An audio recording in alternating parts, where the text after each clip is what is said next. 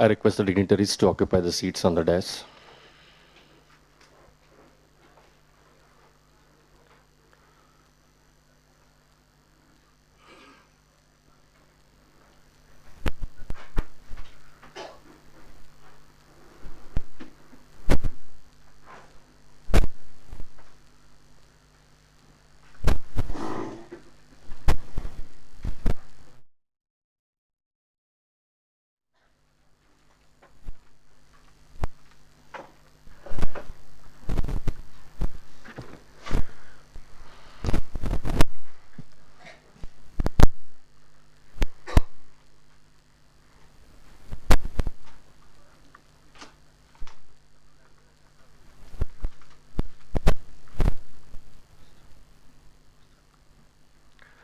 Good morning, everyone.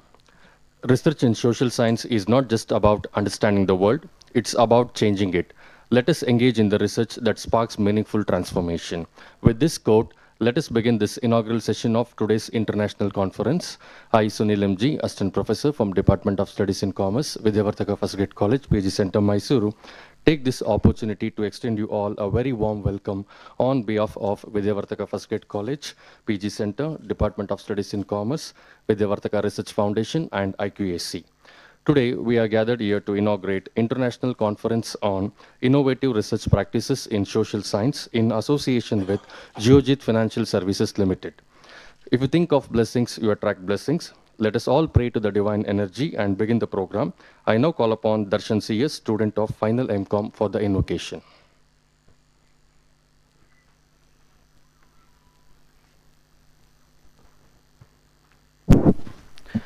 गणनायकाय गणदैवताय गणाध्यक्षाय धीमहि गुणशरीराय गुणमण्डिताय गुणेशानाय धीमहि गुणातीताय गुणाधीशाय गुणप्रविष्टाय धीमहि एकदन्ताय वक्रतुण्डाय गौरीतनयाय धीमहि गजेशानाय भालचन्द्राय श्रीगणेशाय धीमहि एकदन्ताय वक्रतुण्डाय गौरीतनयाय धीमहि गजेशानाय भालचन्द्राय श्रीगणेशाय धीमहि गानचतुराय गानप्राणाय गानान्तरात्मने गानोत्सुकाय गानमत्ताय गानोत्सुकमनसे गुरुपूजिताय गुरुदैवताय गुरुकुलस्थायिने गुरुविक्रमाय गुह्यप्रवराय गुरवे गुणगुरवे गुरुदैत्यकलक्षेत्रे गुरुधर्मसताराध्याय गुरुपुत्रपरित्रात्रे गुरुपाखण्डकण्डकाय गीतसाराय गीततत्त्वाय गीतगोत्राय धीमहि गोडगुल्फाय गन्धमत्ताय गोजयप्रदाय धीमहि गुणातीताय गुणाधीशाय गुणप्रविष्टाय धीमहि एकदन्ताय वक्रतुण्डाय गौरीतनयाय धीमहि गजेशानाय भालचन्द्राय श्रीगणेशाय धीमहि श्रीगणेशाय धीमहि श्रीगणेशाय धीमहि Thank you. Thank you, Darshan. Now I request Dr. S. Purnima, Associate Professor and Head, Department of Studies in Commerce, Vidyavardhaka Sangha College, PG Center, Mysuru, to welcome and introduce the dignitaries.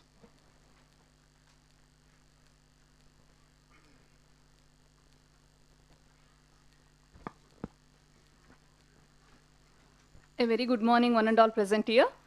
It's a historical moment of Vidyavardhaka First Grade College, PG Center, Department of Studies in Commerce, Vidyavardhaka Research Foundation, and IQAC, in association with Geojit Financial Service Limited, for organizing the International Conference on Innovative Research Practices in Social Sciences. It gives me an immense pleasure to kick-start this program by welcoming everyone on behalf of Vidyavardhaka First Grade College, PG Center, Department of Studies in Commerce, Vidyavardhaka Research Foundation, IQAC Mysuru, and Geojit Financial Service Limited. Initially, I would like to extend a warm welcome to Sri Gundappa Gowda, Honorable President of Vidyavardhaka Sangha, Mysuru, a true Gandhian and a strong devotee of Sri Ramakrishna Ashrama, who has accepted to preside over this conference. Welcome you, sir.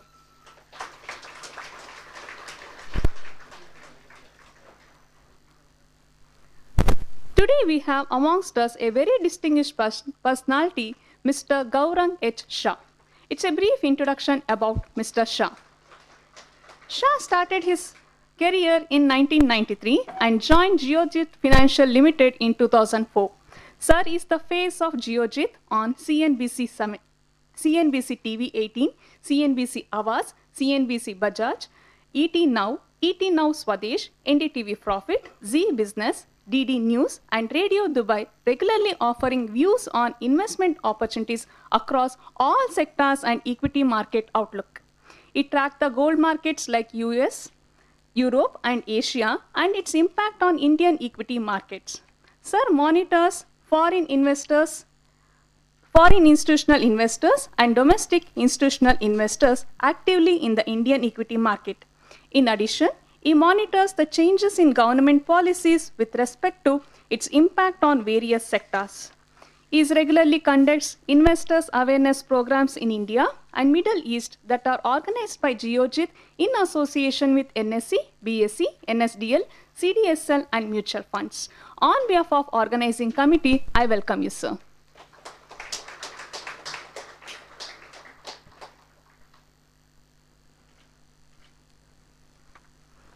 I extend a gracious welcome to Engineer P. Vishwanath, Honorable Secretary of Vidyavardhaka Sangha, Mysuru. He is the first Mayor of Mysuru, Chief Commissioner of Bharat Scouts and Guides, Mysuru, and a Silver Star awardee from President of India for his promising presence. Welcome you, sir.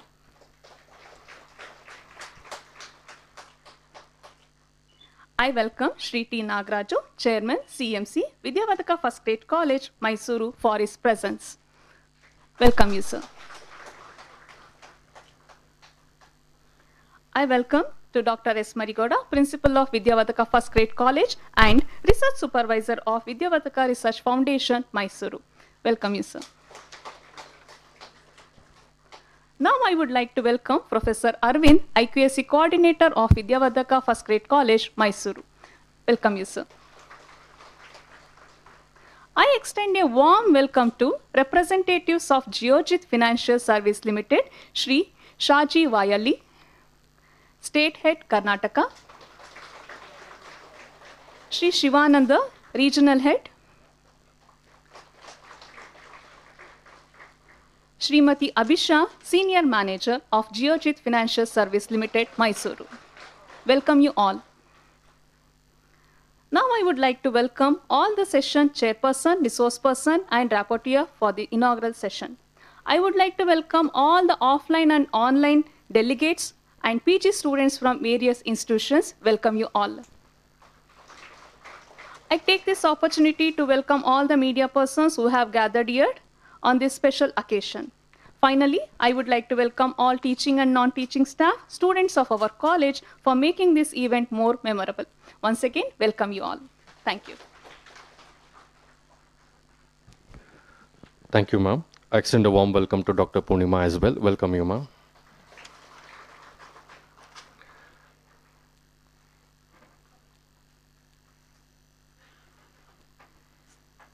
I now request Dr. S. Marigoda sir, Principal, Vidyavardhaka First Grade College and Research Supervisor of Vidyavardhaka Research Foundation to brief about today's international conference.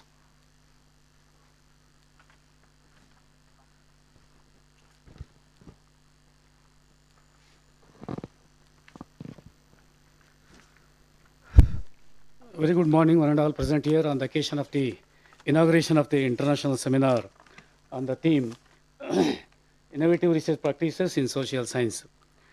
On the dais, Honorable President of today's program and also the President of Vidyavardhaka Sangha, Sri Gundappa Gowda sir, and Honorable Chief Guest of today's program, is Gaurang H. Shah, Senior Vice President, Geojit Financial Limited, Mumbai, who is going to inaugurate today's program.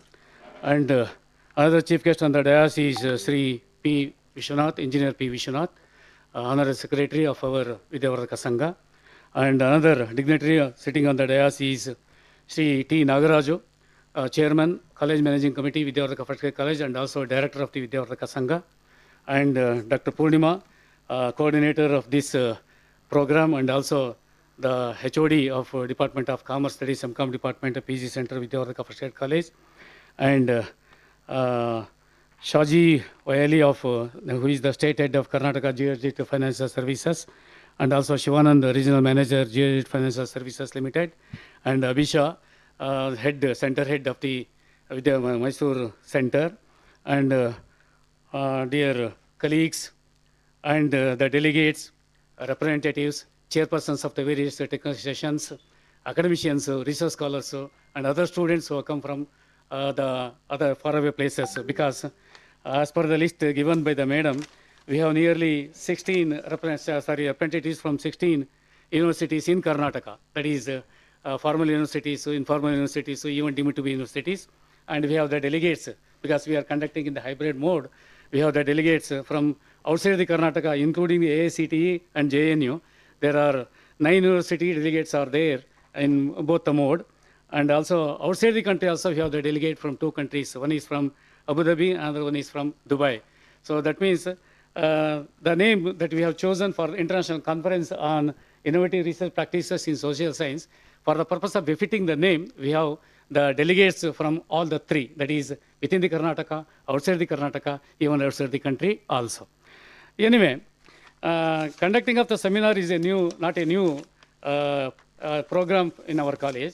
We have been doing since 2003. The first conference conducted in the 2003 with regard to the consumerism in India. At that time, the chief guest was Professor Venugopal from the Tirupati University.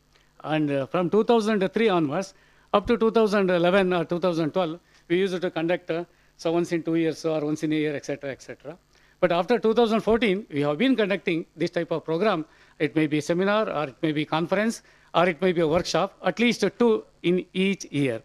Because in the year 2014 itself, we conducted one conference soon after the introduction of the new Companies Act and also inclusion of the CSR in the new Companies Act 2014. The first conference was conducted in 2014. And immediately after introduction of the IFRS in India, that means IFRS started way back in 2011 itself, but it was not possible to introduce in India. And in 2016, it came into force. All the companies started adopting the IFRS. Immediately, we conducted one seminar, national level seminar on the IFRS. And we conducted a seminar even in the 2017 also digital economy, 18 also entrepreneurial development, in the 19 also green finance, and even in the 20 also ethical dimensions in research, and even in 21 also business education research, 22 digital trends and technologies. So even in 2023, we conducted digital financial literacy. And last year, very recently, we conducted another national level conference on sustainable development goals, SDGs. That means this is the first time we are entering into the arena of international. That is, international conference is being tagged in this year. And the Department of Commerce, PG Department of Commerce has taken much initiative and for the purpose of conducting. And so rightly, and we are fortunate to have a liaison with the Geojit Financial Services. Because of them, it is possible for our college to have this kind of program. So this is a brief history, why we are conducting this program. Because we know majority of the people gathered here belonging to the commerce fraternity, I think so. And they have studied the financial management or financial services in the UG, even in the PG also. But we know only what is the textual matters with regard to the financial aspects. But the handling of the financial services at the national level, at the international level, or at the corporate level is a difficult task. Hence, we thought instead of conducting the seminar or a national level seminar, international seminar by having the financial management, why don't you have the research topic linked with the research, that is with regard to the social science research. And so in the social science research, financial services will also part of it. Hence, if we conduct the financial services topic connected with the research in the social science, then it will be a befitting subject for the academicians, for the research scholars, even the students. So with this idea, we have approached the Geojit services, and Geojit services wholeheartedly, so they have consented to be the chief guest and also give all sorts of support and cooperation for the purpose of conducting this type of program. Anyway, it's a one-day program. Actually, the international level program or the international conference should be conducted for 2 days. Due to constraints, some other constraints, academic constraints, we are not in a position to extend it for 2 days. We have limited it to only 1 day. So with this conference, our academicians, research scholars and the students will be definitely benefited, will gain some sorts of more information with regard to the financial services. And for all this, I am very happy. I am getting the complete cooperation and the support from the management in order to conduct the academic activities of this type. So with this information, I conclude. I wish good luck for the conference. Thank you very much for giving the opportunity.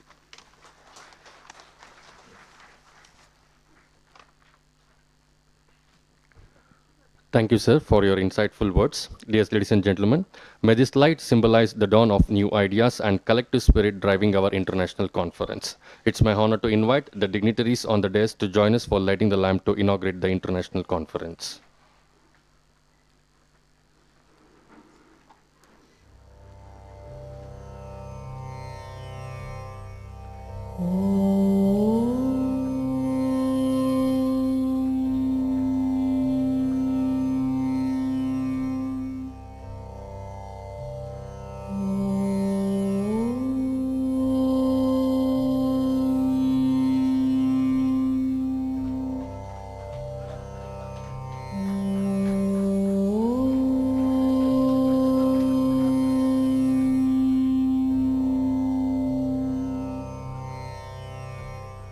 Saraswati नमस्तुभ्यं वरदे कामरूपिणी विद्यारम्भं करिष्यामि सिद्धिर्भवतु मे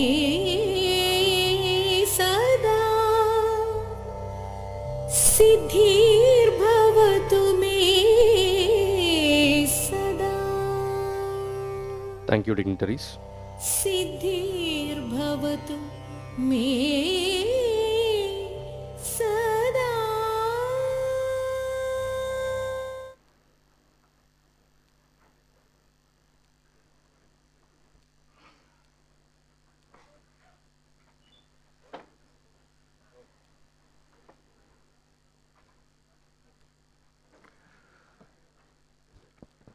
Now it's time for the felicitation to our chief guest.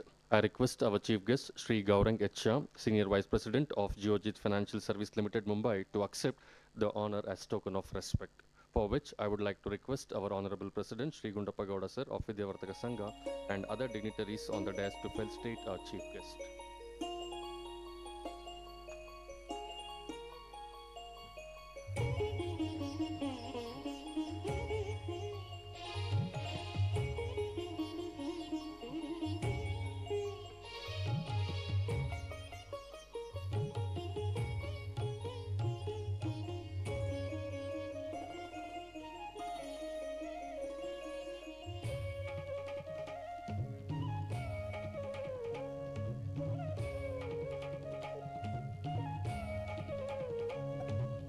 Thank you all.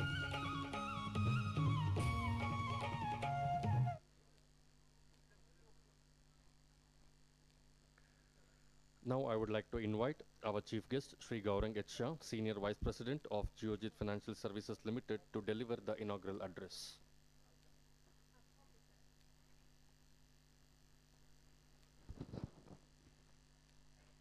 Hi everyone, morning.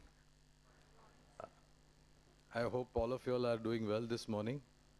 You will have to bear with me in English because my Kannada is very bad and I don't want to venture into that. So I hope English is okay with all of you all, right? Okay, great. So first of all, I would like to thank and welcome the honorable dignitaries on the dais respected members of this esteemed institution, my fellow colleagues from Geojit Financial Services, Saji and his team, and of course, ma'am from this place, city, for giving me this opportunity to be in front of you this morning. This kind of events brings me back my good old days when I was in college. As I entered and I saw all of you all sitting over here, I had to spin back in time in my good old days, and I remembered how these kind of events actually brought the inertia and energy as a student in me to be a part of such events. So my humble request to all of you all is that please be an active participation in this event, conference, international conference. You will get a lot of brainstorming ideas from the fellow members on this dais, and I'm sure that is going to enlighten all of you all. And as I post after the break, I'm sure I'll be given an opportunity. I'll be speaking about, as Sir mentioned, about financial markets, research in financial markets, and why is it so important as we developed into from an emerging market to a developed market economy. Why is it very prudent and important? What is the financials aspect of an individual life? I'm sure from this stage of your learning process, education, very soon you all will be stepping into your professional world. Some of you all might start your own business. Some of you all might join some big companies, services. How it is going to be important for you to start having financial discipline, savings and investment. I'll touch upon this aspect as we proceed into the day's event, but it does give me an immense pleasure, and honestly, I remember my college days when I participate in this kind of event, so excited to interact with all of you all, and I'm sure today's event will lead you to a lot of insight in terms of what research is all about, what social science is all about, what financial markets is all about, what is important about savings and investments. I once again thank the dignitaries and esteemed members of this organization for inviting me this morning today, and I look forward to interact with all of you all. Thank you all very much. Thank you.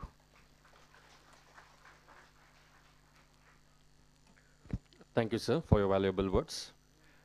Now I request Sri Gundappa Gowda sir, Honorable President of Vidyavardhaka Sangha, Mysuru, to render the presidential address.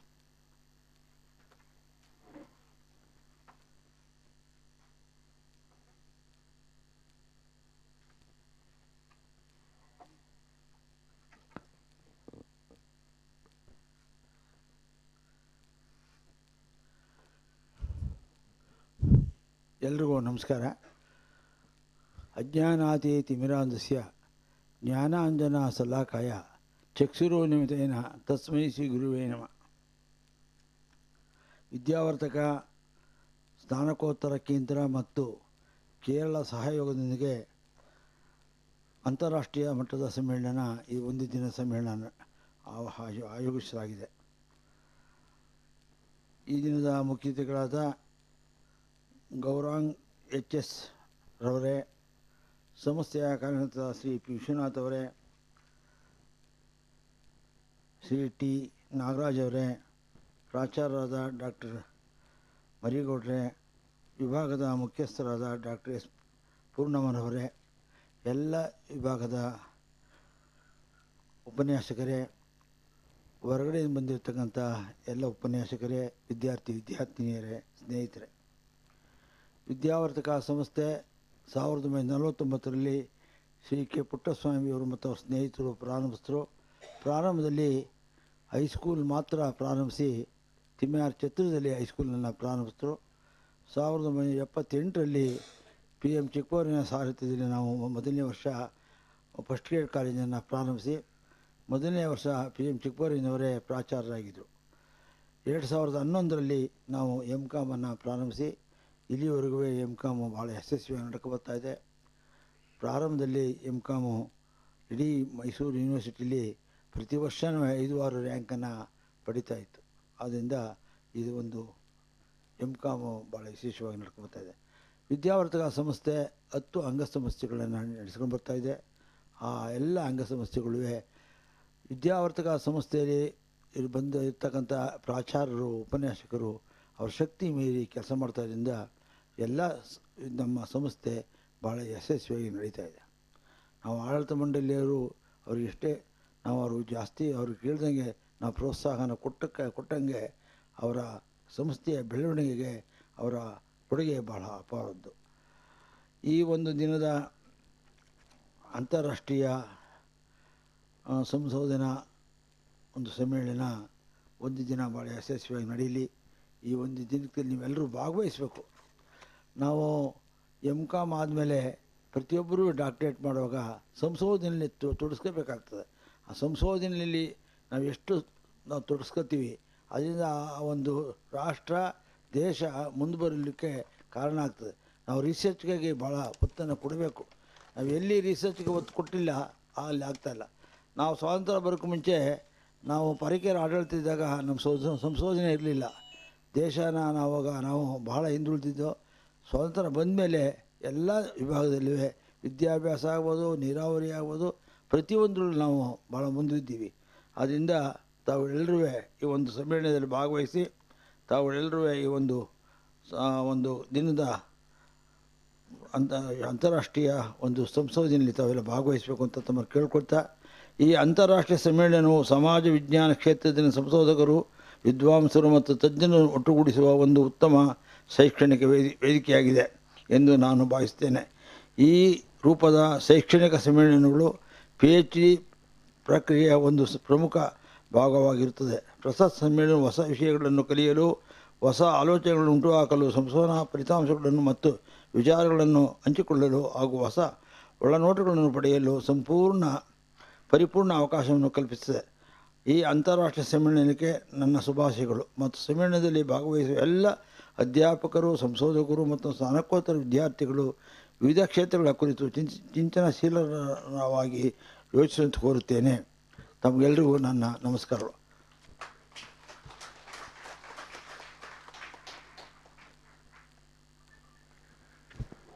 Thank you, sir, for your presidential remarks. We have now reached the end of today's inaugural session. It's time to convey our gratitude to the gathering, for which I would like to call upon Anusha MC, Assistant Professor, Department of Studies in Commerce, Vidyavardhaka First Grade College, PG Center, to propose vote of thanks. Good morning to all. I deem it a great honor and privilege to propose vote of thanks on this special occasion. I express my sincere thanks to Honorable President Shri Gundappa Gowda, Vidyavardhaka Sangha, for presiding today's inaugural function. Thank you, sir.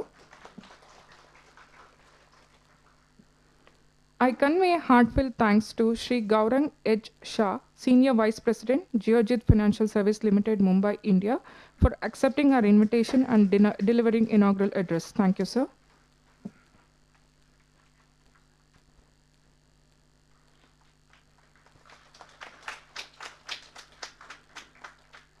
I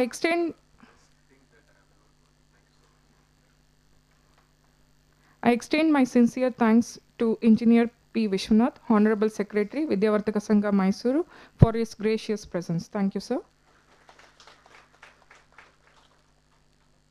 I thank to Shri T. Nagaraju, Chairman, CMC, Vidyavardhaka First Grade College, Mysuru, for his presence. Thank you, sir.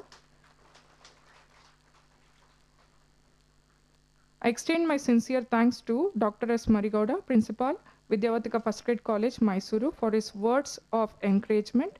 His able guidance has always encouraged us. Thank you, sir.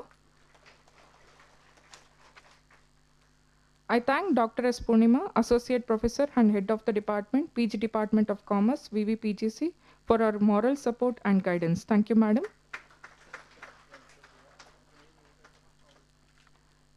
I express my thanks to Professor Arvind, NAC Coordinator, Vidyavardhaka First Grade College, Mysuru, for his presence. Thank you, sir.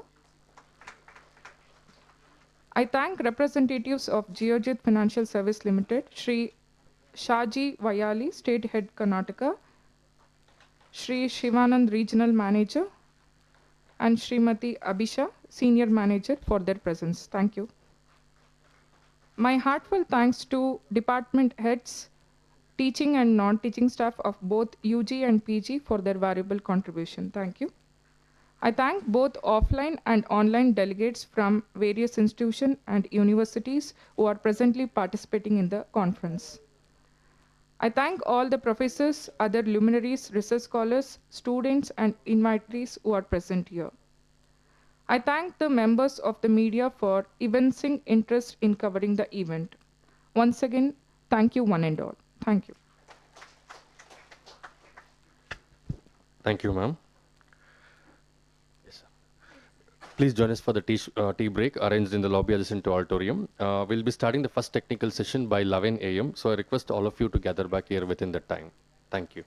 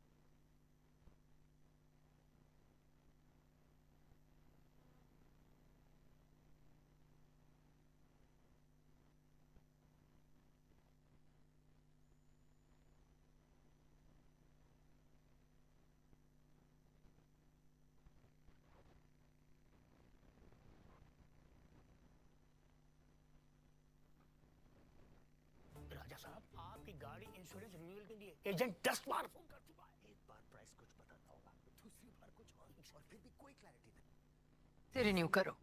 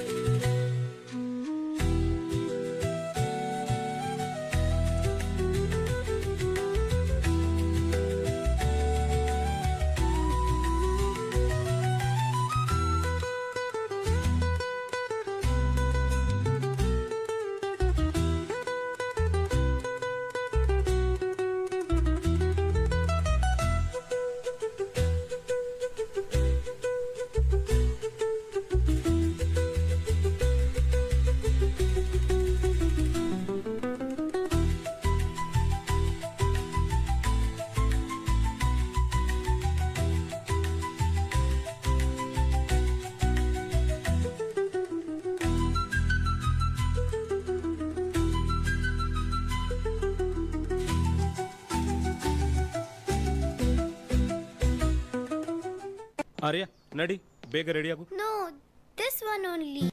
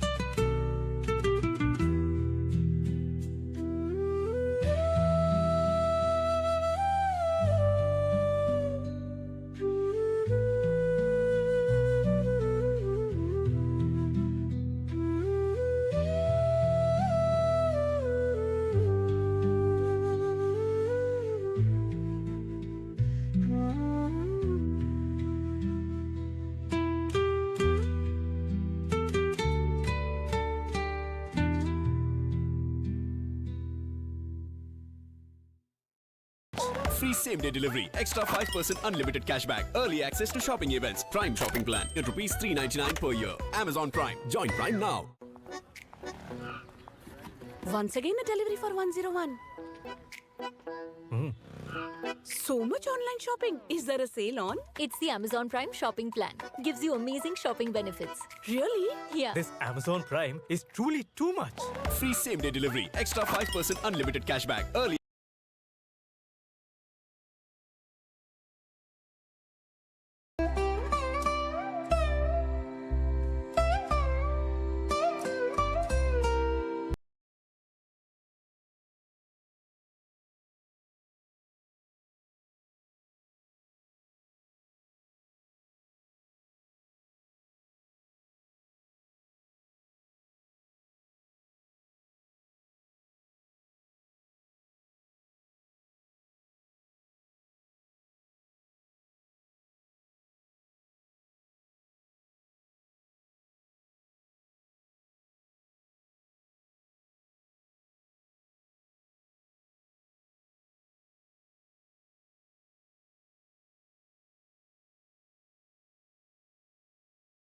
For stakeholders. Firstly, I feel honored to welcome the chairperson of this session, Shri Shaji Vayali, State Head, Karnataka, Geojit Financial Limited. On behalf of Vidyavardhaka Institution and on my personal behalf, I welcome you, sir.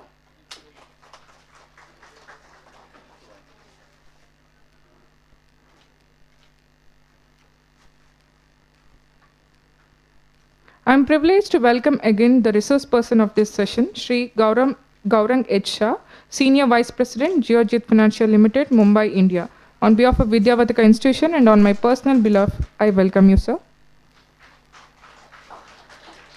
I am privileged to welcome rapporteur of this session, Shri Shivanand, Regional Manager, Geojit Financial Service Limited. On behalf of Vidyavardhaka Institution and on my personal behalf, I welcome you, sir. Now I welcome our beloved principal, Dr. S. Marigoda, sir, to the session. I welcome you, sir. I welcome Dr. S. Purnima, Associate Professor and Head of the Department, PG Department of Commerce, VVPGC, to this session. I welcome you, Madam. I welcome all the professors, other luminaries, research scholars, students, and invitees who are present both offline and online platform. I also welcome all the UG and PG teaching faculty and non-teaching staff of our college. May I now request Shaji Vayali, State Head, Karnataka, Geojit Financial Limited, Chairperson of the session, to take over the session. Over to you, sir.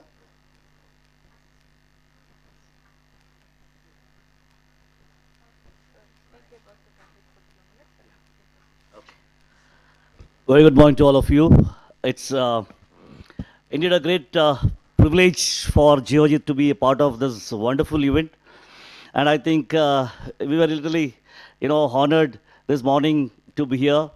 I think one of the best times that we can spend being in a profession of educating on a financial literacy, I think this would be the right place. So I think on this wonderful Saturday morning, having Mr. Gaurang Shah in this Vidyavardhaka, I think one of the pioneers in the educational industry itself, makes us feel privileged.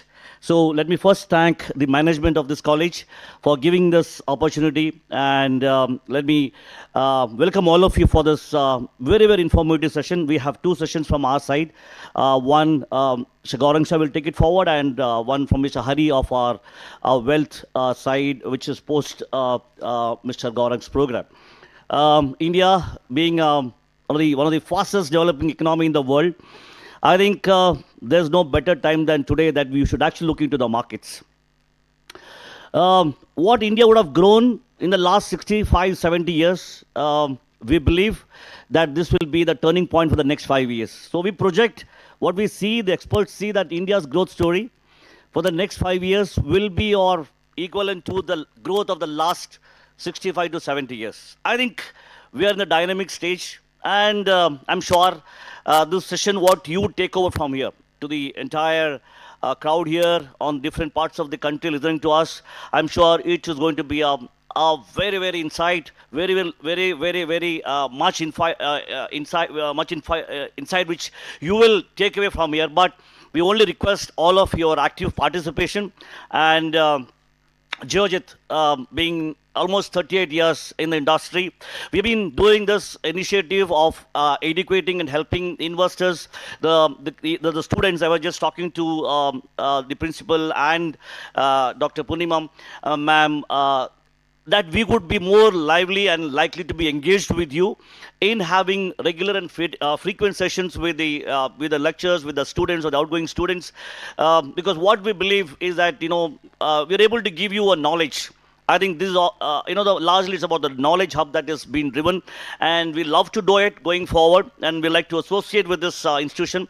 We conduct 3,000, 3,500 events every year in different parts of the country. Today, we are present across the nation in all the states. We have close to 507 offices. We manage 1 lakh odd crore of investment of our investors, serving almost 15 lakh customers across the country. We have a very strong presence in the Middle East. So 38 years with the experts today in the industry, I think we would be able to give you the best advice in your financial planning. So on this note, let me thank once again the management for giving us the opportunity and welcome all of you, and we look forward to your active participation. Thank you very much, and sir, over to you.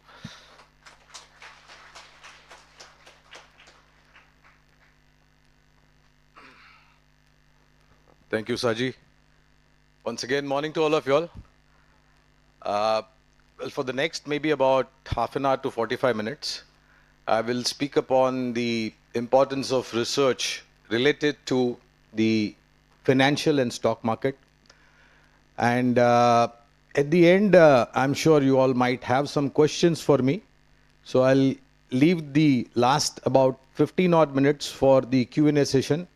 If you have jotted down your questions, good enough. But if not, then you will get some time during I speak about research and equity markets in India. You will have enough time to jot down your questions. So please be an active participation. Let's have an active participation for the next 45 minutes to 1 hour. So I'm sure as you all graduate from here, after doing your post-graduation, once you finish your educational path, you will step into your professional careers, which will be your first step towards wealth creation. Some of you all would possibly join high esteemed organizations, and some of you all would possibly become entrepreneurs, businessmen or businesswomen. There is going to be a lot that will be required by you in terms of financial discipline. Before I go any further, let me ask you all a question. Have you all heard about Indian stock market? Most of you all have heard about stock market? Everybody is familiar with that name? Okay, good, I'm glad. How many of you all are actually tracking the stock market? Just put up your hands. Okay, great, lovely. So there were not as many hands that were up, but I would request those who have not yet looked at the stock market, please get interested into it. And if you are really interested, then Abhisha, Shivananda, Shaji and team, we have a branch over here. We'll be more than happy to handle you and guide you towards financial discipline. Now, before I talk about the stock market and Indian economy, I think it is prudent on my part to give a little bit of insight about research related to stock market, financial markets. So there are basically two aspects when you talk about research in financial markets. And those two aspects are, one is called technologically researched charts, patterns about stocks. And the other one is called fundamental long-term research based on financial performance of any company. When I say financial performance, it refers to quarterly results, 6-monthly and yearly, YOY, that is year-on-year earnings. On technical side, there is no relevance as to what the quarterly results do. On technical side, it is purely dependent on price breakout or breakdown or volume breakout or breakdown. When I say price breakup, that means price of a particular company's share breaking on the higher side. So that's called a price breakout. And when you say price breakdown, that means a break below the particular level of that particular company leads to a bearish and a bullish sentiment.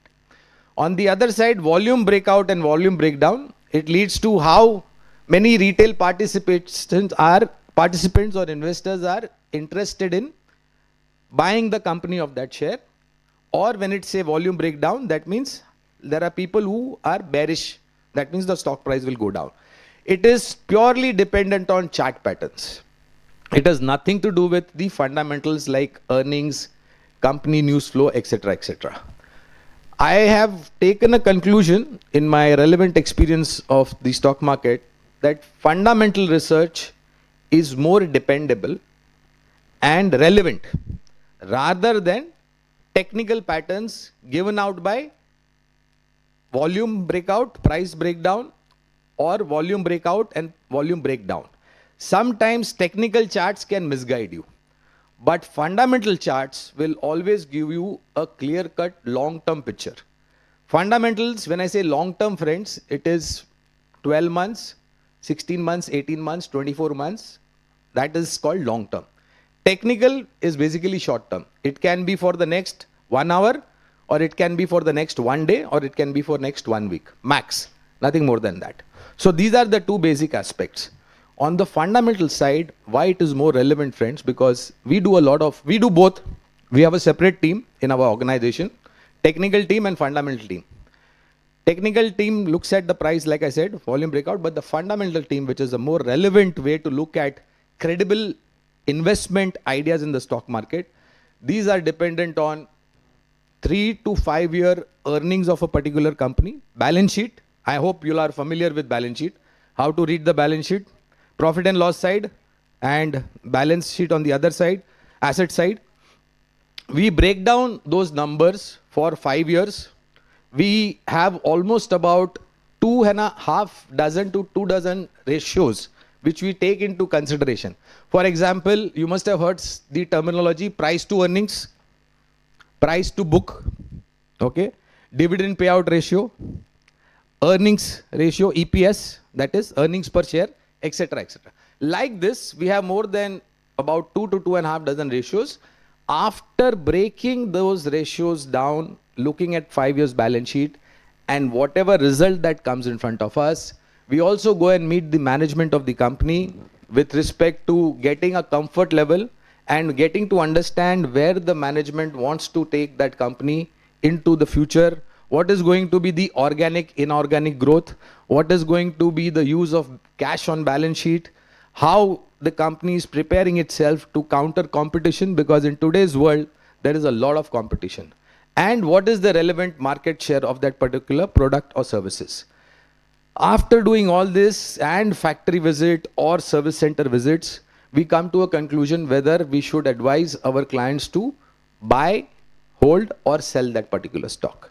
So these are the detailed efforts that are taken into consideration when you make a fundamental research report of a company. There are a lot of credible sites which will help you understand better. Of course, our team is always here in Mysore city to help you out with this. But look at, share market related websites are there, like moneycontrol.com is there, economictimes.com is there. They will make you understand more better in terms of a particular chart pattern. If you are familiar with breaking down the balance sheet in terms of ratios, then I would humbly request you to make a virtual portfolio. There in moneycontrol.com, there is you can open an account, you can log in, you can create your account, you can select a share. This exercise, if you do, friends, it will make you understand better in terms of how does one read the fundamentals of the company. It is very easy. There is no rocket science. It may sound like rocket science when you initially start it, but as you gain knowledge, as you practice, it will come on your fingertips. There is absolutely no problem. So my and one thing that I've learned, friends, is that in my 30 years of experience with stock market, There has never been a single day that has repeated itself. Every day is a new day. Every day is a new learning, even today. When I get back to work on Monday morning, there will be a new event, there will be a new learning. So what I'm trying to say in effect is that if you get into this particular financial field related to the stock market, it is going to be a very exciting career, provided you show your dedication and effort. That is going to be very important. I have been extremely excited. I keep my knowledge horizons wide open. I consume as much as knowledge that comes to me, and that gives me a better understanding about what Indian stock market is all about, what Indian economy is all about, and more importantly, what investments is all about. Now I'll tell you one very simple thing. Once you get out from here, from your educational, you step into your professional life, you will start your own business, your own entrepreneurship, or you may join a particular organization. The first salary that you will get into your bank account, how many of you all will want to buy the next smartphone, or how many of you all would want to buy the next dress that your colleague, your friend is wearing? Put up your hands. From your salary. I'm sure devil will tempt you to do that. And my humble request is, if it is necessary, then do it. If it is not necessary, then don't do it. Because the evil temptation will always tell you to do something wrong. If you bought a smartphone today from your salary, fine. The next month's salary, that devil temptation will tell you to buy something else, which is totally irrelevant. What I'm trying to tell you is that don't incur unnecessary expenses. Try to cultivate a habit of savings and try to turn that savings into investments. What is the formula of savings? Savings, can anybody tell me? How do you derive savings? Anybody? How do you come to savings? I'm amazed. You all are familiar with finance. So sir said, right, revenue minus expenses is equal to savings. Am I right? Everybody agrees with this? This equation or this formula was good 20 years back. Income minus expenses is equal to savings. In today's complex world, if you use that same old formula, then by 15th of every month, you will hardly have any savings in your bank account. Because of inflation and because the standard of living 20 years back was relatively low. Expenses were relatively low. 20 years forward today and going forward, it is going to become even more expensive to live the basic necessities in your life. And add to it the devil of buying the next smartphone or buying the next smart dress or a smart purse or maybe a fancy gadget or maybe spending on something else. This evil temptation will lead to unnecessary expenses. So if you take the old formula in today's life, you will not be able to save wisely. Or by 15th or 20th of every month, you will not have enough savings in your bank account, which you can translate into investments. So for my convenience, I have changed this formula, just one or two words here and there. So like sir said, income minus expenses is equal to savings, and that savings become investments. I have changed this formula, and you can note this down and understand this better. Income minus investments is equal to expenditure. There is no rocket science. Earlier was income minus expenses is equal to savings and investments. Now income minus investments. Everybody understand what I'm trying to say? If you do this, friends, it will be difficult for the first 3 months. Let me tell you this, or first 6 months. But if you do this with discipline, 7th month, you will automatically invest more. The second formula, your expenses will automatically come down. Because you earned and you have invested a large chunk, okay? Then you have a very limited resources in your savings bank account with which you have to manage your expenses. So you will become a wise person. When you do this second formula, you will become a wise person. And let me tell you, friends, you might find, like I said, it will be difficult.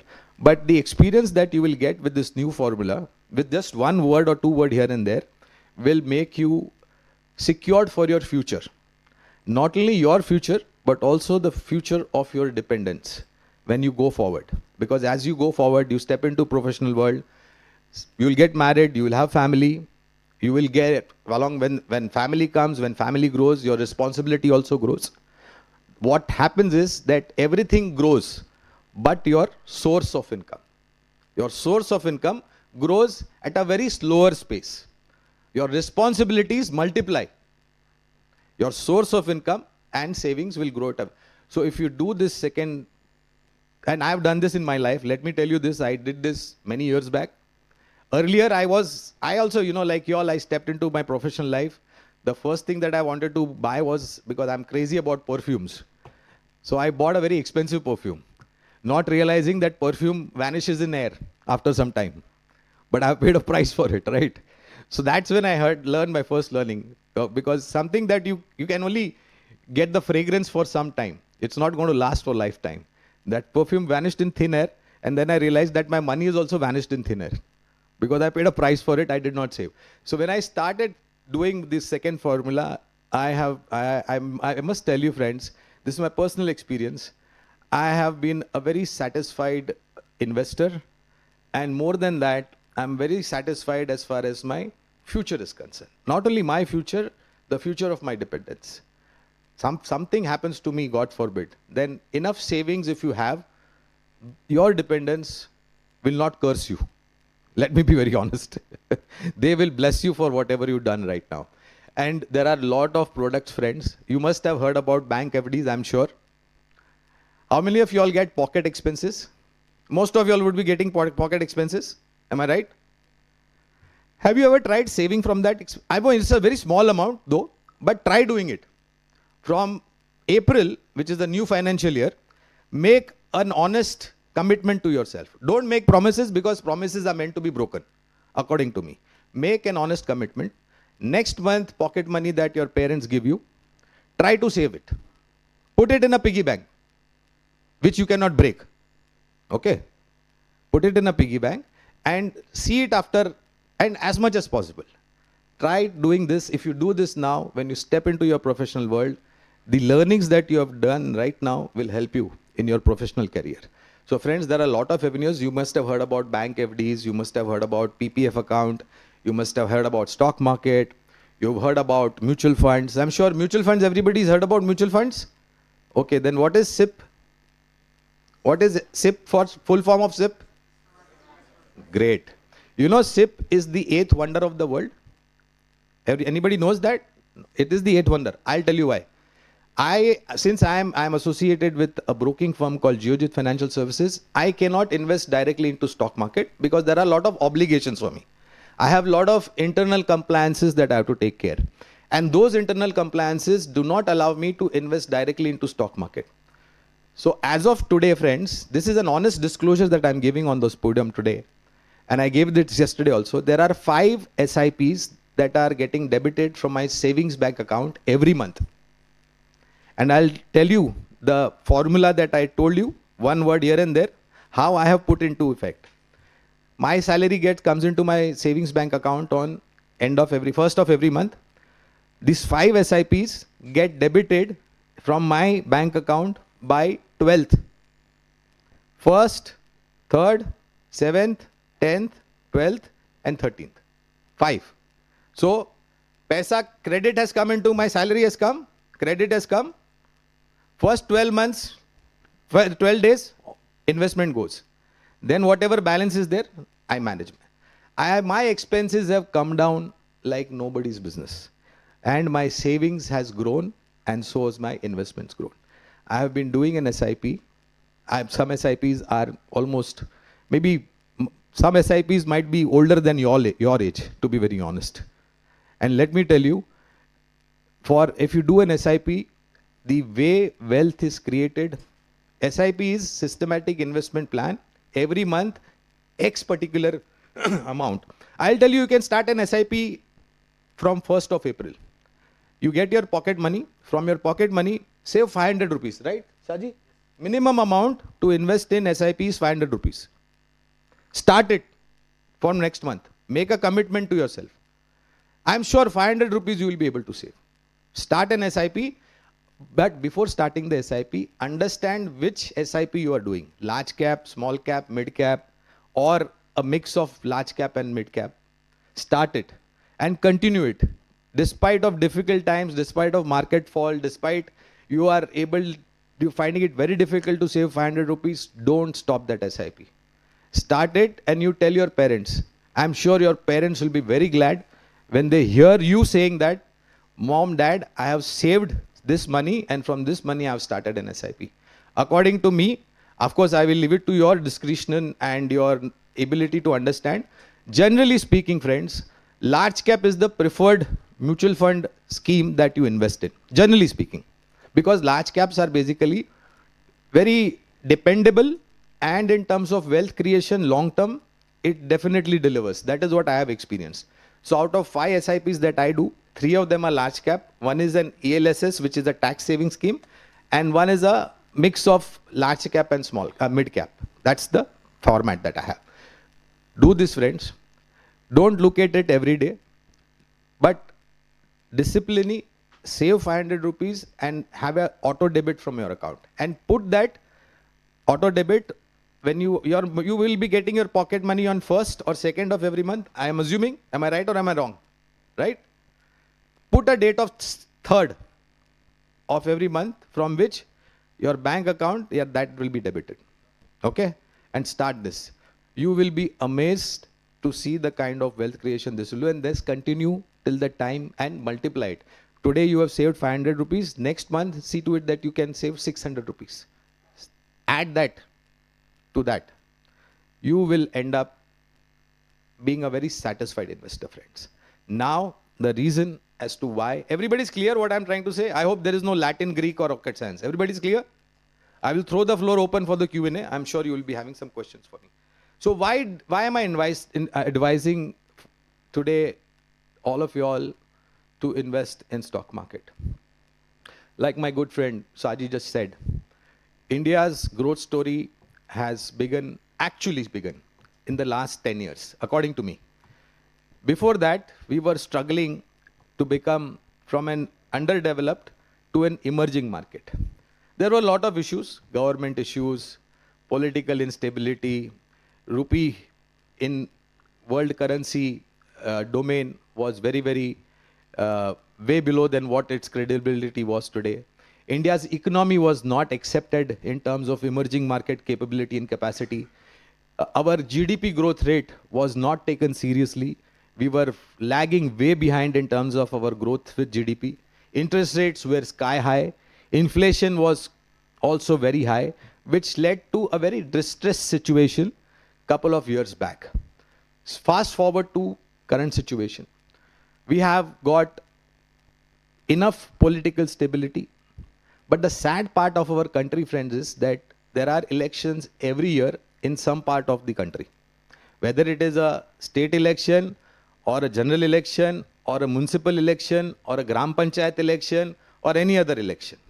There is some election. So our problem is that politically, if we have stability for long term, our economic growth rate will also get stabilized and grow accordingly. But that's a matter of futuristic assumptions that we need to do. Coming to the GDP growth rate, anybody can tell me what is India's current GDP growth rate? Say it wrong, no problem. Nobody is going to put you behind bars here. 6.4 and the target is 6.8 to 7 in the next couple of years. My understanding, friends, is that even if we don't do 6.4, even if we do 6% GDP growth rate, there is not a single emerging market economy which can come and stand close to India, shoulder to shoulder. So if we are doing 6.4 and if we are going to 6.8 and 7 in the next couple of years, India is going to come out as a bright, shining star in the emerging market basket. And you know what is the biggest driver of this GDP growth rate? Anybody can tell me why India's GDP growth rate is at this level, despite of the headwinds that we have in the global arena? Anybody can tell me why India's GDP growth rate is so much? Because India is a country of 140 crore population and counting. India is a country which was driven by consumption. India is a country which is driven by consumption, and India will remain a country which is driven by consumption. That is thanks to the huge population consumption story.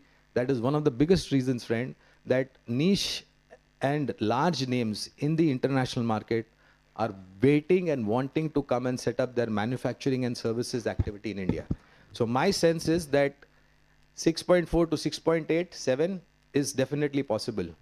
There was this late finance minister, you must have heard about Mr. Arun Jaitley, who was the finance minister. When he was the finance minister, he spoke about India's GDP to reach 10%. No country has done that. India has the capability.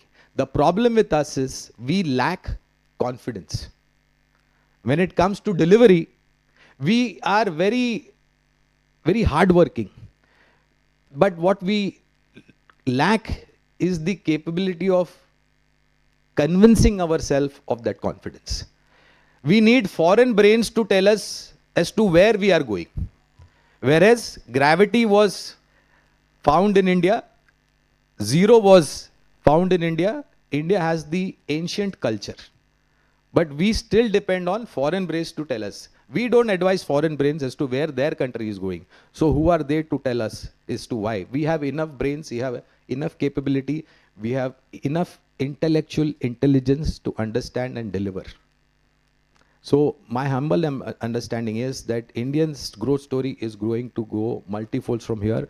You all are lucky that you are graduating and stepping into a professional world at a time when India is at the cusp of a breakout.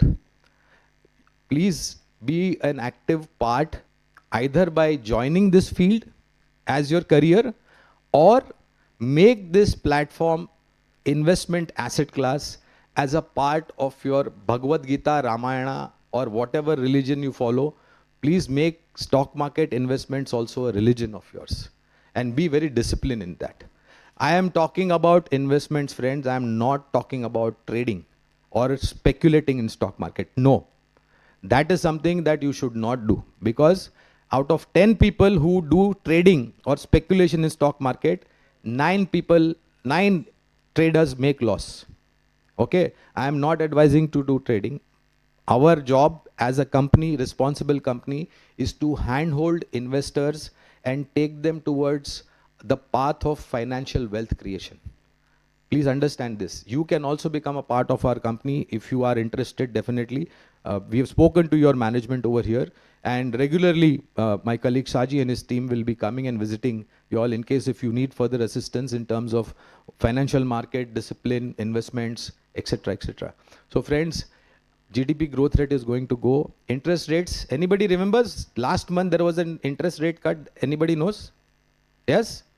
How much was the interest rate cut? Anybody can tell me? 0.25%. That was the first interest rate cut that happened after 5 years. Reserve Bank of India cut interest rates after 5 years. Interest rates coming down, that means you pay less installments on your EMIs in case if you have taken a loan. This year, or rather new financial year, that is 1st April 25 onwards, at Geojit we believe there are going to be 2 more interest rate cuts of 25 basis point, 25 basis point. And why? I'll put another question. Please don't be ashamed of this. If I ask you any question, even if you are wrong, you can answer. Anybody knows what is the inflation, latest inflation data? Anybody? Sir? It was 4.4. It has come below 4. It is a great achievement. If we are able to maintain this lower trajectory of anywhere close to 4 or below 4, then there will be much more excitement with Monetary Policy Committee and RBI Governor to give us more interest rate cuts. And in a market which is driven by consumption, in a market, in a country which is driven by such a huge population, if interest rates and inflation come down, that gives a multi-cylinder firing acceleration capability for the economic to grow and for the stock market to grow. I am extremely excited about the stock market. I have never been as excited that I am in my last 30 years. Honestly, I'm telling you, last 10 years have been very, very exciting for me. And I have made a commitment to myself that every month, if I am saving X amount, every month I'll save X plus 1, and that X plus 1 will go on increasing. And that saving will get translated into my investments into SIPs. This is the commitment that I've given to myself. Like I've said to you all, from your pocket money, though it is an early stage, but if you start early, you will learn early. And if you learn early, you become seasoned, you become knowledgeable, you become experienced. So please take this and don't keep it restricted to yourself.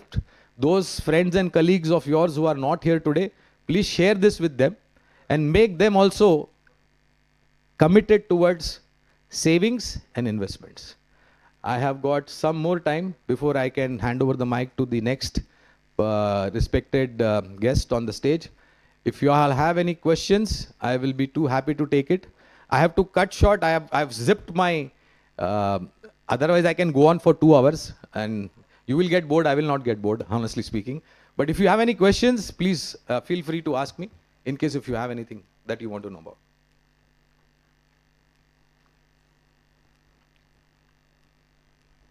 If there are no questions that, please. Market risk. This is what I wanted. If I talk everything, what opportunity you will get. So when it comes to, and I'm glad that you asked me this question. Risk, what is market risk? Market risk is all about making losses. That means if you deployed, say, 5,000 rupees in an investment in the stock market, what is the risk of that 5,000 becoming 4,500? Okay, that is the risk. So in stock market, let me tell you one thing very frankly, as far as the stock market is concerned, that is where I come from. There is absolutely no guarantee of your principal and the return that you make on your investment. Zero. Stock market is exposed to all kind of risk. Internally, that is locally as well as globally. Be very, very clear about it. But stock market as an asset class has also proven history that if you have invested in stock market in good, strong, fundamental companies from a long-term point of view, in my own experience, I have not made a loss in my single SIP that I have in my portfolio. Not a single. It all depends upon your risk-taking capability, your understanding of which company you are investing in, and more importantly, what is the risk appetite that you have, and lastly, how much of time you are giving to your investments. So there is no guarantee. See, there is one thing that you must know. When you have low risk, that means you will get lower return. Everybody understand this. Low risk, low return. That means if you want low risk, you can choose bank FD. Okay. Now I'll give you one more example over here. In bank FD, anybody can tell me what is the interest that you get every year in bank FD as of today? 7.5, exactly. From this 7.5% minus inflation, I said inflation is close to 4%, right? So from 7.5% you minus inflation, what are you left with? 3.5. From this 3.5 you minus tax, which is 30%, depending upon what tax bracket you are coming in. So effectively, the return that you get from a bank FD is hardly 0.5%. If you are coming in lower tax bracket, you may get 0.75 to 1%. Okay. In that kind of saving or that kind of interest that you earn every year, will you be able to secure your future? Will you be able to do that? No. So for that, what you need to do is increase your risk appetite, accept equity as an investment idea. And there is no guarantee anywhere in the world, no, anything related to stock market investment, no guarantee. So that is the risk you have to be prepared. But like I said, don't look at short term, because in short term, in stock market, if you have 10% risk, in trading, 100% risk. You can lose everything in trading. Speculation. That's what I said. I'm not talking about speculation. I'm not talking about any kind of trading activity. No, I'm talking about investment. But in investment also, there is risk. 100% risk is there. Let me be very frank.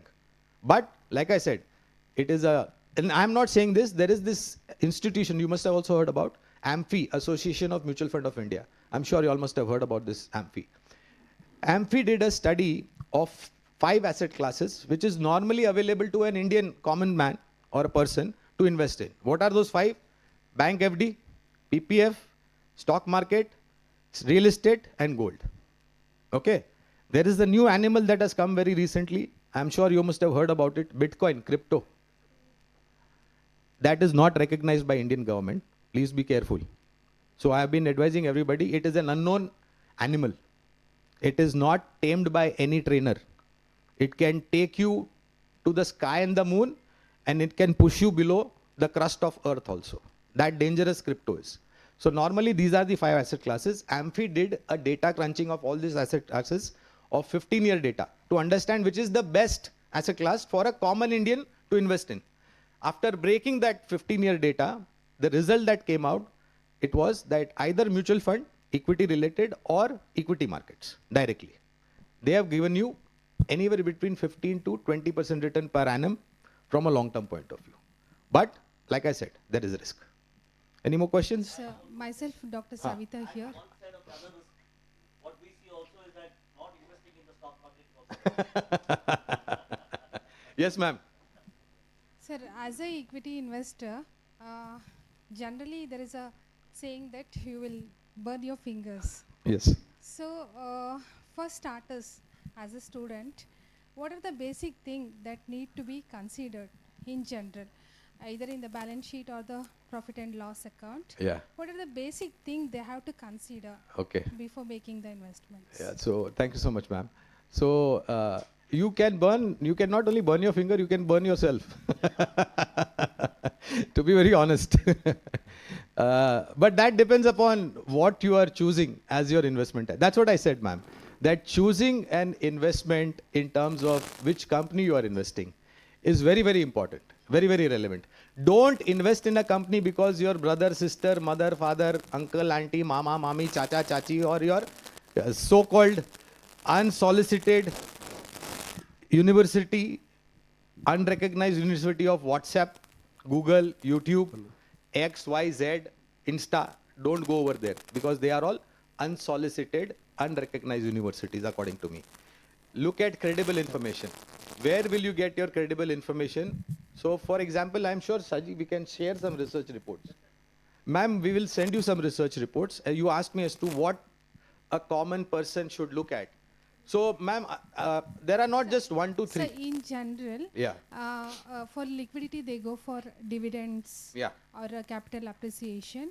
So but as a starter, I might not know what I need to look into the balance sheet. Right. So because EPS is one such thing. Right.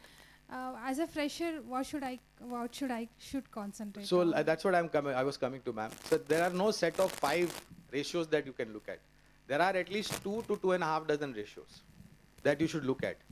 You need to do a 5-year balance sheet study.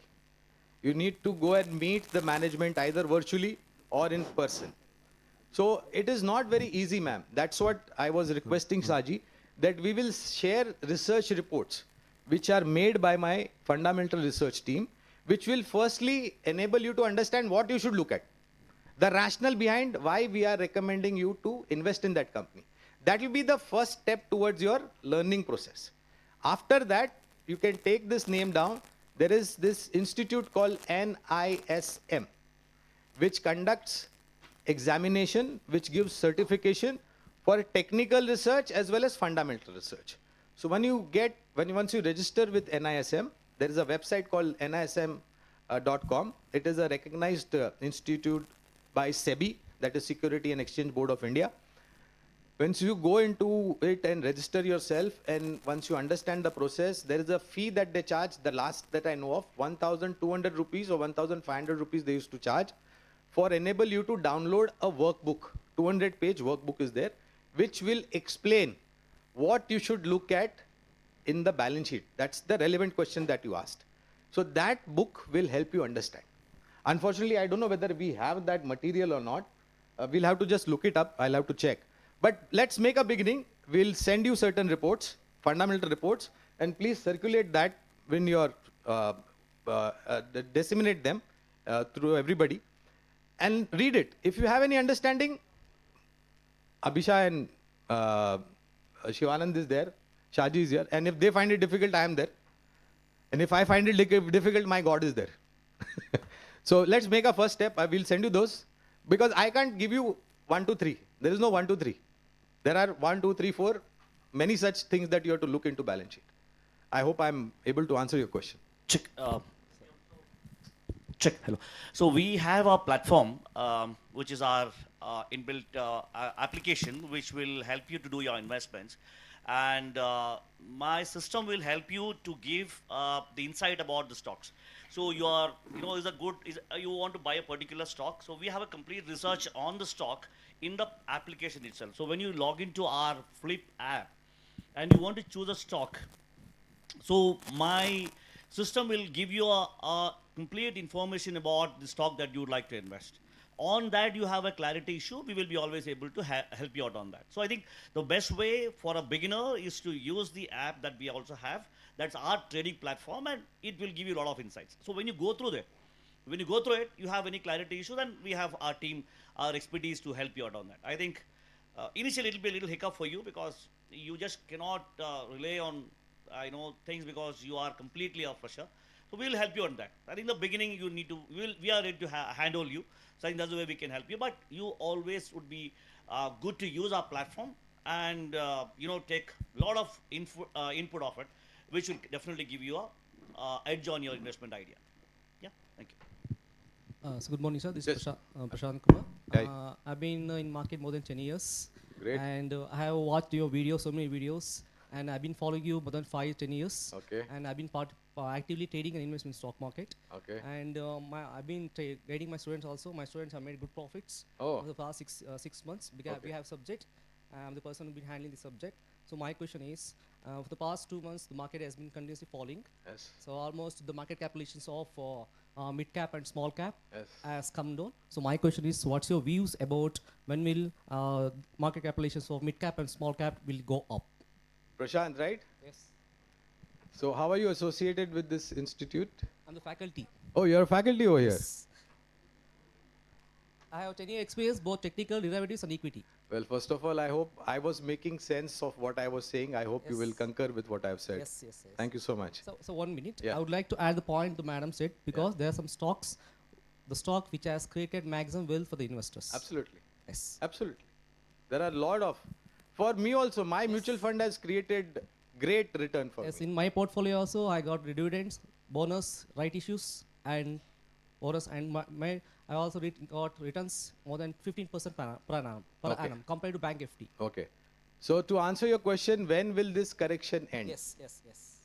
I wished I had a crystal ball to gaze into, which will possibly give an answer to me. But there is nobody on this face of earth who will be able to tell you that markets have made a bottom or markets have made a top.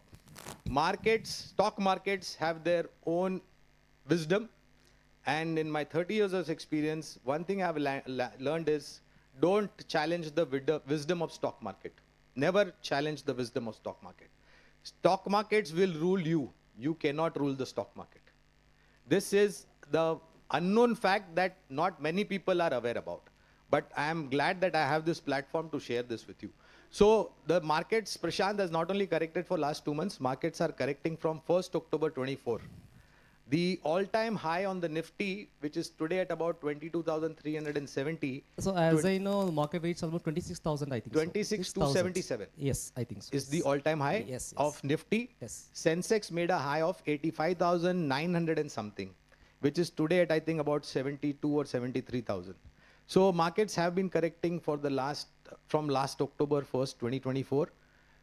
They continued to correct primarily because of lot of selling from foreign institutional investors, as we known as FIIs. But to face that selling pressure from FIs, there is something called DIIs, that is domestic institutional investors.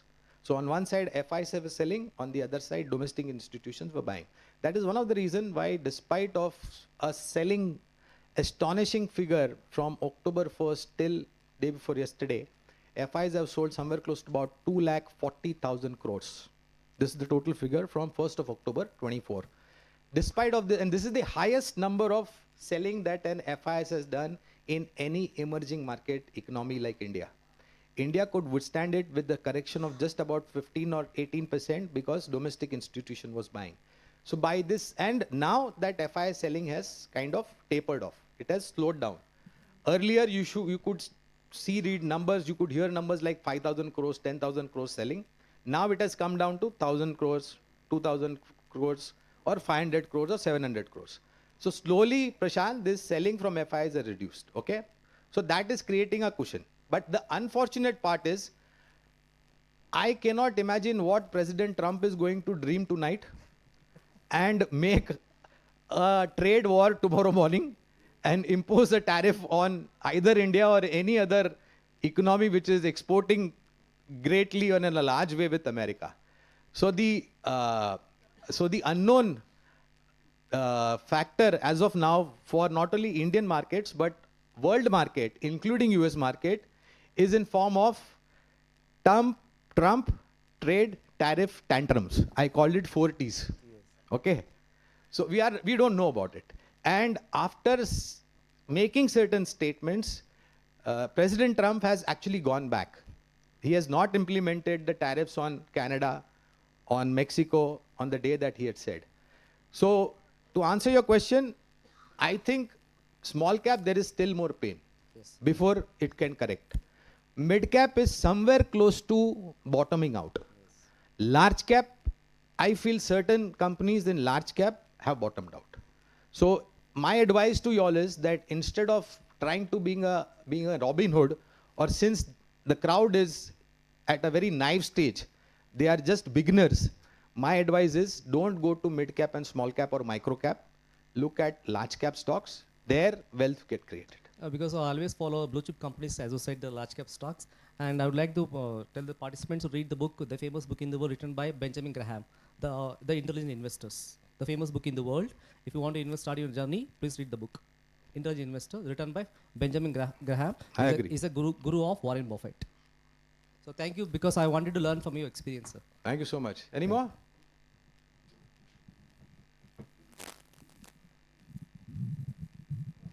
Morning, sir. Morning. Myself, Sanayan. Yes, sir. So my question is, you said about the political stability for the development.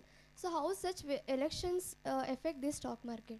They affect, yeah, anything else you want to add? Okay, please sit down. Thank you so much. Elections, again, that is what I said, you know.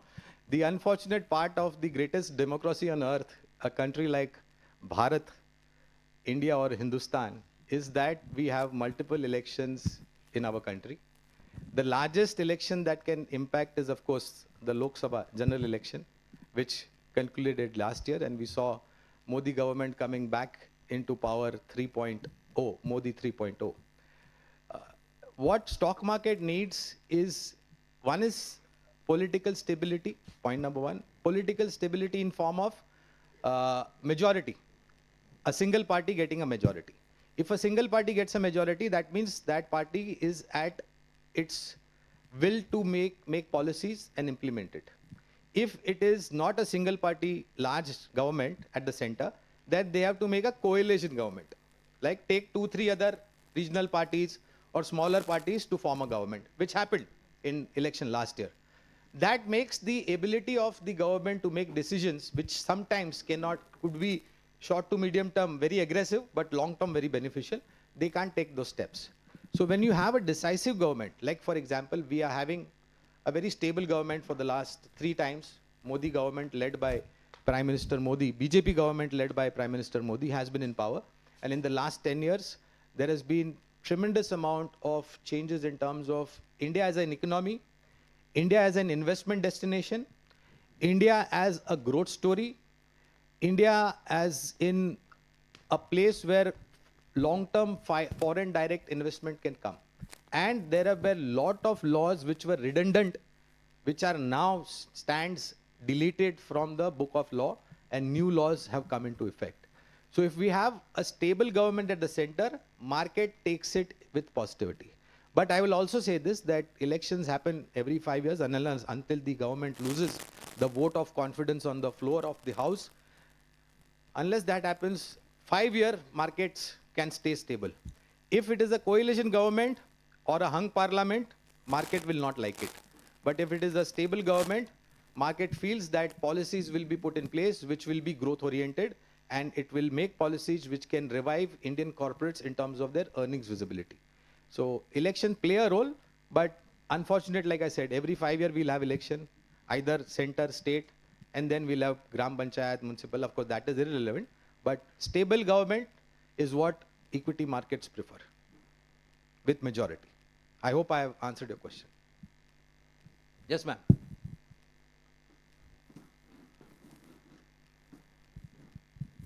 Hello, sir. Hi. I'm Bhanupriya from Hindustan College.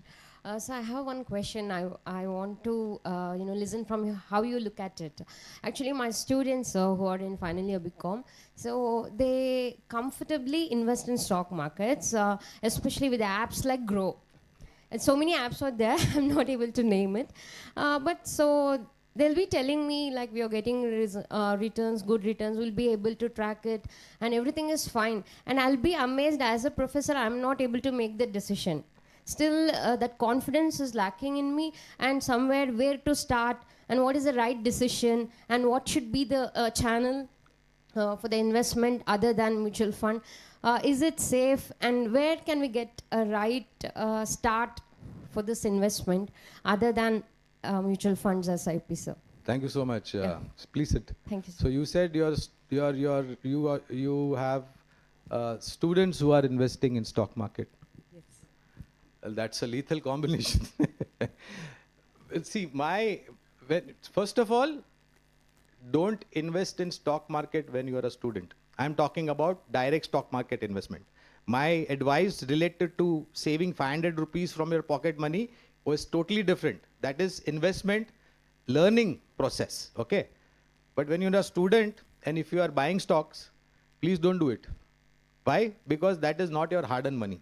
You are still learning. You are still under education process.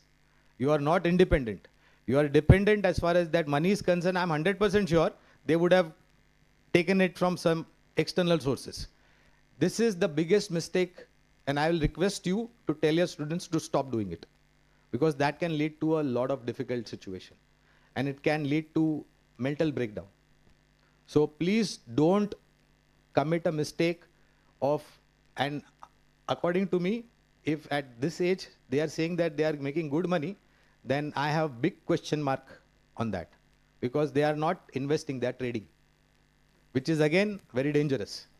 So please tell them that, and Grow, I don't want to name any company. There are a lot of other brokers which are providing these apps and platforms, and a lot of these apps, they basically don't teach you to become investor.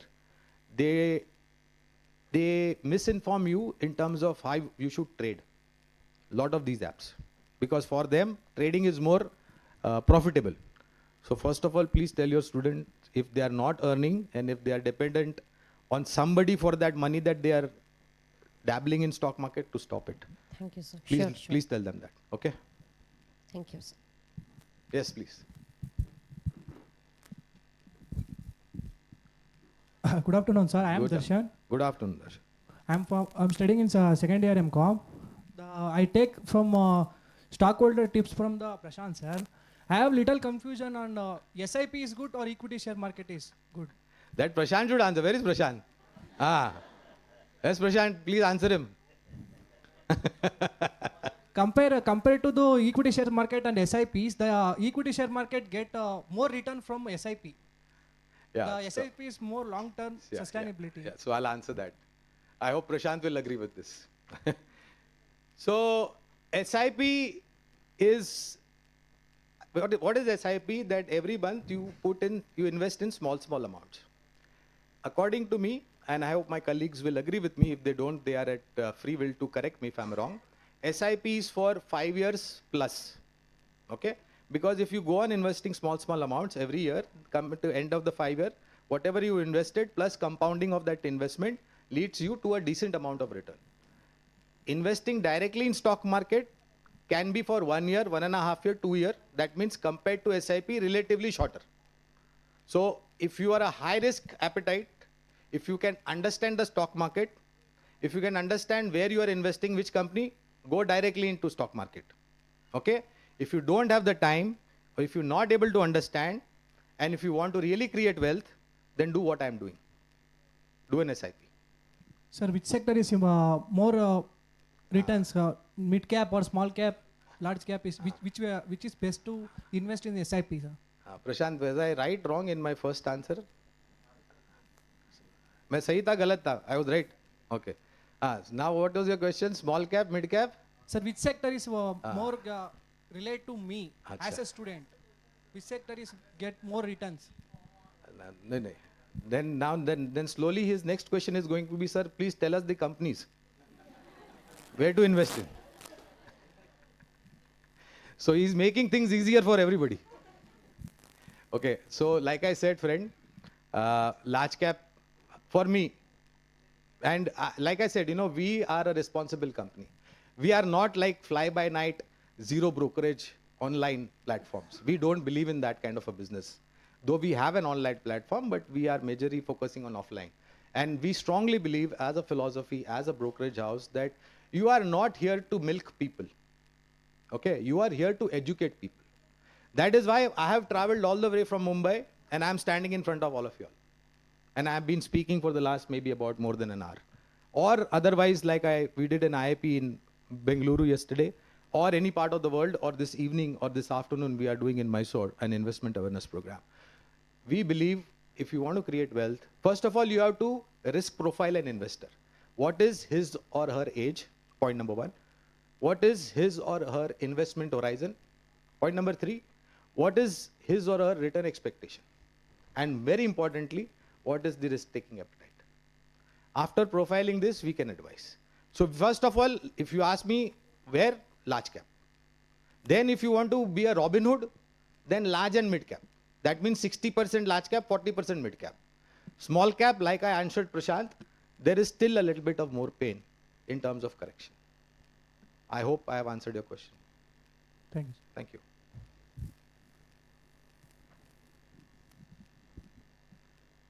Anybody else?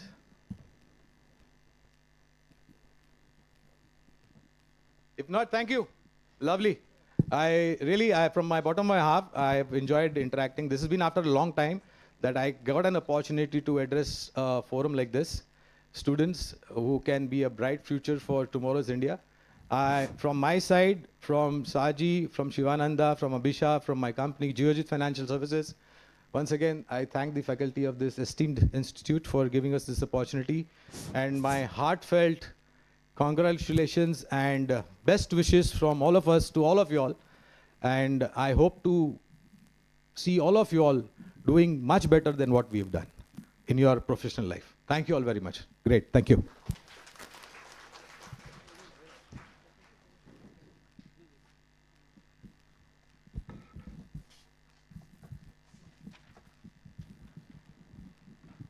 Thank you, sir. It's my privilege to thank everyone in this session. I express my sincere thanks to Shaji Vayali, State Head, Karnataka, Geojit Financial Service Limited, for chairing the session. Thank you, sir.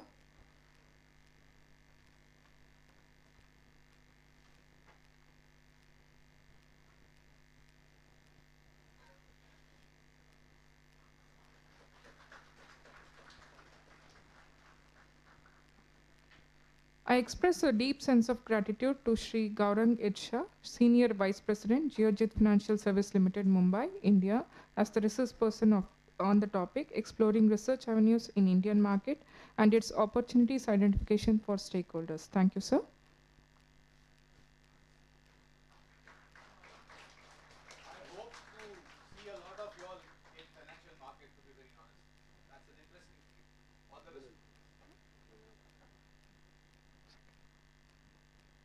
I convey heartfelt thanks to rapporteur of this session, Sri Shivanand, Regional Manager, Geojit Financial Service Limited. Thank you, sir.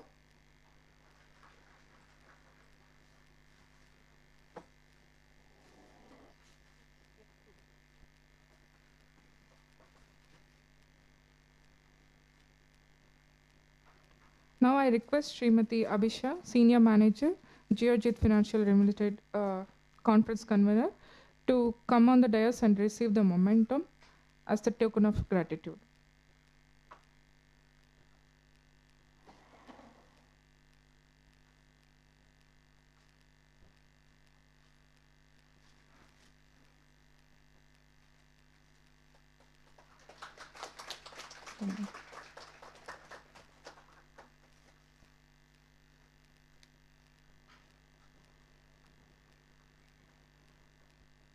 I thank our beloved principal, Dr. S. Marigada sir, in his absence. Thank you, sir.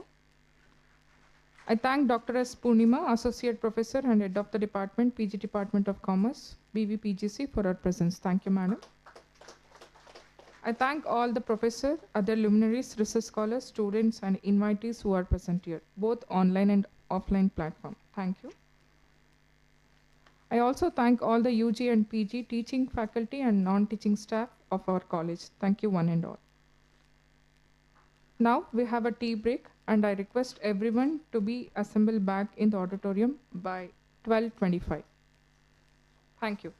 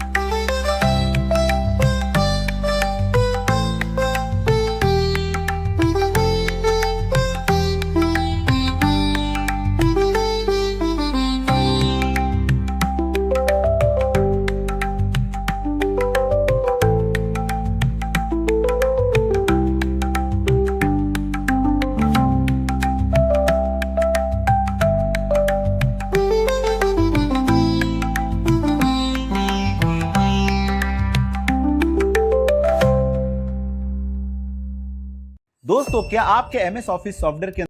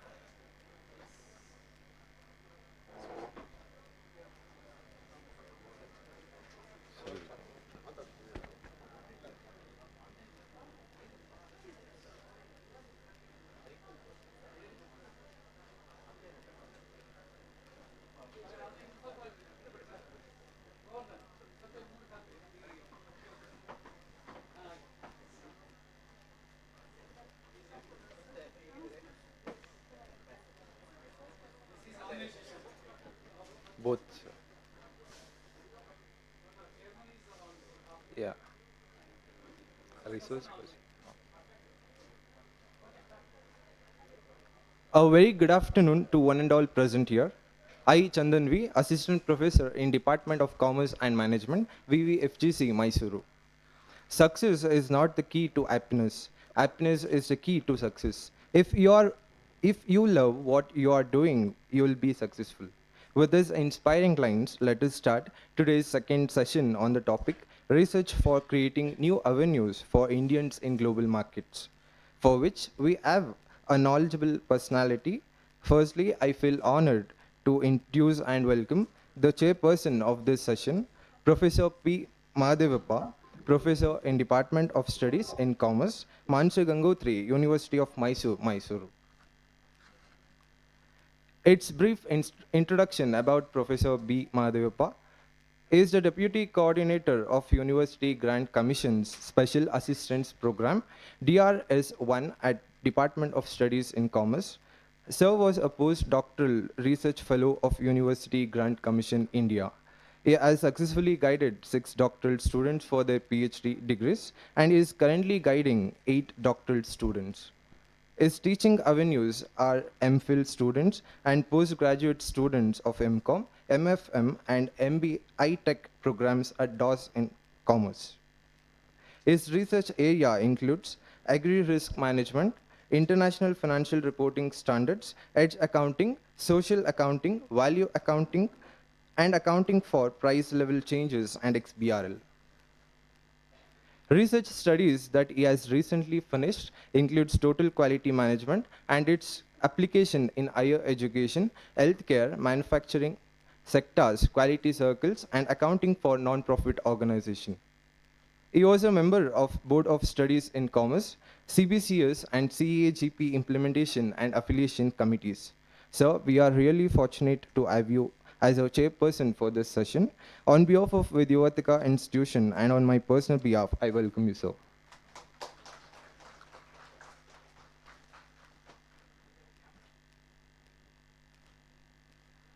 I am privileged to welcome an eminent personality, Mr. Ari Kumar, as a resource person to this technical session.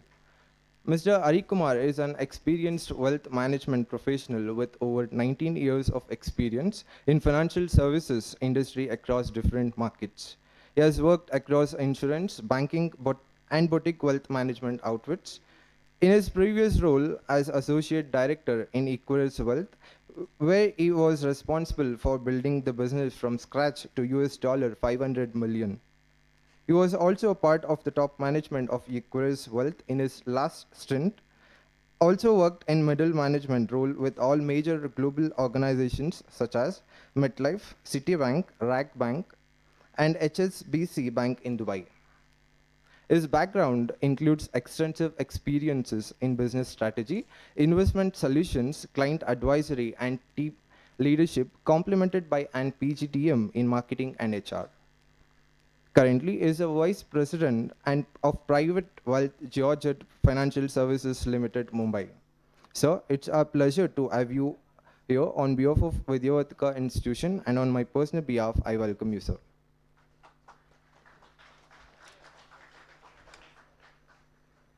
I'm privileged to introduce and welcome rapporteur and also our alumni of this institution, Dr. P.K. Govardhan, Assistant Professor in Department of Commerce and Management, VVFGC, Mysuru.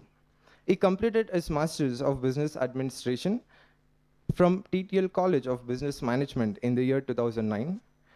Sir obtained doctoral degree from BEAMS, University of Mysore, Mysuru, under the guidance of Professor S.J. Manjunath in 2022.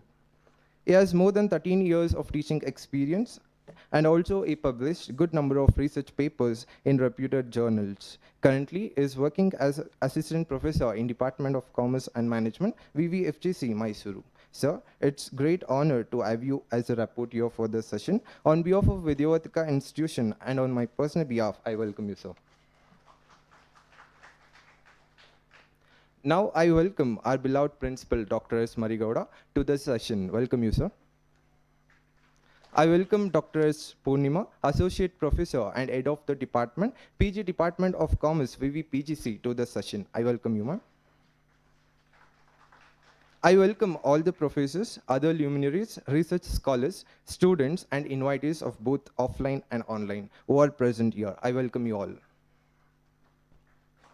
I also welcome all the UG and PG teaching faculty and non-teaching staff of our college. Once again, I welcome you all.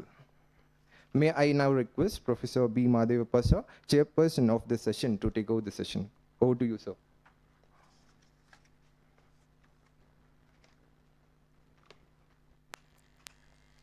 Good afternoon. It's a great pleasure for me to stand before you to chair the session on research for creating new avenues for India in global market, especially from January 20th, when Trump has taken over the charge. Ample of research opportunities are available for MCOM students, definitely, because the whole world, business world, is falling down. We don't know whether it falls down or it may withstand the pressure created by the Trump in the international market. Trade barriers, for example, interest rates, gold rates, stock markets. There are so many avenues are there. We have an experienced resource person before us. He would deal with the different alternatives for the commerce students. We will listen to them, then we will have interactions. Thank you.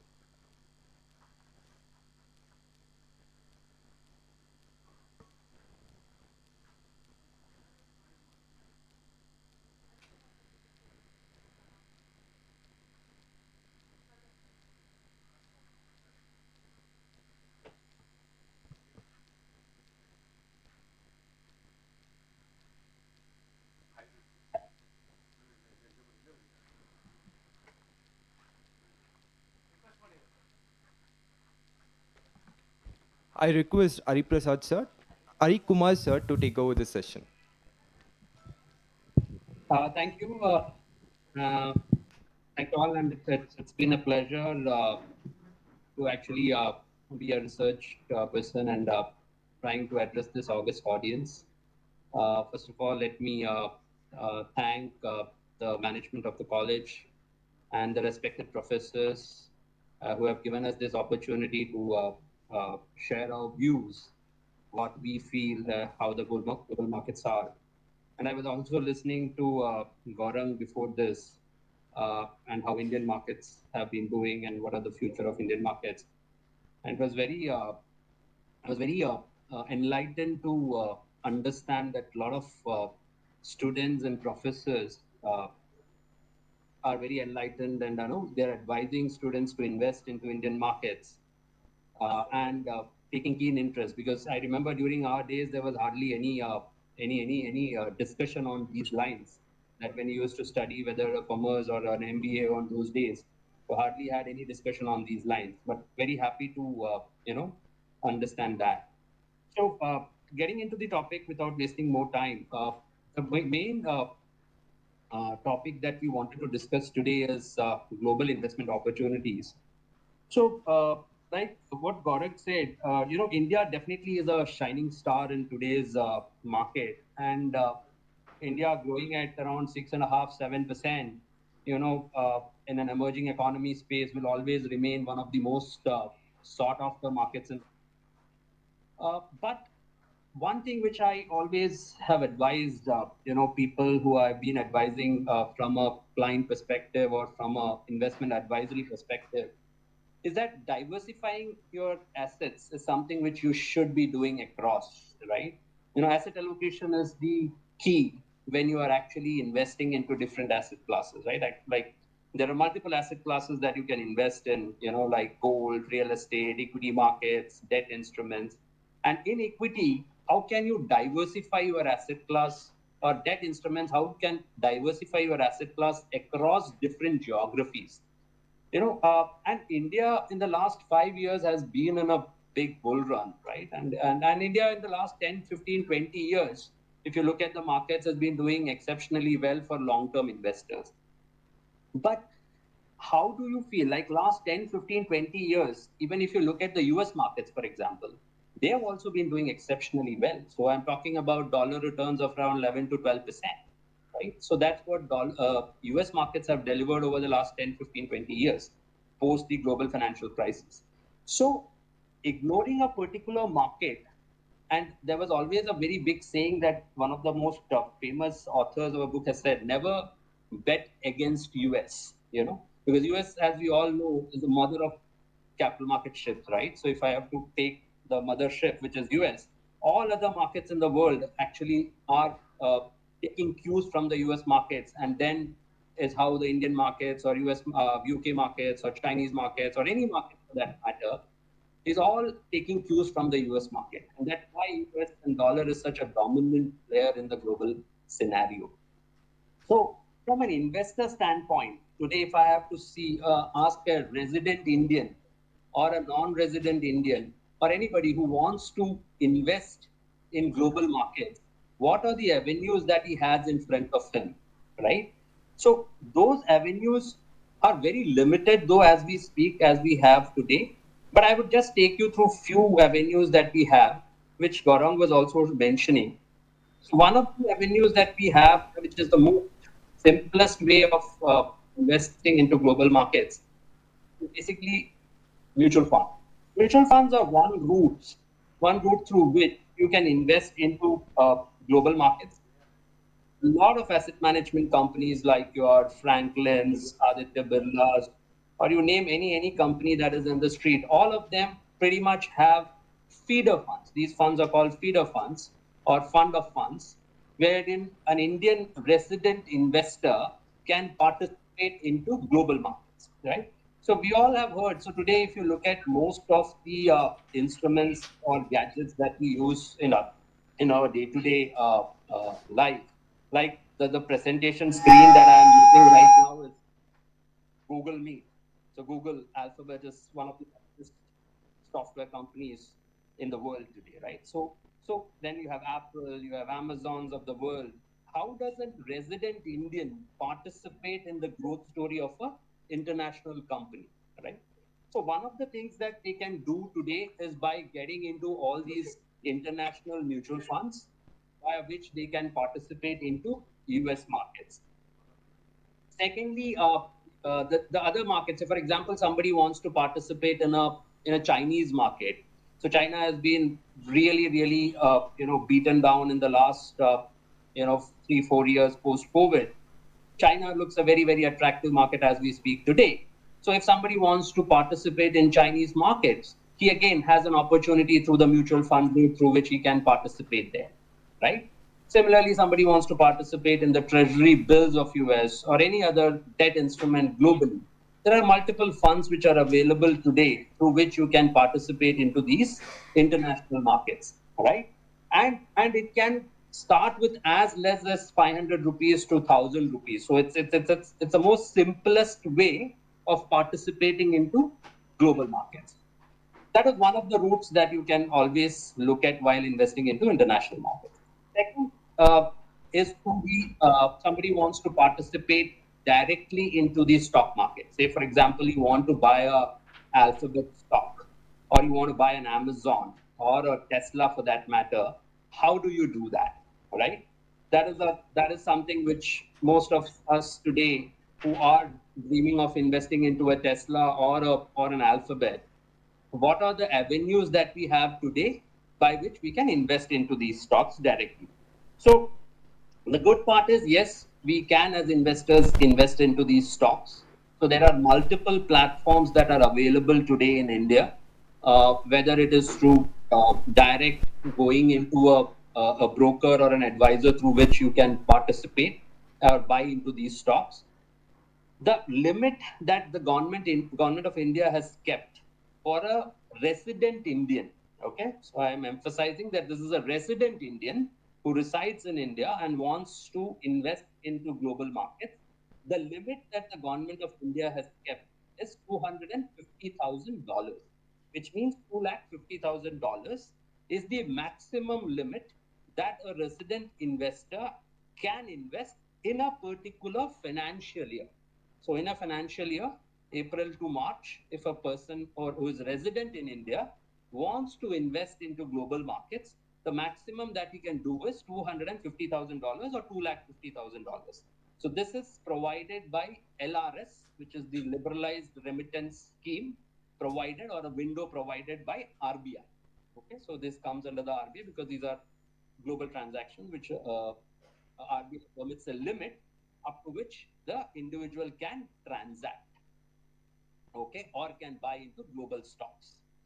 So as I said, there are Indian brokers, there are international brokers who allow you to directly go and buy into these stocks. Most of them are tied up. If, for example, your bank also provides this today, an HDFC bank or an ICICI bank. All of them have platforms through which you can go and buy into these stocks directly. Okay. Many online platforms also provide this, like Ind Money is one of the platform which I remember. They have all tied up with international brokers. Like one of the most famous international brokers, if you would like to refer, is Interactive Brokers. It's an online platform which most of them have tied up with. You can use their platform and buy into international stocks. Only thing is the limit applies that you would only be allowed to purchase up to a limit of $250,000, right? The most other important thing, if you would like, which are the jurisdictions through which you can globally invest. So if you take the global international jurisdictions which allow you to participate into global markets. So the most popular global funds, for example, your whether it's a Birla, whether it is a Franklin, whether it is Fidelity, all these big asset management companies, they have bases in multiple jurisdictions, right? So one of the most famous jurisdictions in Southeast Asia is Singapore, where most of your Indian funds are registered, and which allows them to participate into global markets through that route. So few of the very, very prominent one are Singapore, Hong Kong. In UAE, you have Dubai and Abu Dhabi. Dubai, it's very commonly called DIFC, which is Dubai International Financial Center, through which you can, operate and buy into stocks. Most of these global jurisdictions have very limited window to allow resident Indians to participate, but these are typically for non-resident Indians or foreign investors who would like to participate into global markets. But yes, they do allow a few, they also allow resident Indians to participate in few of the international funds per se. Again, limiting to that window that the LRS limit allows you to invest, right? So that is one caveat that you have to remember, but it definitely allows you to participate into different markets through the platforms that are available. So the global fund jurisdiction, very commonly you might have heard about Mauritius, Luxembourg, Cayman Islands, UAE, as I said. So these are the few very, very common international jurisdictions through which you can participate into global markets, right?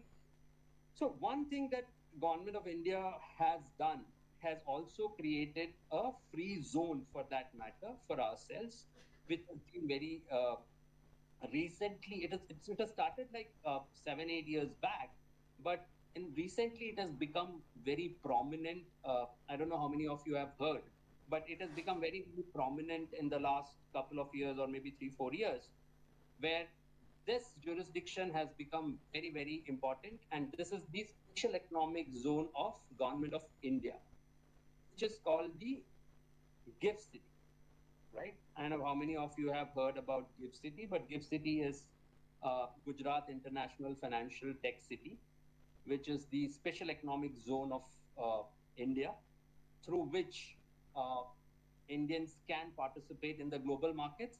And it is also predominantly allowing the foreign investors or non-resident investors or non-resident Indian investors who would like to come and participate in the Indian market, right?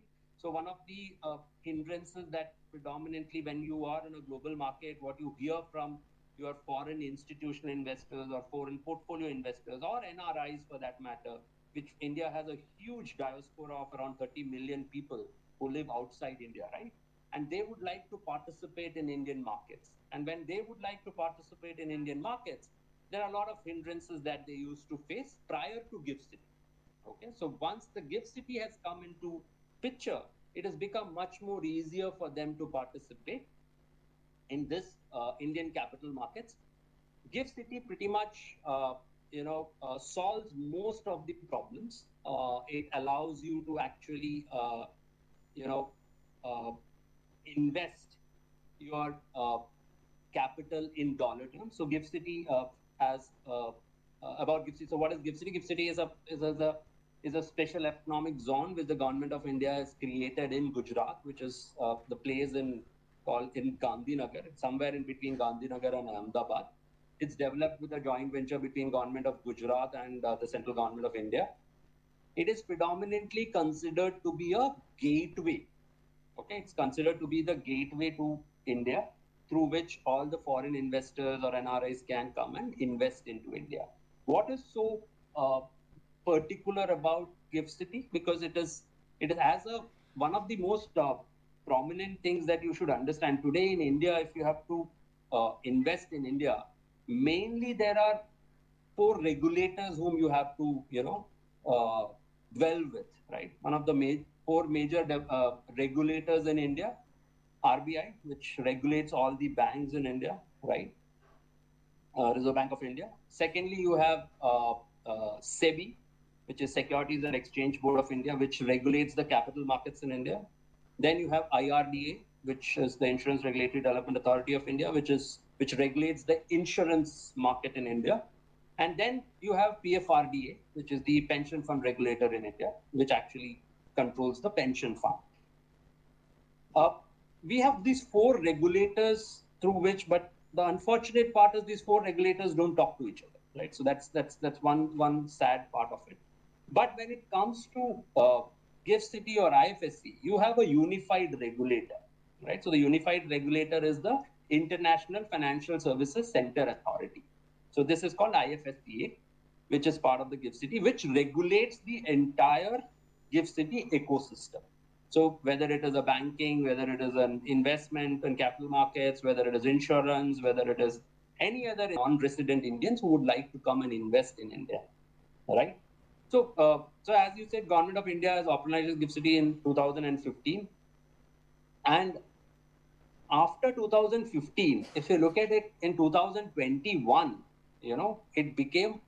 it ranked actually number 1 in the Global Financial Services Index. Most of the other offshore free zones or offshore investment platforms or investment jurisdictions that I was talking about, whether it is a Singapore or Hong Kong, they all are like, more than 3 decades, 2 decades old platforms or jurisdictions which are available.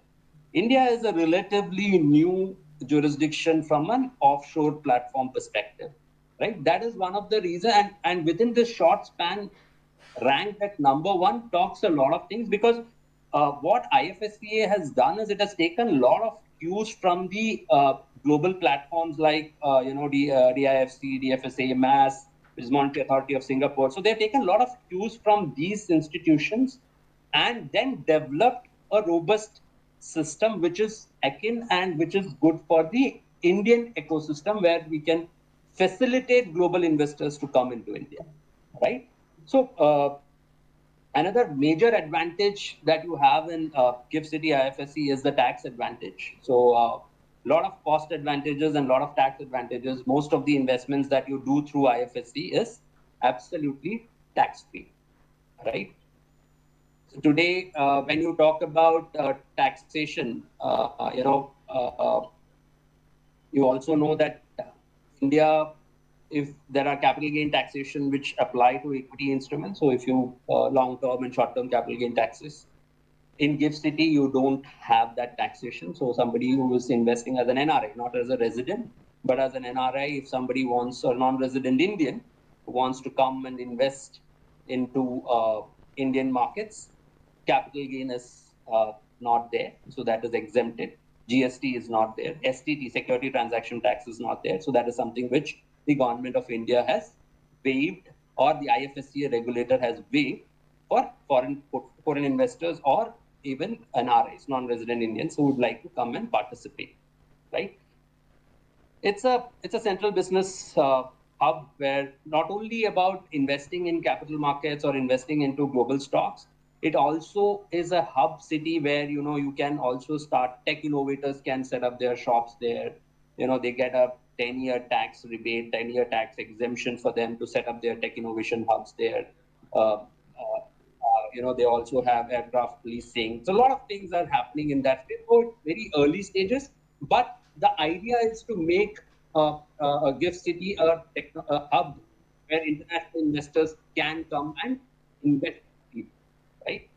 Another very interesting point when, you know, IFSC, so these are some, you know, things which a non-resident investor or a foreign portfolio investor, one of the major challenges what they face while they come and try to invest is the KYC document, right? I know how you might guys have heard about KYC, which is know your customer.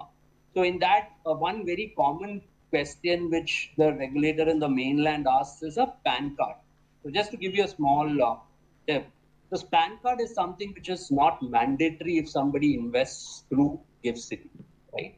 Because as an international investor or a non-resident Indian, you might not have a PAN card with you because it's not mandatory, right?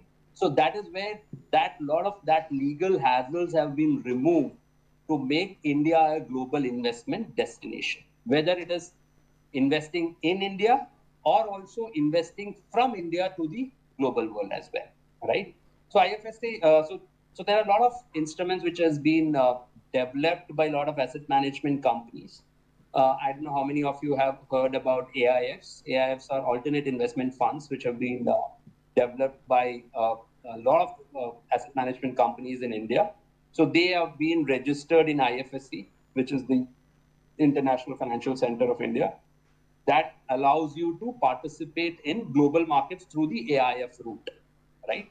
So, so as I said, IFSCA has a vested with combined powers of 4 domestic financial regulators, which is RBI, SEBI, IRDA, and PFRDA, and all the 15 central statutes. So since the inception of IFSC, you can see there are roughly around 168 schemes which has been approved. And there is a single window approval where if somebody wants to set up a shop in IFSA, it normally takes 40 to 45 days. It's very fast, very easy to set up a shop there because taxes are not there. A lot of freebies are given. So a lot of GST, STT waivers are given so that an investor can come easily, settle down, and then do his business in India, right? Another, so what are the business activities that you can conduct in IFSC, a gift city?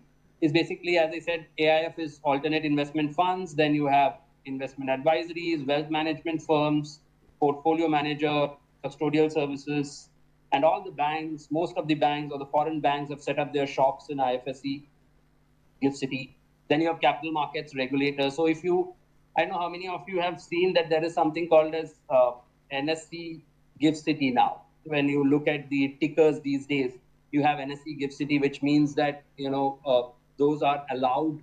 Those are basically the Gift City tickers, right? Where it actually shows you that, you know, it is registered. The NSE is also registered in the IFSC now, right? Earlier it was in Bombay Stock Exchange, or NSE was in the mainland, or as you call the onshore, and the IFSC, which is a Gift City, which is an offshore location, or so it's though Gift City is in India, in Gandhinagar in Gujarat, it is considered to be a completely offshore location, right? It is not considered to be part of India, though it is inside India. And one of the most interesting things that you can do in Gift City is you can invest in multiple currencies. Other than rupee, you can invest in any other currency. So rupee is not allowed in Gift City. So you can invest in US dollar being a global currency that is the most sought after currency. So you can invest in dollar, you can invest in, say, pound sterling, you can invest in Chinese renminbi, you can invest in euro, whichever. So there are roughly around 15 currencies which are allowed, which you can invest in. So that is another advantage because if I look at dollar as an asset class, or currency dollar as an asset class, rupee has depreciated against dollar roughly around 3.5% over the last 15 to 20 years, right? So think about a scenario of somebody who would have invested in rupee terms, and say after 10 or 15 years, he would like to send his children abroad for investing, for studies, for example, for future studies, for a MBA or a whatever future higher studies that their kids want to go. He was thinking that he will save, say, a 50 lakh rupees or a 25 lakh rupees today. In dollar terms, say it is, say, $100,000, $1 lakh or $2 lakh value. But suddenly the currency depreciates, say 10-15%. You will suddenly feel that you are short of roughly around 10-15 lakhs. That is the reason why a lot of us say that you should have a global diversification, or you should have an asset class which is global in nature. For example, dollar, which is a global currency. So against US dollar, rupee has depreciated around 3.5% over the last 10, 15, 20 years of its existence, right? So that is the reason why we feel that diversifying into multiple asset classes is very, very important, specifically from a currency perspective when your currency is much weaker and, right? The other instruments that you actually have through the platform is insurance companies which have actually set up their shops. Then you have other financial institutions like financing companies, international trade finance service platforms. Then you have fintech, aircraft leasing and financing, ancillary services, and then commodity exchanges and stuff, right? So that is what Gift City gives you, right? Then you have why IFSC Gift City. IFSC Gift City, as I said, it is a much more cost-effective, very easy to invest through, unified regulator. For an international investor, it becomes very, very easy to participate into this platform through which he can invest into India and invest across the world in a global platform as well, right? Benefits of investing into IFSC is basically there are NRIs, foreign nationals or foreign institutional investors who can get access to investment opportunities in India because investment can be made in global currencies. That is what I said. One of the few benefits that you get out of investing through IFSC is it gives you 15 currencies, US dollars, the US dollar being one of the most prominent currencies that you can invest in. No requirement to open a bank account in IFSC Gift City. So if, say, for example, a non-resident Indian or a foreign institutional investor wants to invest in India, he doesn't have to open a bank account in India. He can easily transfer money from abroad or whichever account or whichever bank account he holds in, say, US or a UK or a UAE. He can transfer money from that bank account and invest through the Gift City route. As I earlier alluded, that PAN is not mandatory to invest in through the IFSC route. That is another reason why that has also been exempted, because PAN is pretty much to India, right? It's India-centric.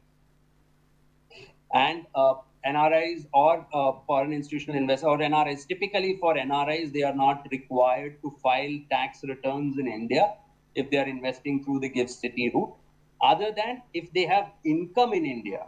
That is a different story. They will have to file taxes. But if they are investing in through the IFSC or the Gift City route, they don't have to file income tax in India. They don't have to file tax returns because it's an absolutely tax-free jurisdiction for them. No requirement to open Demat account in Gift City because they can directly trade there, right? Similarly, so these are typically the most of the advantages that you have while you are investing through the IFSC Gift City route. Now, if I have to give you a few products or services which actually we offer to our customers, whether it is equity, fixed income, alternates. So these are few of the products that we offer to our customers, which are the AIS, which I earlier said, these are the alternate investment funds that are available for any investor to invest through the global IFSC platform. Like equity markets, you can invest into multiple. There are Motilals of the world, Mirais, Aditya Birlas, Marcellus, Chirate. So there are different asset classes, different investment avenues that you can use. Then there are fixed income instruments like bonds, fixed currency notes, or you can invest in life settlement funds, long short funds. So there are, and then you have startup investing. Somebody wants to invest in startups. So all these things are available in the global platform that I'm talking about, which is IFS. These are few of the snapshot of a few of the jurisdictions through which you can invest. MK is an asset management company which allows you to invest through Mauritius. Mauritius is, as I said, is a global jurisdiction through which you can invest. So there are multiple categories of AIFs, which is alternate investment funds, which are of favor in the last couple of 3-4 years. They have come into prominence and has become a darling of HNI and ultra HNI investors. And you can see the minimum ticket size in the range of around $100,000. So most of the investments are in the range of $100,000 and plus, more than that. Similarly, if you look most of the other investment avenues, like Motilal has got a gift IFSC route. Mirai has started their fund in IFSC, which is the International Financial Center in India. Aditya Birla has got a gift IFSC. Marcellus Chirate is a startup fund, CAT2. So there are multiple categories of AIS, which is category 1, category 2, and category 3. So category 3 is typically an AIF which allows you to invest into capital markets in globally or India as well, where it is completely exempt from tax. The investor doesn't have to pay tax from his end. It is typically taxed at the fund level, right? Then you have real estate fund, and I've also shown in most of these funds, actually resident Indians can also invest.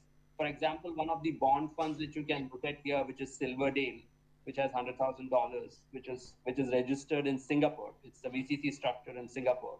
So via Singapore, you can invest in a bond fund generating an yield of around 8 to 9% in dollar terms, not in rupee terms. So dollar terms, you get around 8 to 9% yield on these products. So these products are denominated in dollar, and you can take the money back in dollars as well. Resident Indians can also invest in few of the products that I have mentioned here, whether it is a bond fund or the Mirai or the Birla fund. These funds, even the resident Indians can also invest, provided that falls under their LRS limit. So there, as I mentioned, there is an LRS limit of $250,000, which in a financial year they can invest in. So broadly, these are the avenues and opportunities that a non-resident Indian or a resident Indian or international investors have from a global diversified investment avenues that are available today. I take a pause here and request if there are any further questions that I would be more than happy to take. Sir, I have one question. The column number 5, tick size is $1 lakh. Is it too much for the Indian residents to invest in the IFSC Gift City? $1 lakh plus dollar. Yeah. Go ahead, sir. If you have any questions, please raise. Yeah, so $100,000 is which is for the Mauritius vehicle. If somebody wants to use the Mauritius platform, it is $100,000.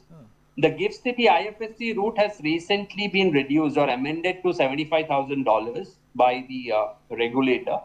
Earlier, it was $150,000, as you can see, $150,000. That has been recently amended to $75,000 for an AIF or a PMS. PMS is another portfolio management services, or the AIF, alternate investment funds route. But a lot of retail funds are getting registered in IFSC.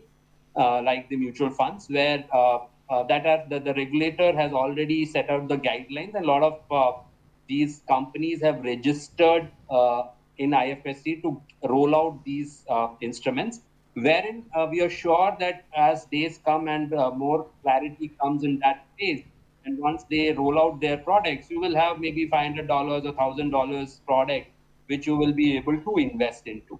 So, but then that is in the very nascent stage. It is yet to take off at this point in time. Okay, please. Hope I have answered you.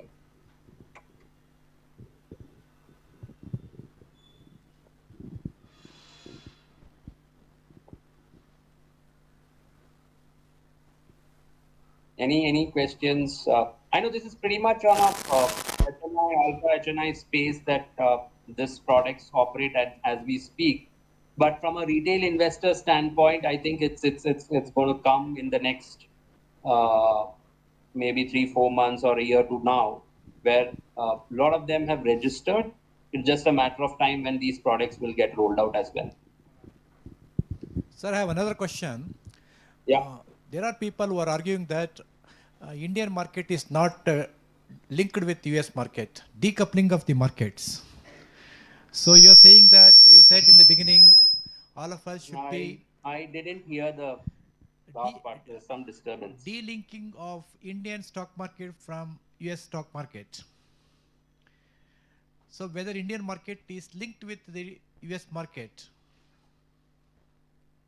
Yeah, so as I said, the US market is the mothership, so any activity that happens in US, we are not devoid of the repercussions in Indian market. So, but I would say one thing that, earlier when US used to sneeze, we used to get cold here, but those days have gone now. So like in the earlier presentation, you would have seen, in spite of around $2 lakh plus, investors pulling out money from the FII, basically the foreign institutional investors pulling out money, the Indian market is still holding up pretty well. We've fallen roughly around 15 to 18%. So though we are linked to all the US markets pretty much, but I think our domestic institutional investors and the retail investors have participated in the markets in a big way in the last 4 to 5 years, which has held our markets in a very good shape. That's widened our base actually, which is very good, which tells us about the health of the Indian equity market, right? The equity cult is developing in India. But having said that, US is the mothership. So anything goes wrong there, or if there is a big issue there, definitely you will feel the tremors here. There is no way that we are not linked to the global markets or US markets per se. Thank you, sir. Yeah. Please, if you have any questions, you raise.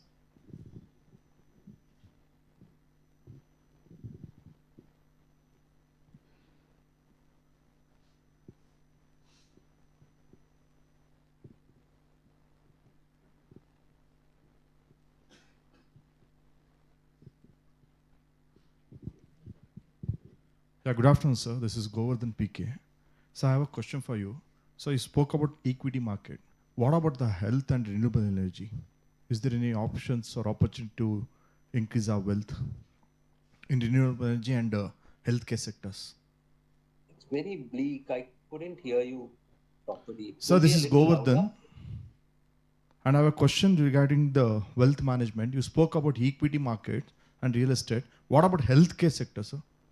Is there any opportunity in healthcare and renewable energy products? Healthcare and renewable energy. Yeah. Healthcare and renewable energy investment in India? In global, sir. In global market. In global markets? Yeah. Okay. Yeah. So global markets, definitely yes. So the healthcare industry is a much more in the developed market, basically, whether you take the US markets or the European market. So in the developed markets, the healthcare is a much more settled business where it's mostly run by insurance companies. In the emerging markets, yes, healthcare is still a challenge and there is a lot of scope and room of improvement there.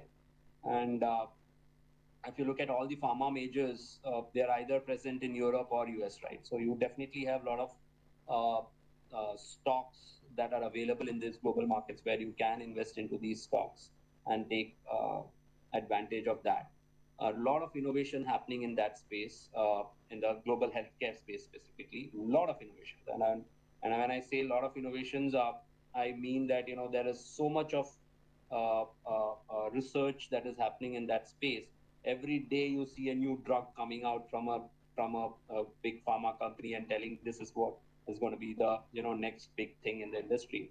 So that is going through very interesting phases. But healthcare is typically considered as a defensive industry per se, or a defensive sector per se, both globally and in India as well, right? So But yes, a very exciting times ahead for the healthcare sector with a lot of innovations and stuff. I think healthcare is one sector which you should definitely have some allocation into.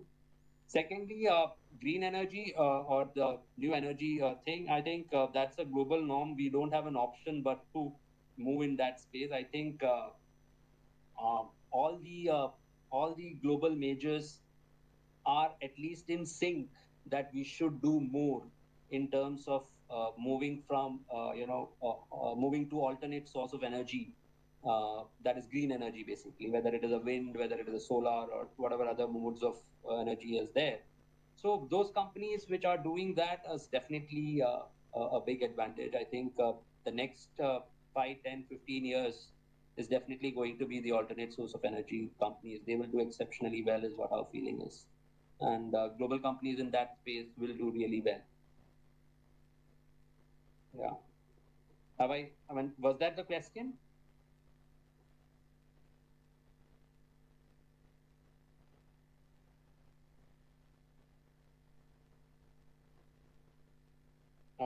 Was I able to answer? I mean, was that the question that you asked?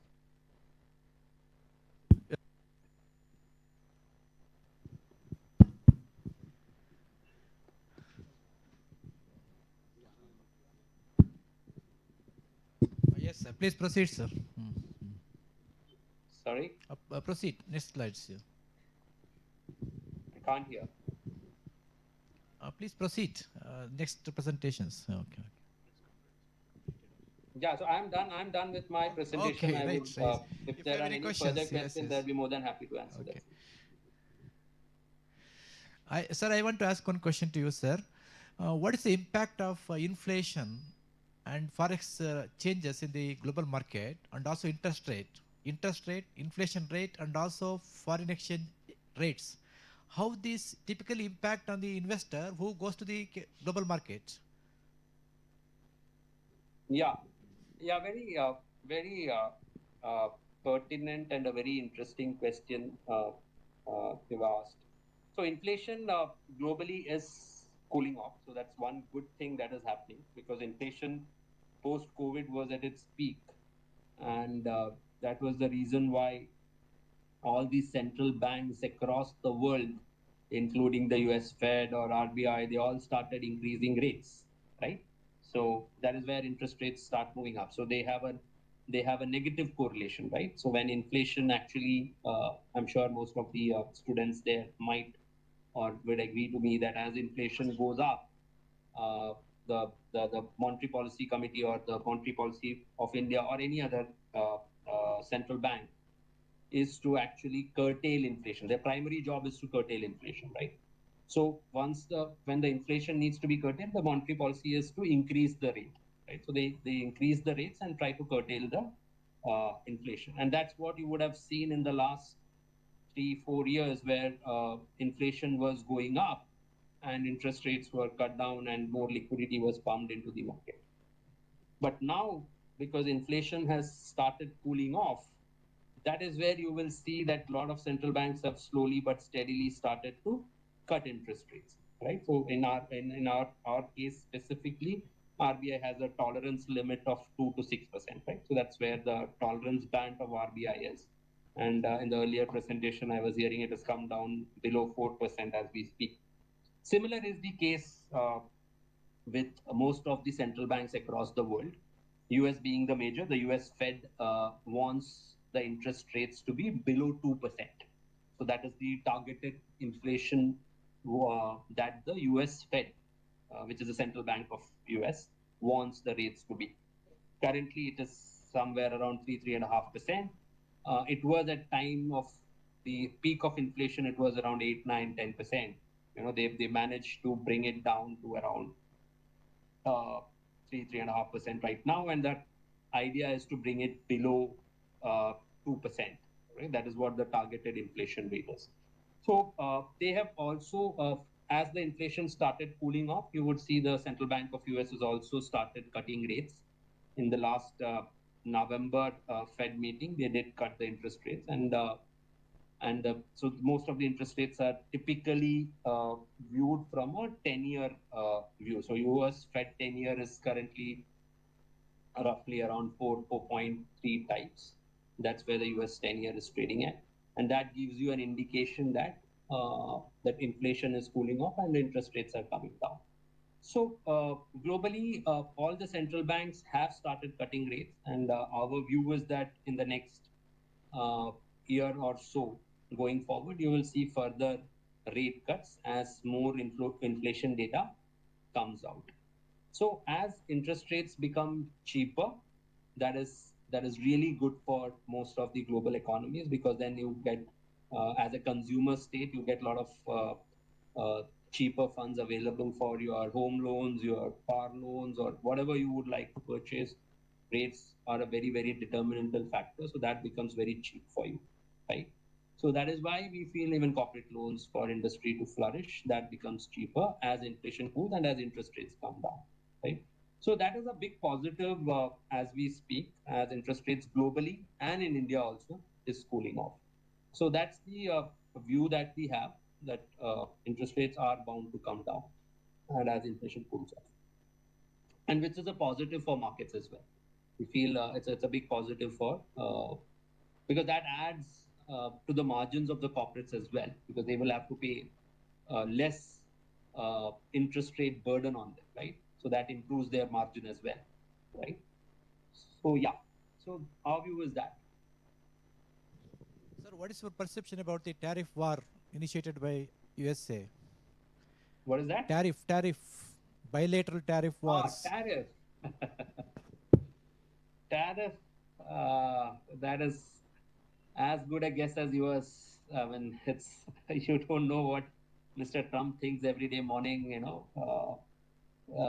as I said, it's as good a guess as yours. I mean, our view is that this will settle down in next 4 to 5 months is what our view is, because this tariff war is doing more damage to US than the global players. I think suddenly this arm twisting that the US president is trying to do, to an extent, it doesn't work out with all the global, because you're dealing with global presidents, right? You're dealing with presidents of different countries who are mandated by their people to rule the country. So you can't have certain dictatorial terms put to them. But yes, this turbulence will continue for some more time, because April, I think, first week or second week is where the tariffs will come into picture, is what by the last statement that I heard. But we don't have an idea on that, because it's, you know, if that comes into picture, then we will have to deal with that at that point in time. But our hunch is that next 3-4 months, it will be a lot of turbulence in the market, not only in India, but globally. There will be a lot of turbulence. And I hope that sanity prevails, and and you know, some good advisor is there who can advise, and you know, we get into a much more stabler regime, rather than getting into these turbulent and very volatile, you know, markets. So yeah, so our view is that next 3-4 months will be really turbulent from a tariff war perspective. Thank you, sir. Yeah. Any questions from the audience? Sorry. Sir, one last question. Sure. BRIC countries are promoting their own currencies for the international trade, whereas the Trump wants dollar should be superior in the international trade. What is your opinion? Dollar is today a global currency. I mean, most of the foreign trade happens through dollar. So it's dollar diplomacy, right? So today, 60-70% of the global trade is the US controls the global trade by an instrument called dollar. So the dollar diplomacy or the petrodollar diplomacy is something which you are seeing, and that's what he wants to reinforce, that dollar diplomacy onto the world. And this dollar diplomacy or the dollar will continue because there have been a lot of global players like Euro. Euro was formed actually to compete with dollar, but Euro couldn't do any significant inroads into that space. So dollar still remains one of the strongest currencies in the world, and it remains what it is. So at least in the next foreseeable future, we don't see dollar value demeaning or it going down. Though a lot of players have tried. I mean, I'm sure India is also trying, but looks really tough to change dollar as a currency. It's so much, when you control 60-70% of the trade or global trade, it's really tough. At least for next 5-10 years, I don't see it. After that, nobody knows. Thank you, sir. So yeah. So thank you very much for your insightful presentation. How Indians can go to the global market and make superior, take the advantage, global advantage for the benefit of Indians. Thank you very much, sir.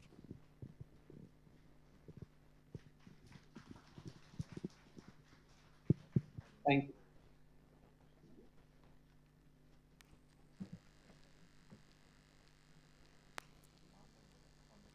Thank you, sir. It's my privilege to thank everyone in this session. I express my sincere thanks to Professor B. Mahadevappa, Professor in Department of Studies in Commerce, Mansa Gangotri, University of Mysuru, for chairing the session. Thank you very much, sir.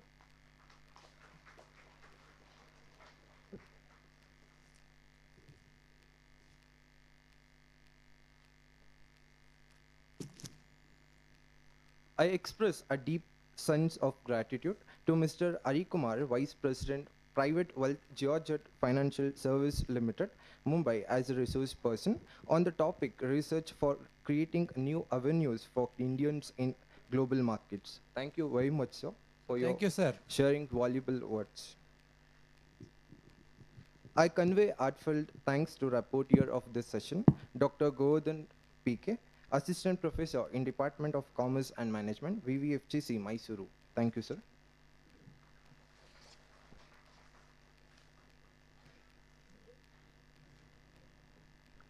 I thank our beloved Principal, Dr. S. Marigowda, sir, in his absence. Thank you, sir. I thank Dr. S. Purnima, Associate Professor and Head of the Department, PG Department of Commerce, VVPGC, for her presence. Thank you, ma'am. I thank all the professors, other luminaries, research scholars, students, and invitees of both offline and online. Thank you all. I also thank all the UG and PG teaching faculty and non-teaching staff of our college. Thank you one and all.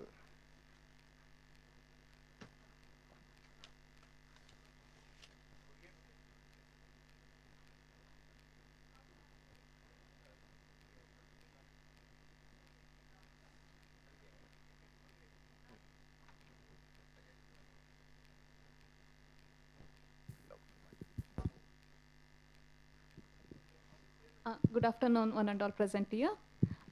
Thank you, Hari Kumar, sir. Okay, just a minute. Thank you. Okay. Thank you, Hari Kumar, sir. On behalf of Vidyavardhaka PG Center and Vidyavardhaka First Grade College, I am very much thankful for the Hari Kumar, sir, for as a resource person for this session. Thank you, sir. Thank you very much. Thank you. Thank you, sir. Thank you. Thank you, sir. There is an announcement for the presenters. Just 2 minutes.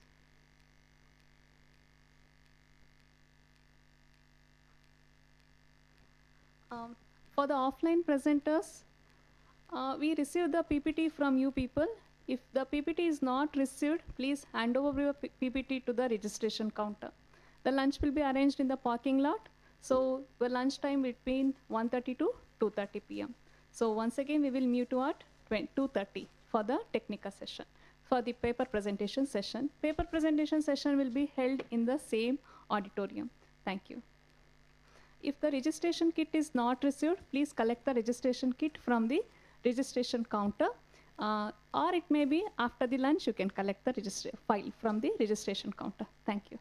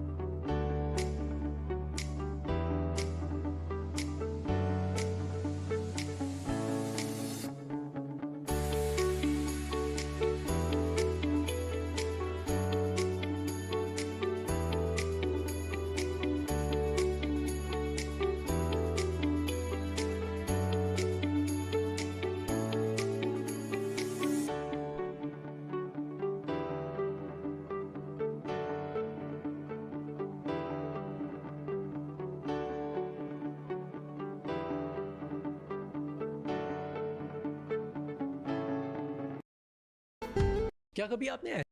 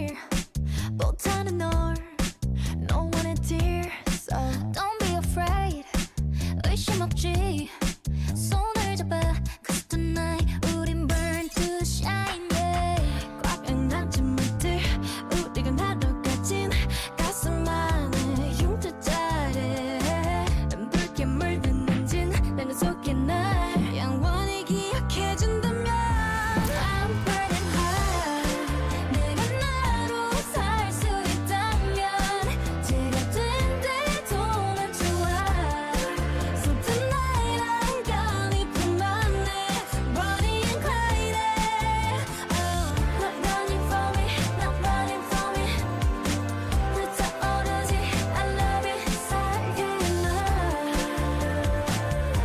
I'm burning high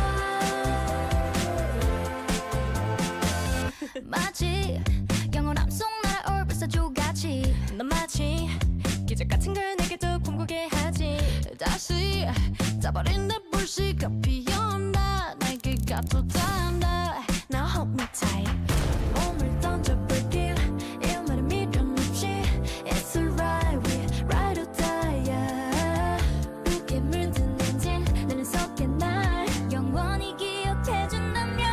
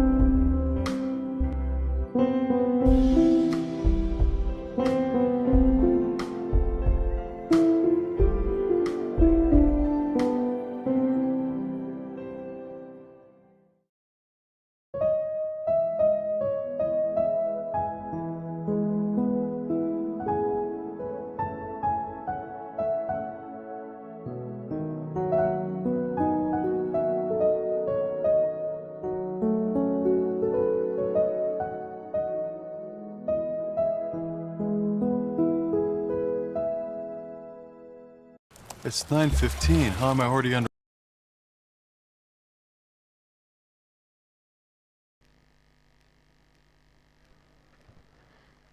Research is to see what everybody else has seen and to think what nobody else has thought. Good afternoon, one and all present here. I am Soumya M, Research Scholar of Vidyavardhaka Research Foundation, to coordinate the paper presentation session. To this, I feel honored to introduce and welcome an eminent personality, our chairperson, Dr. Nagendra Babu K, Professor, Devising Commerce, University of Mysuru. Sir has successfully completed M.Com and PhD. He has 25 years of rich teaching experience at various capacity, has published a paper on analysis of return on investment, a case study of the KSIIDC, Indian Journal of Commerce, July-September 2001. He has also published a paper on analysis of scope and scale of financial operation, Southern Economist, International Journal, August 2003. Sir has chaired a session on management studies, Scoot Research Forum, Scoot Christian College, Tamil Nadu. Sir has participated in international conferences and business opportunities in Asia at Colombo, Sri Lanka. He was editorial board member, Commerce and Management Explorer, KG College, Kerala. Sir, it's indeed a great pleasure to have you here as a chairperson. On behalf of our college and PG Department of Commerce, we once again extend a very warm welcome to you, sir.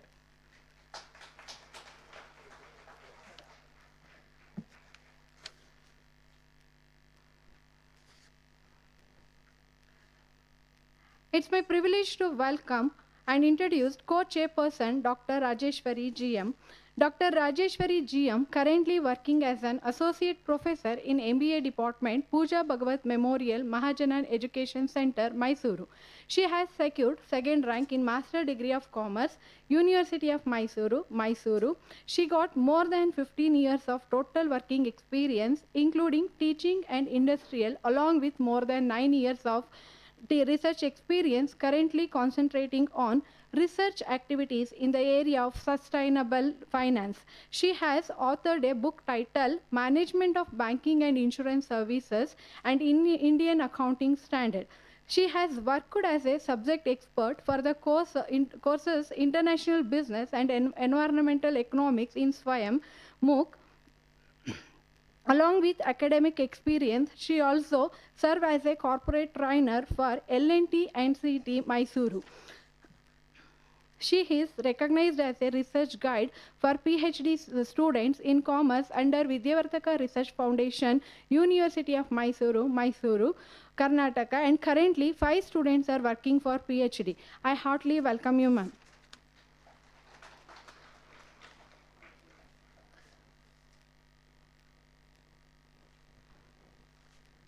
I would like to welcome our principal, Dr. S. Marigowda, sir, in his absence. Welcome you, sir. I also welcome Dr. Purnima S., Associate Professor and HOD, PG Department of Commerce, Vidyavardhaka PG Center, Mysuru. I welcome you, ma'am. I extend my warm welcome to delegates, students from various colleges. Welcome you. Last but not the least, I welcome all the teaching, non-teaching staff of our college and my dear students. Once again, welcome you one and all present here. Now, I request our chairperson, Dr. Nagendra Babu sir, to take over the session.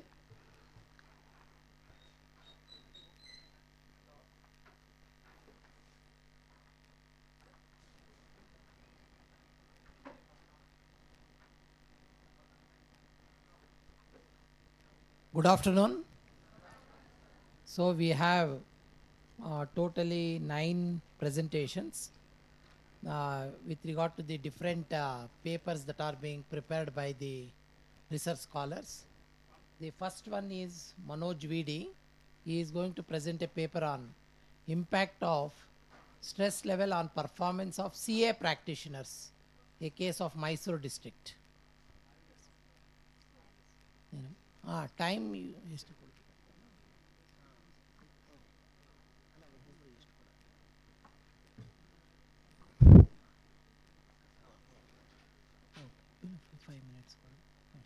Okay, you take 7 minutes for presentation, okay? Covering the objectives and the hypothesis. Only those? Yes, those 2 aspects. Because it is a general paper, no, CA practitioners. Okay. You go directly to the objectives. Okay, Good afternoon, everyone. Myself Manoj. I'm a research scholar pursuing PhD under the guidance of Dr. H. Rajshekhar sir.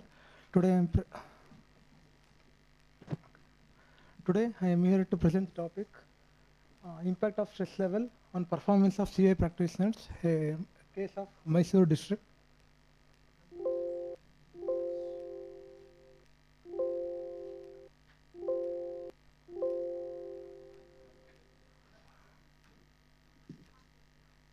Change that.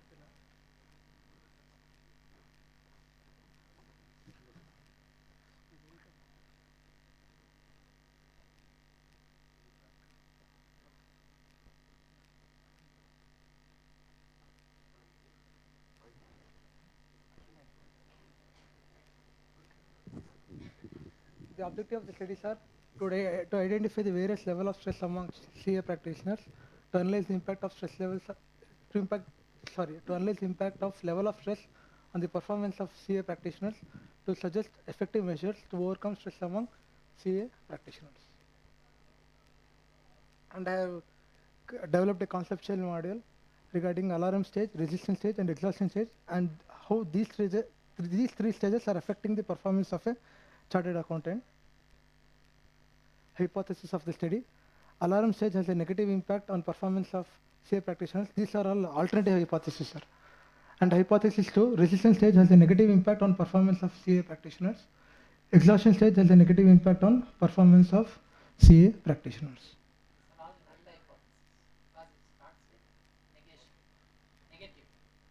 Sir, null hypothesis says he has no negative impact. Has a negative impact, so it is alternative hypothesis.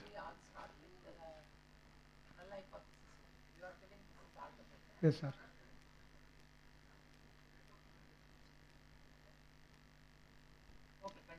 And these are the demographic factors of the analysis made.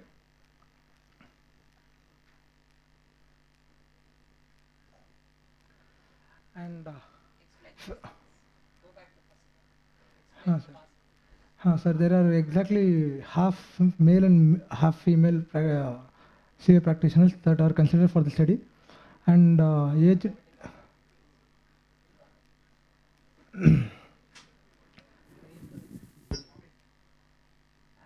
and the age differs from 25 to more than 40 years, and qualification diploma, UG and PG. 10% of are completed the diploma and they took CA.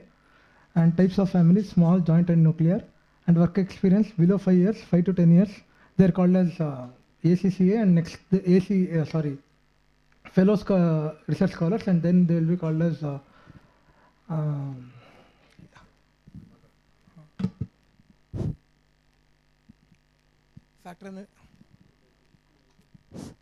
factor analysis.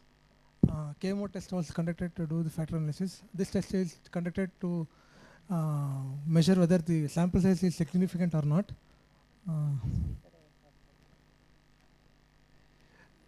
This KMO test, more than 0.7 is sufficient, and in my test it is for dependent variables is 0.713 and it is 0.642. As this is an article, the sample size was small.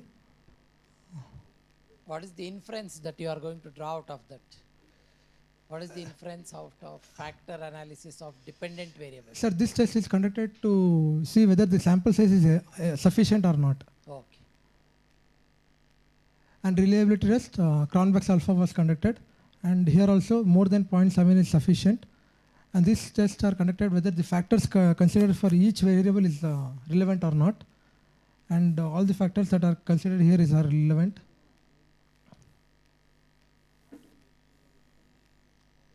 And regression was test was used to identify the relationship between stress and the work performance.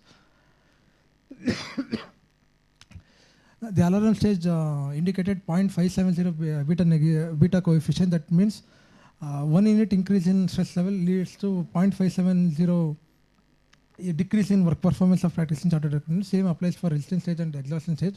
And while looking into these results, we can say that exhaustion stage has more negative impact on work performance of practicing chartered accountants because it is 0.964. And since significant value is less than 0.05, whatever the results obtained here are significant. findings.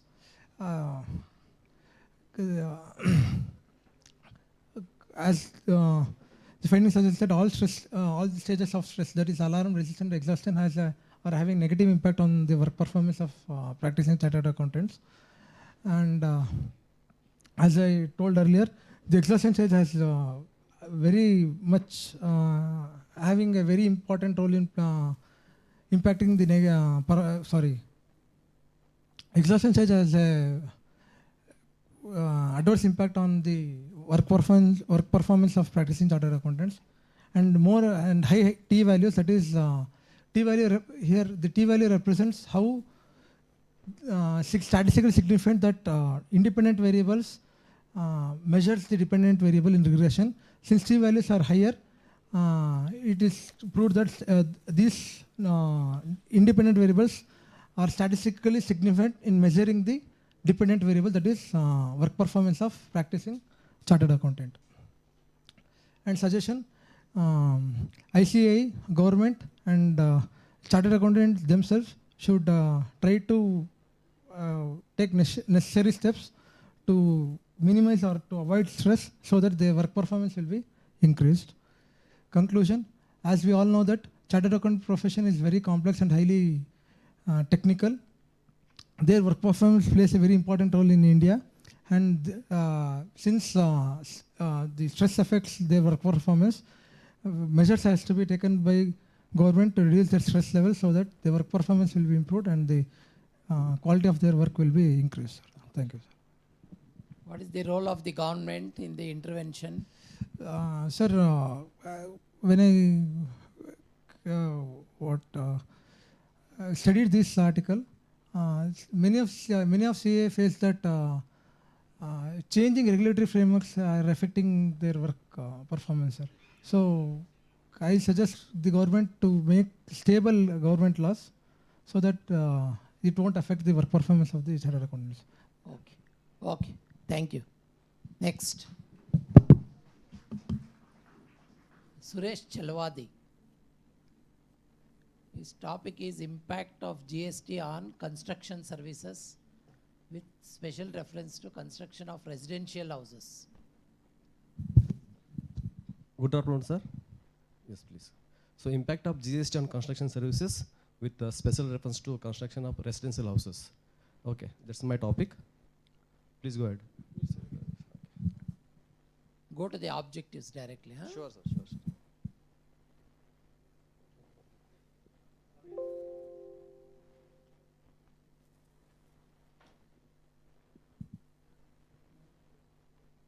Yeah. Objectives of the study: to analyze the possible impact of GST on residential house construction services contract.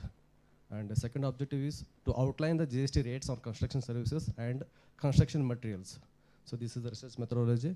So I used 20 contractors and 20 customers who want to build the houses on their with the services of construction service contractors. So GST applies to various construction activities across India, including private, commercial, and residential projects. Specifically, GST is charged on under construction properties intended for sale, as these are treated as supply of services under GST framework. GST rate for construction services is generally 18%, so it's a bit high. However, there are key exceptions like affordable housing projects are taxed at the reduced rate of 1%. Certain infrastructure projects like roads, bridges, and are taxed at 5%, and works contract services where the contractor supplies materials are taxed at 12%. So the construction services includes both construction services plus materials, two components. So both components attract taxes at the rate of 18%. Okay. So this is a simple workout for the person who wants to build the house under this new regime of tax, GST. See the service component, the GST rate for construction services varies depending upon the type of project. For most projects, the GST rate is 18%. For example, if the construction service provider agreed for 40 lakhs plus applicable GST on the residential house construction project, and the client agrees to sign the contract, the cost of the project including GST worked out as follows. See here, the cost of residential house construction service is 40 lakhs, and you have to add GST at 18% on construction service. So this is on construction service. If you move on, there is one more component. It's not me. Okay. Yes, this is material component.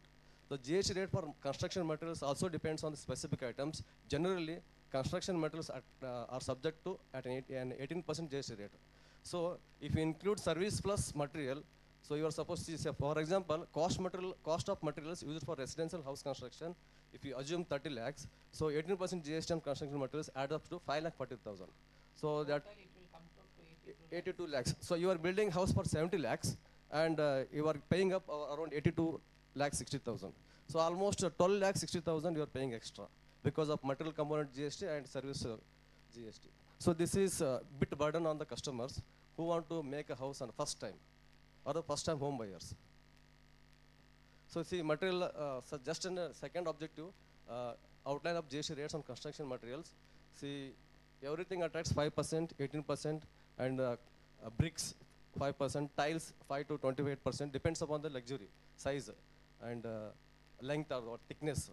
Granite marbles blocks 12%, granite marbles 28%. So granite is considered as a luxurious items. So I think it is attracting more taxes, 28%. Steel and iron 18%, which is a major component of the construction. So that attracts 18% GST. So these are the continuation of the items. Cement attracts so highest rate 28%. So cement is another major component of a construction which attracts 28%. So the budget of the house construction goes up because of GST cost. So that makes people a direct pinch. So directly I have come to conclusion, it's everybody's dream to own a house and first time home buyers need to put more efforts to gain knowledge on working pattern of construction industry and tax structure along with other legal obligations. Our findings suggest that GST on construction services, especially the residential house construction, has many challenges for both construction contractors and clients. In the organized sector of construction services, GST comes as a double-edged sword with reference to construction services component and construction material component, where one has to shell out 18% GST, that too on basic need of housing. Here, contractors cannot acquire more clients and customers are not willing to avail services of contractor owing to added cost of GST. And this is my suggestion. Basically a conceptual paper. Yes, sir. Wherein statistical tools are not being used. Yes, okay, sir. that is the shortfall of this particular Yes, sir. presentation. Okay, thank you. Thank you, sir. Next we have Savita. Savita? She is not there. Next followed by Soumya HR. Soumya HR.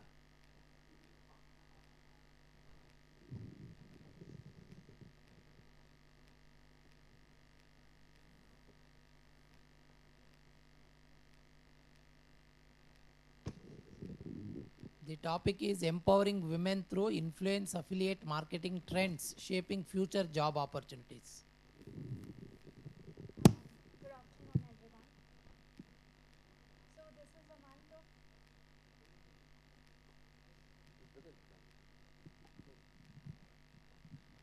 this is a month of March where we celebrate International Women's Day. And this topic is also goes to that has presented there. My name is Soumya HR. I'm assistant professor HOD in Vidyavardhaka Academy of Management Sciences. And also I'm a research student in PES University, Bangalore. And my concept is on empowering women through influence, affiliate marketing trends, shaping future job opportunities. This presentation is gonna help all those women who are not working and they are in, they are in home and they are interested in independence, financial independence. So for those peoples, I'm presenting my paper. And this paper investigates how influencer-driven market reshapes consumer dynamics and driven women's empowerment and employment creation from that. And it examines a case study. I have done a case study on Deepika Ghosh. She is an influencer, as well as she belongs to Karnataka, and my regional place is Hassan, and also I have done some case studies on Hassan peoples, and we'll discuss in the later on slides. marketing analysis and data-driven findings to highlight the rising influence of female content creators across the various sectors. So that we are gonna discuss, and this is the objectives. After referring so many, literature reviews, I came across. I have limited my study on this objectives. The empowerment is the major intention behind this topic. The financial independence through the influence marketer. So that sounds very interesting in the part where women are always, nowadays women are almost there in every situations, every places. They have achieved all the peak, all the zeals of the aspects, but still the women who are not in the financial independence, for them this concept is gonna help. And influencer roles, especially there are meta, macro, micro and nano influencers reshaping the consumer trends.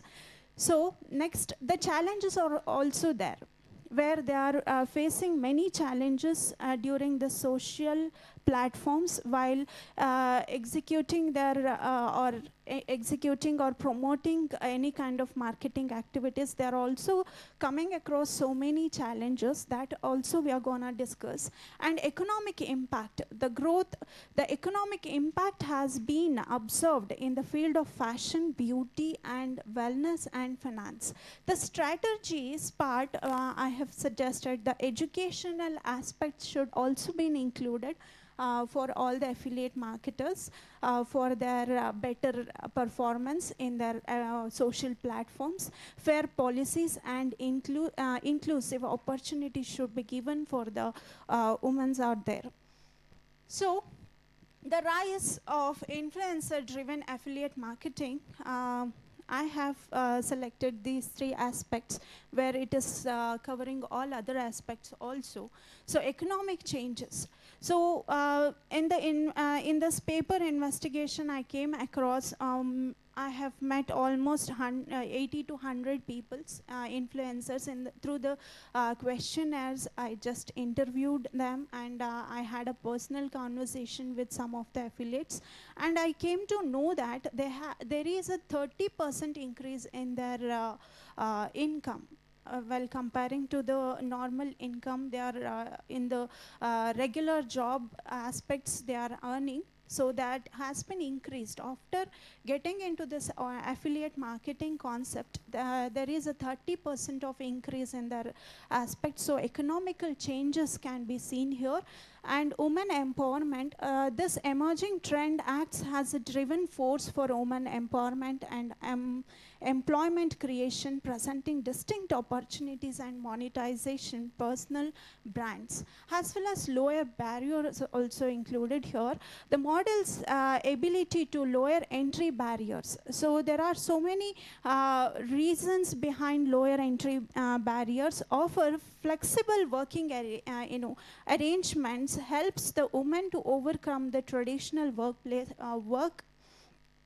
challenges. So usually 9 to 5 jobs are hectic for those who are all women who are wants to personally take care of their family, and they cannot earn, they cannot have their financial independence. But through this affiliate marketing, all the educated are not also so much educated, who is with the creative ideas and who has very good content creating abilities. Those peoples can maybe shine in this area. And also the role of macro and nano influencers. So when it is compared with the outcome of the the paper is also results that macro influence, comparing with the macro and nano influencers. So nano influencers are more influencing on the social platforms. Nano means the one who is having 1,000 to 10,000 followers, social and in the social platforms have followers. And macro means 10,000 to micro means 10,000 to 1 lakh followers. So under that, underutilization potential, macro and nano influencers, so I think, yes, influencers are often underutilized by the conventional marketing channels, yet a research niche audience with high trust.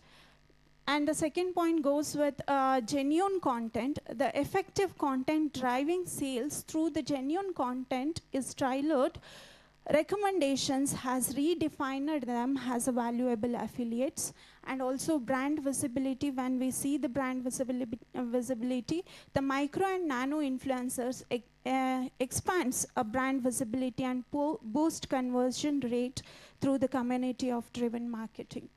So the challenges. Now we are in the part of challenges. What are all the challenges that these affiliate marketers are facing, especially the digital skills gaps? They are not having the educational background with the digital skills that they can even more effectively work on that particular platforms, and also algorithmic biases. So algorithmic biases is another major barrier where we are. And maintenance the creditability. The pressure of maintaining creditability while monetizing the concept poses the channel challenges. The empowering through the affiliate networks and e-commerce platforms offers the affiliate network empowering women, provide a resource and analytical tools, and support the business growth, and for a fair compensation has to be given for them, because this is a social platform. We do not deal directly with the peoples. So usually peoples are online, they'll connect, and there is a very compensation issues are identified in this aspects.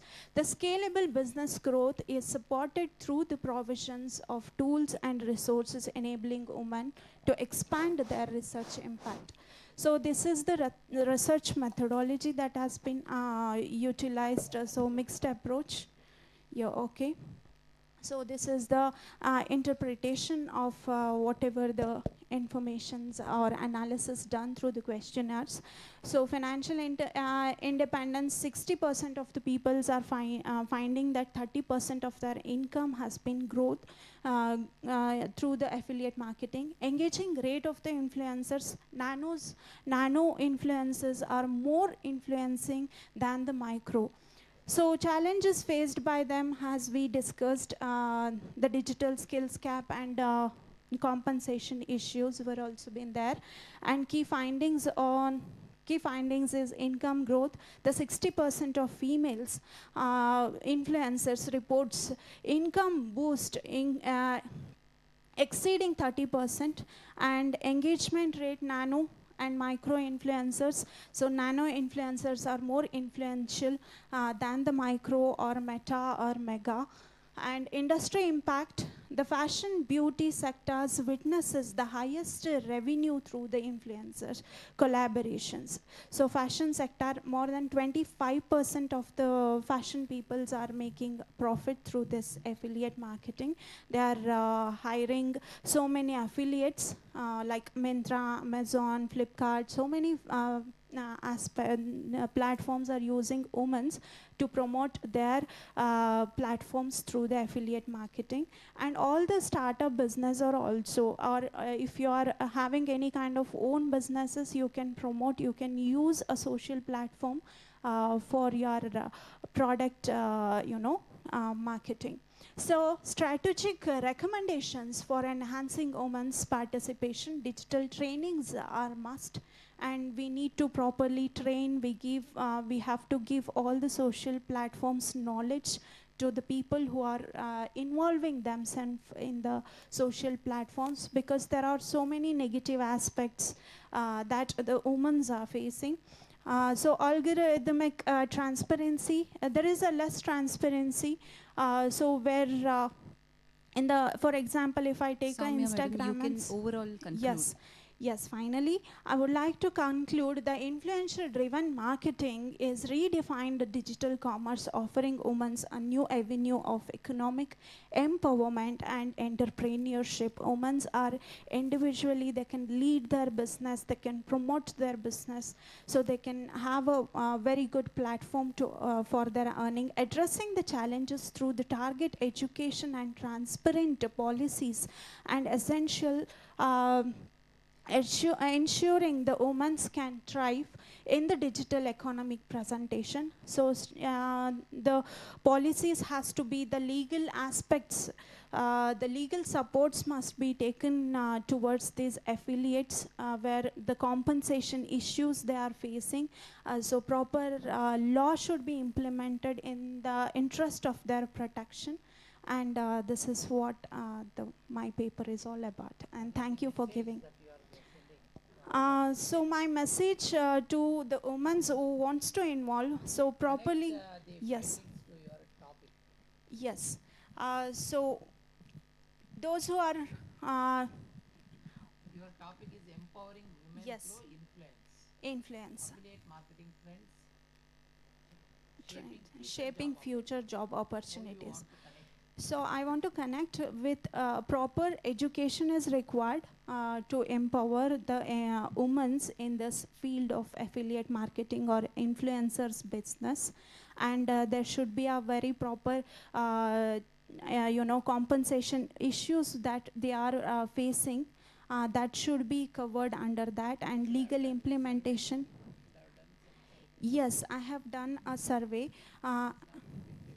So it is in the slide of methodologies, research methodologies. So yes, in the yes, sir. That becomes very much important. Yes, actually. Otherwise, you are going to sum up everything. Yes, sir. Nothing going to be conveyed. Yes, sir. The purpose of on sampling. the one side you say loss, on the another side you say influencer. Yes. On the other side you say something yes, else, social media. Yes, sir. You have to connect it. Yes. Yes, sir. Thank you. Basically, what I found is your objectives are very wide, Uh-huh. very broader. You have Broader. taken, 5 objectives I found. Each Yes. paper you could make from in one Yes, objective, yes, because ma'am. so many things are there. Yes. So research-wise, yeah, this is Yeah. a huge one, Huge which is one. not giving a very precise. Systematically, I have to represent it. Yes. Yes, yes, yes. Thank you so much for your inputs, and thank you so much.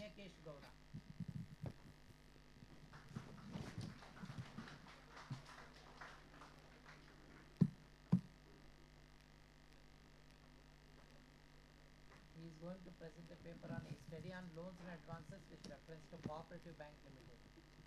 Good morning. Cooperative Bank Limited. My society, sir. Yeah, My tell no. So if you write only cooperative. Go to your objectives.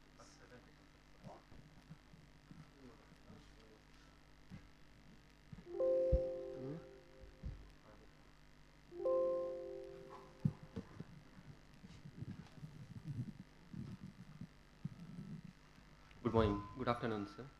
I am Punyakesh Gowda, full-time research scholar in Vishwesvaraya Technological University in Department of MB Master's Studies. I am doing my PhD under the guidelines of Dr. Manjunath MK, Assistant Professor in Department of Management Studies, VTO, Regional Center. Today my topic is a study on loans and advances with reference to cooperative banks.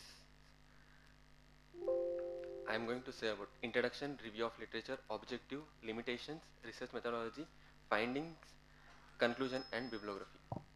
Introduction part. Straight away we'll go to the objectives. Objectives. I am going to examine about the loans and advances of cooperative banks, and I am going to evaluate the paid up share capital, profit, deposit and investment and other liabilities. And I have stick on to 5 years data, sir. Limitation, I have stick on to 5 years data, and I am doing single bank, because if we take cooperative bank, it will be a huge data. So I am stick on to a single bank, sir. And research methodology, the study is descriptive in nature, and the data is collected from secondary data. And I am stick on to cooperative, I have Mysore Cooperative Bank, and the tools that are various statistical tools and techniques or approach to analyze the data collected in the studies. And I have taken 5 years data, sir. Objectives and findings, sir. I have missed a slide. Findings, sir. Here is your analysis. Sir, I have missed a slide. I asked Analysis part itself is not there. Sir, I have done in paper. Huh? I have missed a slide. But it should be here, no? Tell, okay. Orally you explain. There is no data relating to your statistics at all. Sir, I asked for permission. Sir, it is a descriptive statistics method. In 2000, I have taken 5 year data like 2019 to 23. I have taken as a mid is 21, and mid data will be like yearly wise. The standard deviation will be 1.5%. The loans and advances of the mean will be 8.4. The sir, slide missed. Findings, the bank explored like loans and advances of the future, like in rural background there will be no proper way of banks banking facilities, sir. They can implement their banking facilities there, sir. Like in urban and semi-urban, rural and semi-urban areas, there will be bank will be lesser. The banking expense financial in loans and advances with modern growth and recover disputes through challenges. The paid up share capital has trended increasing, indicates strong financial management and solid capital base. Like paid up share capital has to be a solid capital base. The total deposit should repair growth strongly, conclude with the year, suggest customers confidence and efficient financial management. The investment portfolio also grew, student with the favorable correlation between investment and the year. The cash in hand increase reflected solid liquidity management and financial. Purnakesh, sir, based on your objectives, the test should be based on your objectives, whatever you have given. So you have mentioned in the research methodology that entire descriptive study you are carrying out, right? So what test you have applied? Correlation. Correlation.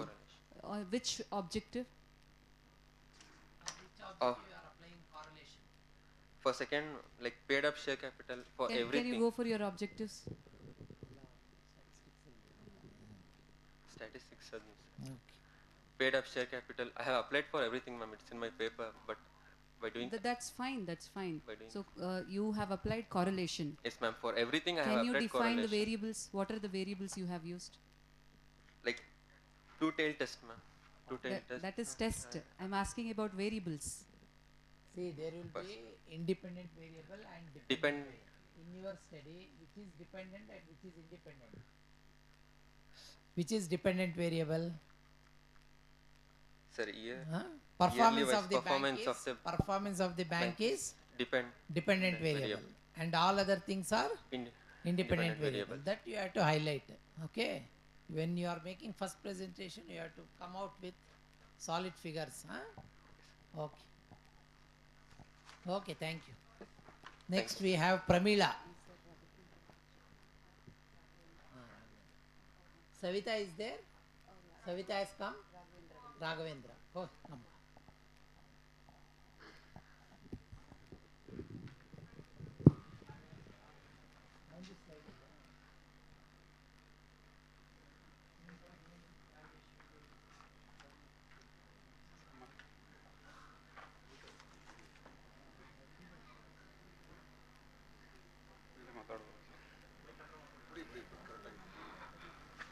Good afternoon and all present here. Respected sir and madam, my name is Raghavendra Prasadian, research scholar, PET Research Foundation, Mandya. I am pursuing PhD under the guidance of Dr. Savita V. Madam. Today I am going to present a paper titled The Social Commerce Landscape, Trends, Challenges and Strategic Opportunities for Growth.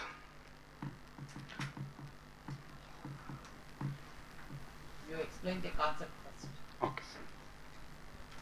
The advent of the internet has led to the creation of new communication technologies, allowing individuals to share data and messages in real time, thereby greatly benefiting applications like e-commerce or online trading.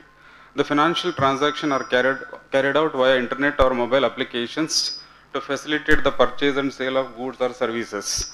One of the most significant developments in online commerce is social commerce. Customers nowadays engage in online transactions differently as a result of the growth of social commerce. Their participation has expanded and they are now marketing, comparing, buying and selling in virtual stores.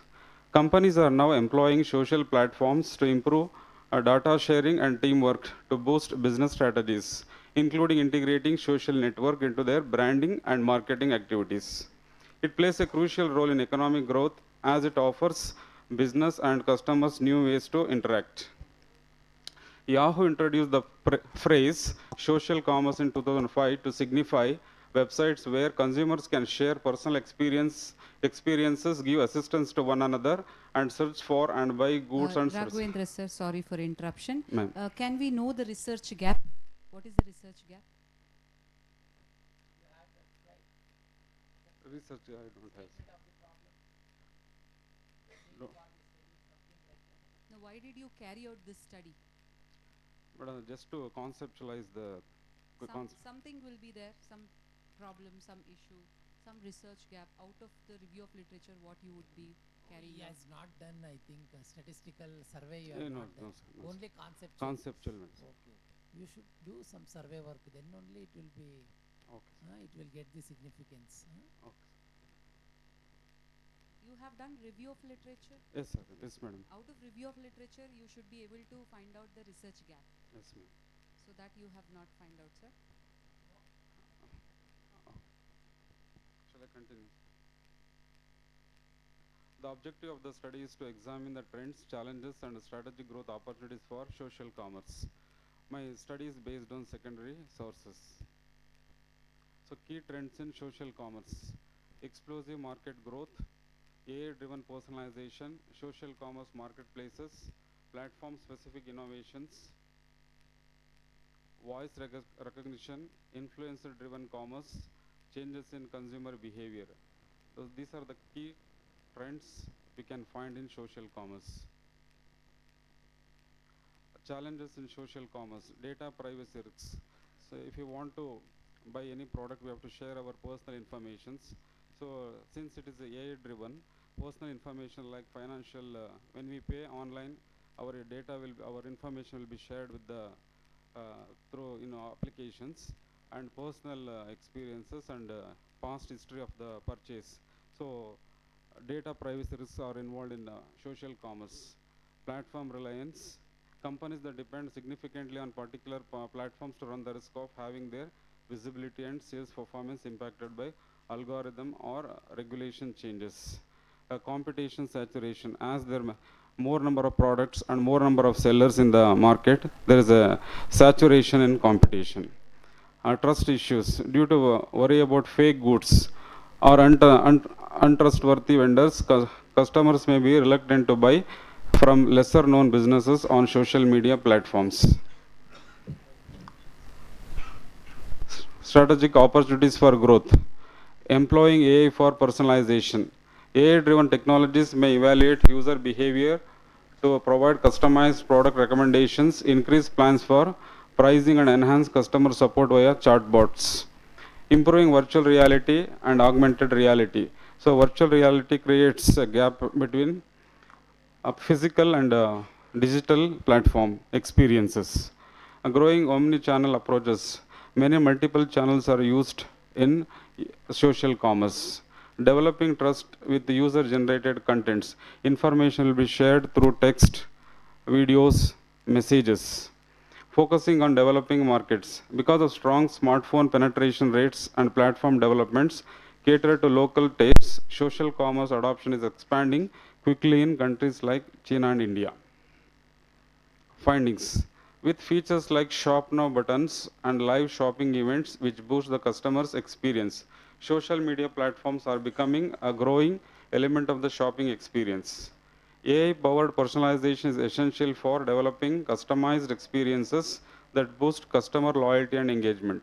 AI-powered brand see increased consumer satisfaction and conversion rates. User-generated content and influencer marketing are essential for establishing credibility and trust with customers. These tactics support community involvement and help marketers reach a larger audience.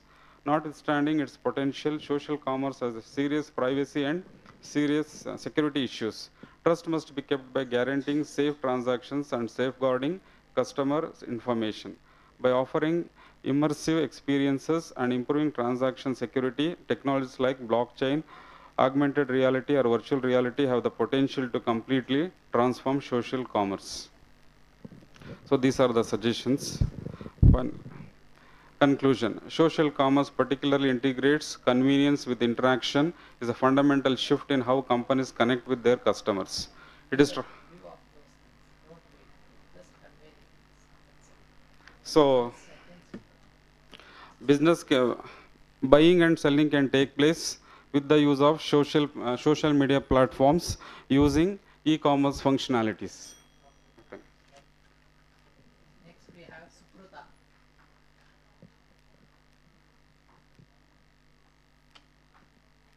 Topic is impact of influencer marketing on consumer purchase intention.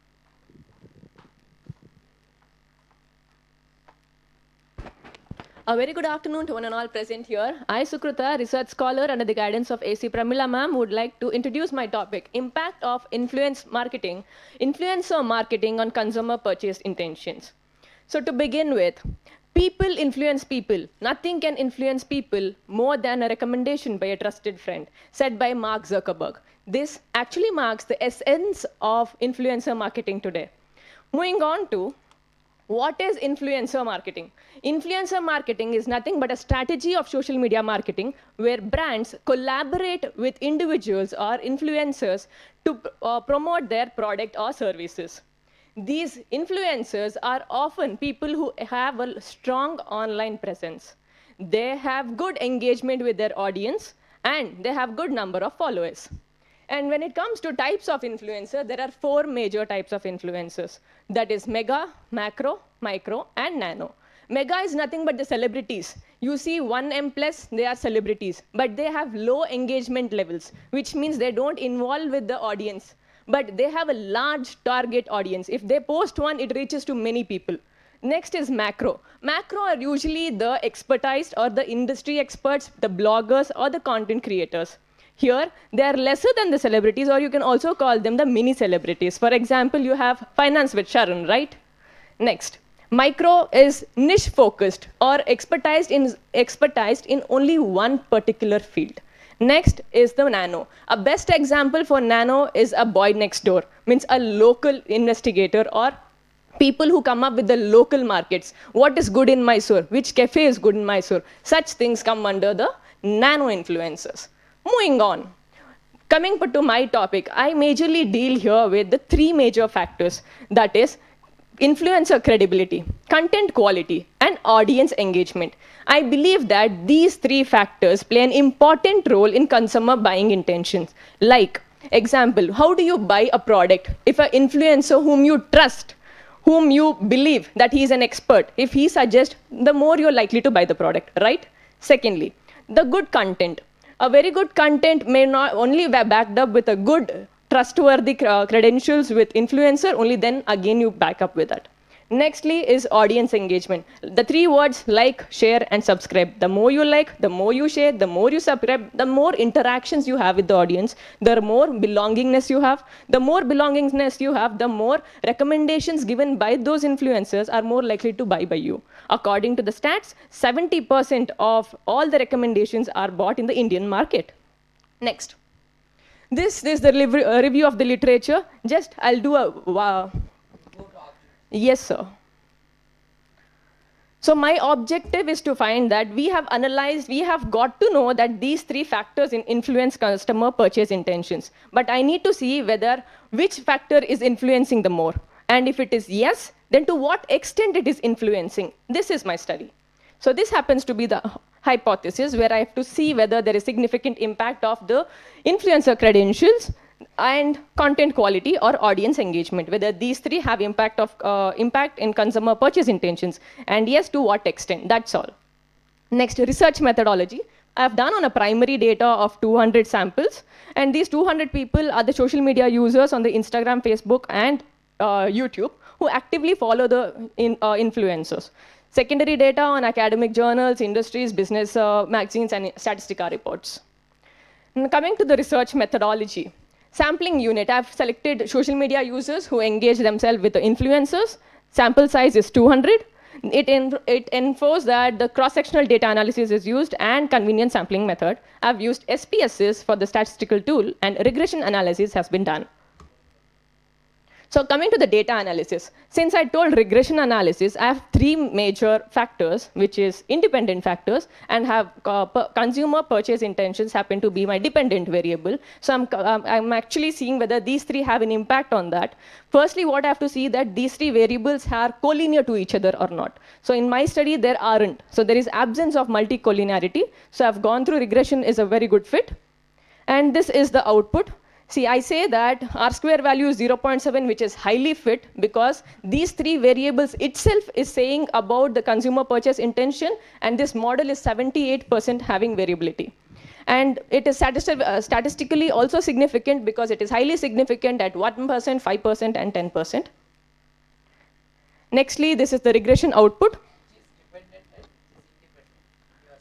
So dependent are the three, that is influencer credibility, audience engagement, and the content quality happens to be the independent. On this, it is dependent is the customer's buying intention. No, sir, these are the independent. What is dependent is the customer's purchase intentions. Yes, it is dependent. It is dependent on these three factors.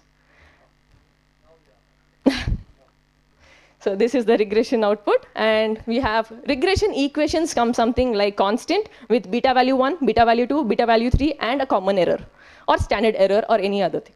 So constant, it is not significant, so it is not playing a vital role. Then influencer credibility. We have to see the estimates here. First, we have to see the p-value, which everything are influencing. So next is the estimates. What does this estimate mean is that 1% increase in influencer credibility would lead to 1.2% increase in the consumer purchase intentions. So if you see, like, we have audience engagement being the highest. So which is the strong positive impact on consumer purchase intentions. So this is the regression equation which I told you. Lastly, I would say that coming to the findings, I believe that audience engagement is a necessary and plays a vital role when it comes to purchase intentions. Lastly, I would like to conclude by saying people these days don't simply merely buy a product. They buy the intentions behind it. They buy the connections behind it. And it is the job of an influencer to connect the people or the customers with the brand. And only a genuine influencer with good credibility, with good relevance of contents and engagement will make his followers our customers. And likewise, lastly, I would end by saying that marketing is mere not making the stuffs, but instead telling stories. Thank you. Among the sample size, what you have taken 200 sample size, have you categorized again into micro, macro? No, nano? ma'am, I haven't done that. So you Nor have touched the demographics here. It's mere these factors, that's all. Okay, because that would be the next question. Like, Yes, ma'am, that would be a gap for the next researchers to take on. Yes, because how much nano will be impacted? How much, micro yeah, will be? I would definitely ask any other researchers to take up the continuation of it. Just like how a researcher ends, then another research comes into That is place. a future, Future scope for research. Yes, good job. Sir, the more you interact or the more you talk to them, yes, sir. So they feel that only when you engage with the audience, when you talk to them, and sir, whenever you're purchasing, let me ask the normal question.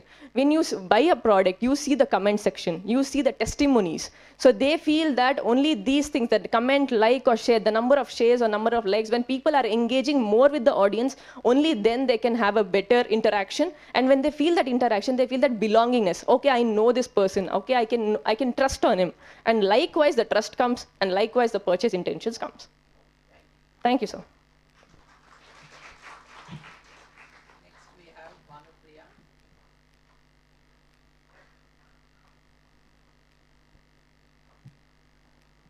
Our topic is on entrepreneurial strategies for achieving sustainable development.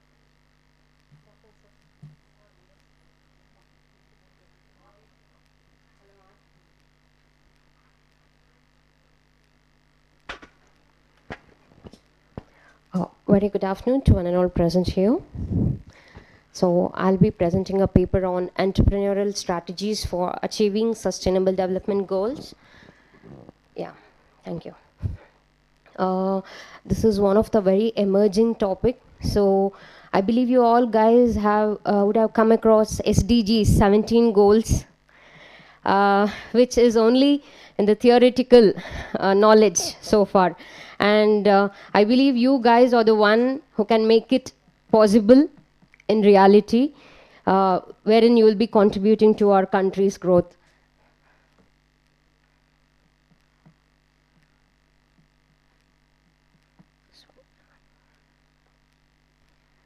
Okay. Objectives of the paper, and my paper is purely based on secondary data, analyzing the role of entrepreneurial strategies in achieving SDG with a focus on economic, social, and environmental sustainability, and examining the impact of sustainable entrepreneurship on inclusive and green growth, highlighting best practices and successful case studies. Identify key challenges faced by entrepreneurs in integrating sustainability into their business models, and propose potential solutions. Explore policy measures and strategic frameworks that supports sustainable entrepreneurial ventures, fostering long-term environmental and social benefits. So firstly, I would like to start with understanding what is sustainable entrepreneurship. So there was a phase in our country where people used to concentrate only on selling goods. So we all have in marketing, marketing concept, selling concept. You guys know that. So, and there came a phase where business persons or the entrepreneurs started thinking about quality. They started thinking about more concentrating on the qualitative products, consumer behavior, okay, and customer relationship management. The trend slowly started changing.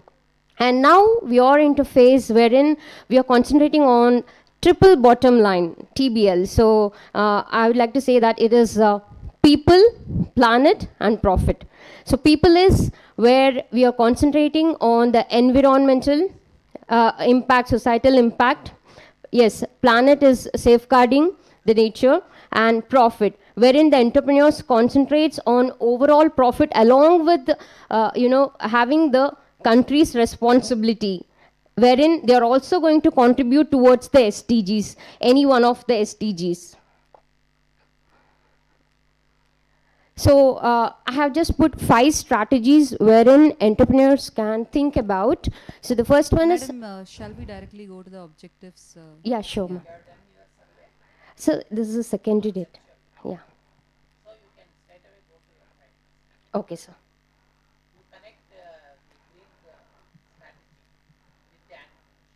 Okay, sir. Okay.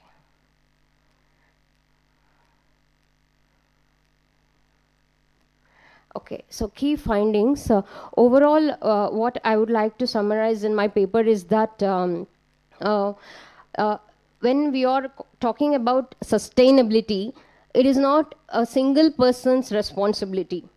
So if we are contributing to a country's achievement, it is all like put together, effort of all. Like we all will have a dream to, have a startup wherein we can have a business which can contribute to the sustainability. But can all of us become entrepreneurs? No. But indirectly we can contribute, or indirectly we can support the entrepreneurs who are into sustainability. In what way? Like we can select the companies to invest, which have their motive as sustainability in their core operations, and the products of them are having like eco-friendly. And nowadays we have so many barriers like greenwashing, one major topic, wherein everybody have started claiming organic. Everywhere we are able to see now organic, eco-friendly, but to what extent the truth is behind, what is the genuinity behind. So it is very important for every entrepreneur to have some evidence, some eco-labeling on their products, which can bring trust among the consumers who use it. And whenever the entrepreneur is having a business line which is concentrating on sustainable development goals, it is important to take a support from the policy holders. So he himself should be aware of the incentives or the support which is available. If he is not aware of it, obviously he will not be able to make use of it. So it is very important for the entrepreneur to have a good relationship or rapport with the policy makers, which will be useful for him to develop well in the line of sustainability.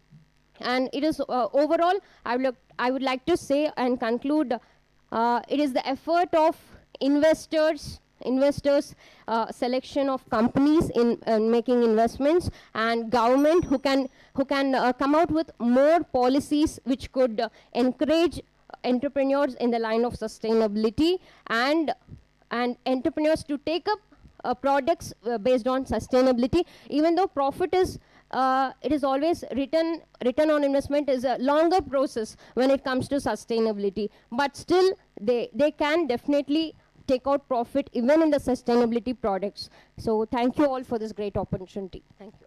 Thank you. Bhanupriya madam, my suggestion is, you told initially that it is based on secondary data. It is actually not secondary data, it is conceptual. Yes, ma'am, that is what I wanted to convey, ma'am. Because the secondary data means something you have inferential statistics study using secondary data. Okay, this is conceptual. Conceptual. Sorry, ma'am, I was... no problem, you can correct it. Thank you so much. Thank you, sir. Thank you. Okay. Next we have Basappa. This topic is on green consumerism and sustainable marketing innovation.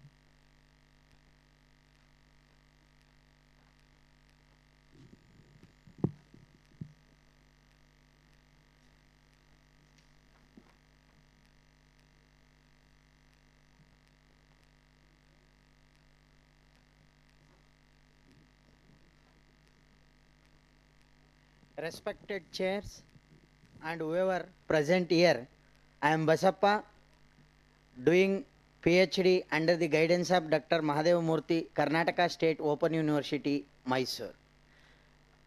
I am going to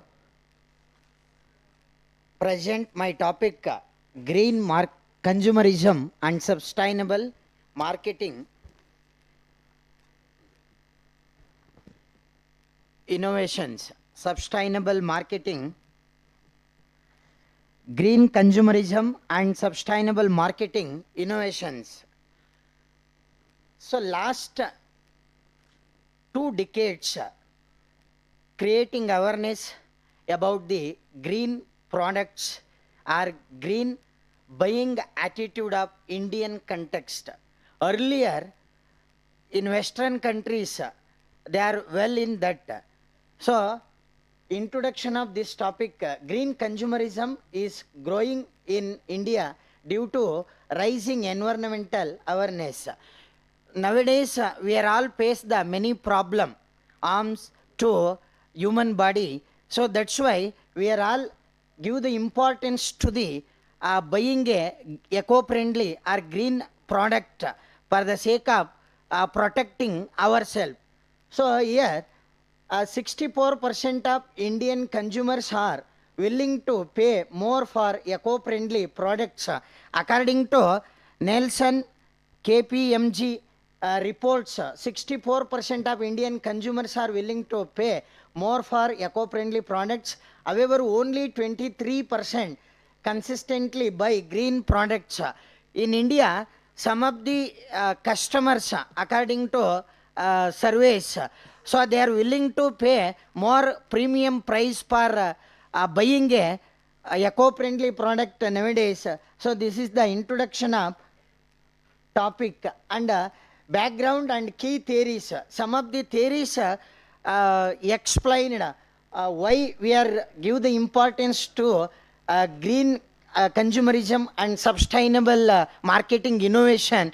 And also Government of India or Government of any state, by policy they are giving some of the suggestions how to implementing relating to the educate the green awareness across the India. So, yes. Field work? No, sir. You have not prepared the questionnaire. No. Okay, then Sim- directly go to findings. Huh? No, This is not objectives, required no findings, sir. You don't have the time because another so many people are there. You tell the findings on the green consumerism. Yes. Problems of statement. While green consumerism is growing globally, there is a limited research on psychographic and cultural factors driving green consumption in India. Existing literature is mostly focused on Western and Chinese context, leaving a gap in understanding Indian consumer behavior and sustainable marketing innovations. Objectives of the studies to analyze the impact of psychographic factors on green purchasing behavior and identify effective sustainable marketing strategy for different Indian consumer segment. So nowadays through this paper I am trying to finding in what are the segments we are going to find the sustainable marketing practice. This the research methodology. But there is no questionnaire at all. What is the use of research methodology? Just asking. Concentrate only on the findings. That's all. Whatever the theory that you have got, you have to tell. Because research methodology means there is no statistical tools at all. Isn't it? Yes, sir. Yes, sir. Don't make the people to confuse.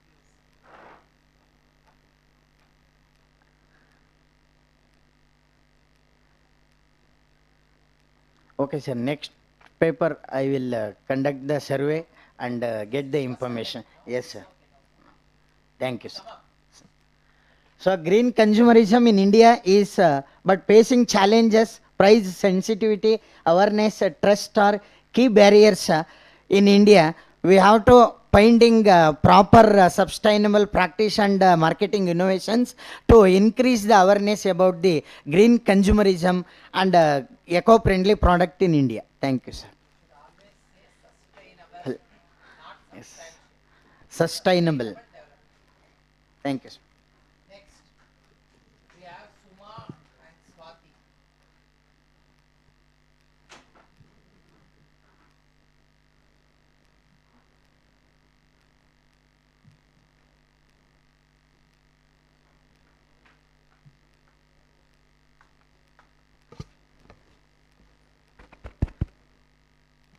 Good afternoon, one and all present here. I am Swati Aris, pursuing second year MCom in JSS College for Women, Saraswatipuram, Mysuru, and I am going to present a paper on a study on impact of digital payment system on consumer buying behavior, which is guided by Suma SM, Assistant Professor of Commerce Department, JSS College for Women, Saraswatipuram, Mysuru.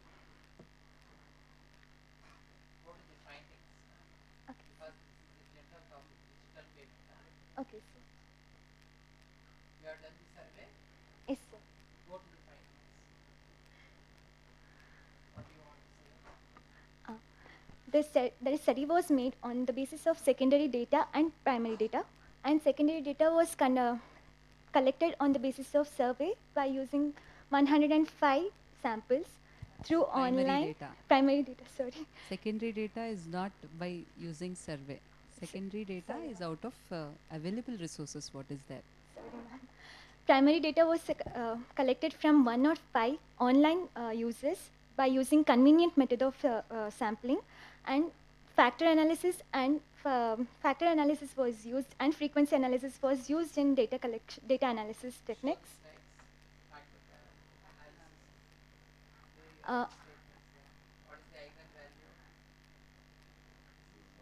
I have presented in the form of pie charts, sir. What is factor analysis? Yes, ma'am. You know what is factor analysis? Why it is used? To analyze how it impacts on the consumers. No, under what circumstances the factor analysis is used? By considering an average and making one. There is factor analysis, you have the factor loading. Yes, we have the eigenvalues. Yes, So sir. these are not here. Yes, sir. I have presented in the form of table.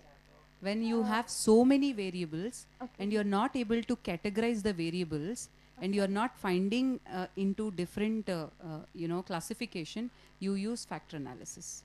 So that itself will help you to categorize the variables, and you can carry out the studies. By using that category, you can frame your objectives also. Go to the findings. You have told no something. Why you have not used the percentage there when you have done the primary data analysis? You are getting some majority something like. Go to your Yes, sir. findings, see there. What you have written? See Huh. there. Increasing Acceptance of digital digital payments. Anybody will tell like that. Okay, We are all using digital payments only, isn't it? But Yes, we sir. should always say the percentage. Okay. Got it. Yes, sir. When we see here, digital payment awareness, majority of the 96%, 94% of the people are aware of digital payment system, whereas only 6% of people are unaware of digital payment system.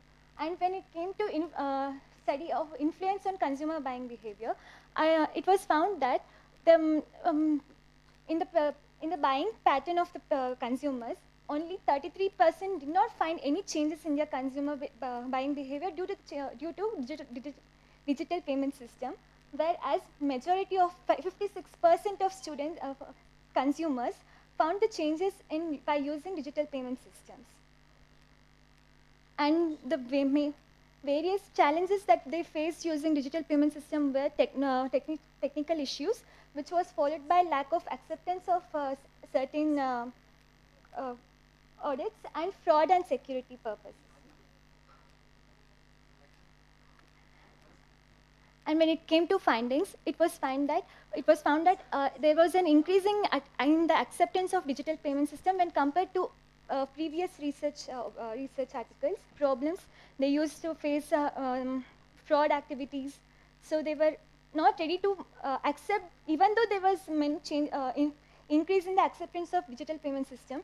They were not ready to accept using digital payment system in their daily life due to these concerns and problems, ma'am. Very nice, Suma. As a student, I would really appreciate that you people have made an attempt, and I hope you have sat with your faculty and you have the final purpose of making you to present here is to understand what is the research methodology, how do you do the research, everything. In the future, it should be useful. I hope you have gone through and it was useful for you. Definitely. That is good. Yeah. Thank you. All the best. Thank It's you. a good attempt. Thank you. Okay. Next we have Aditi Eliur.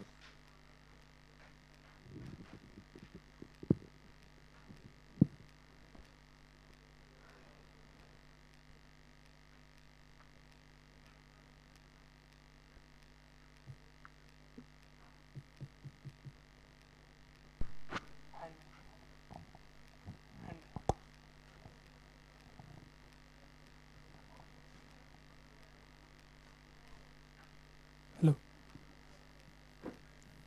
Good afternoon, everyone.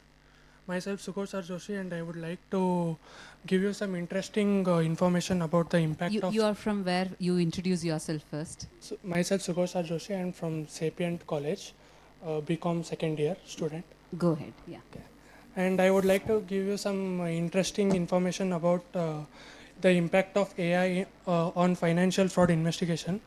Due to rapid growth in technology, the fraud risk have also increased, due to which traditional method may not work. So introducing AI technology in fraud detection has become a game changer. As we can see, there are certain limitations for the traditional technology, traditional methods like ratio analysis, forensic audits and manual investigation, which makes the progress slow. And by applying AI to the fraud detection, it enables real-time monitoring and abnormal detection and fraud prevention. And also it aids in generating electronic evidence and tracing financial crimes. And let us see that how AI is transforming fraud detection. There are certain technologies in AI which are used for fraud detection, like machine learning, predictive analytics, and NLP, block forensics, and automated investigations. Okay. Like, yeah, by scanning emails and text from the company employees, if they detect any fraud-related conversations, they can predict futuristically like that. No, for it, it is kept private. No, so while detecting through AI technology, it is more convenient and it is more easy to detect. See, nowadays everything has become AI. Yeah. In the WhatsApp message also, if you want to message AI, by using AI, it is again done, yeah. right?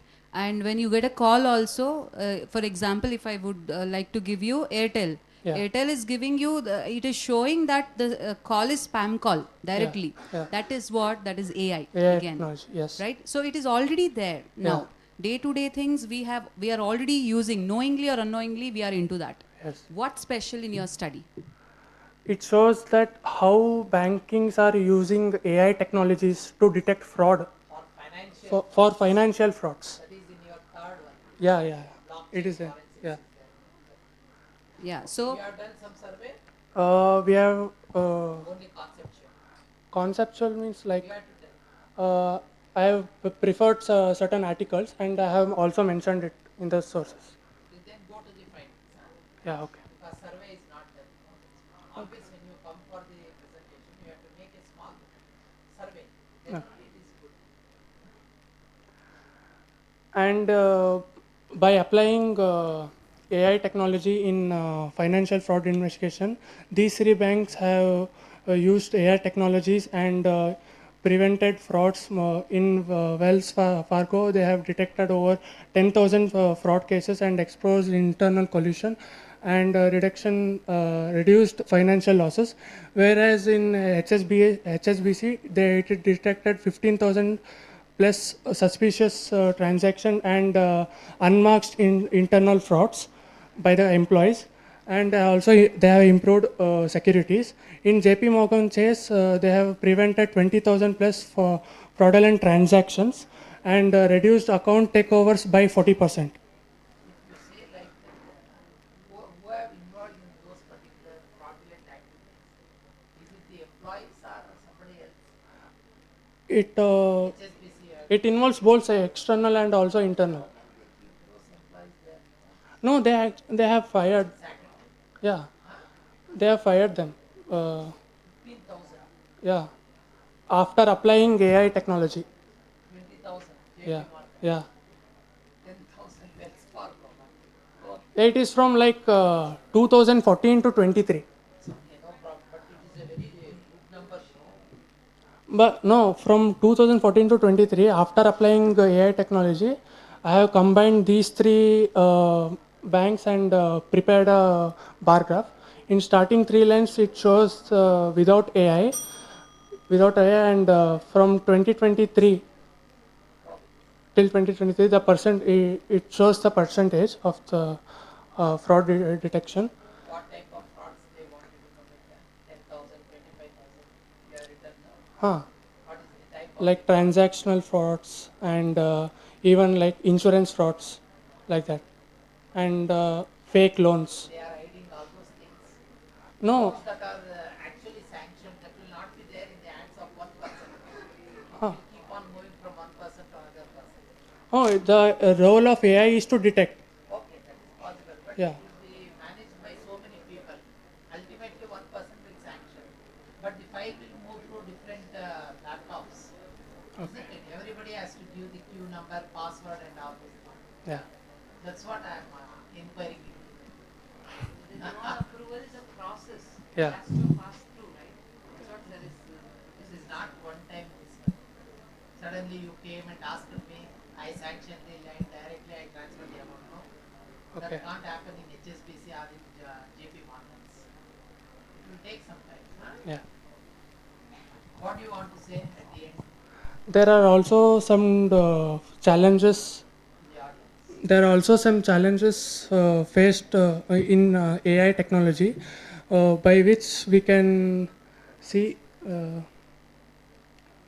like algorithmic bias, black box AI problem, privacy concern, and regulatory compliance.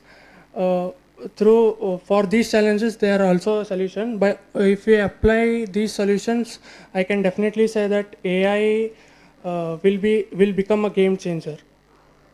Thank you.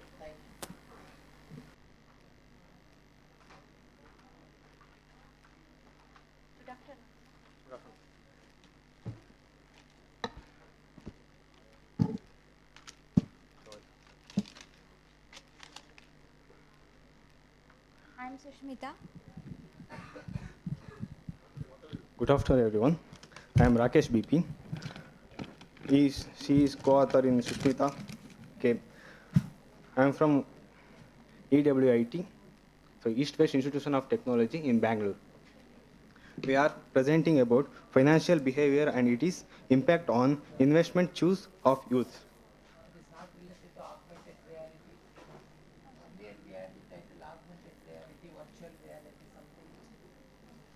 No, sir.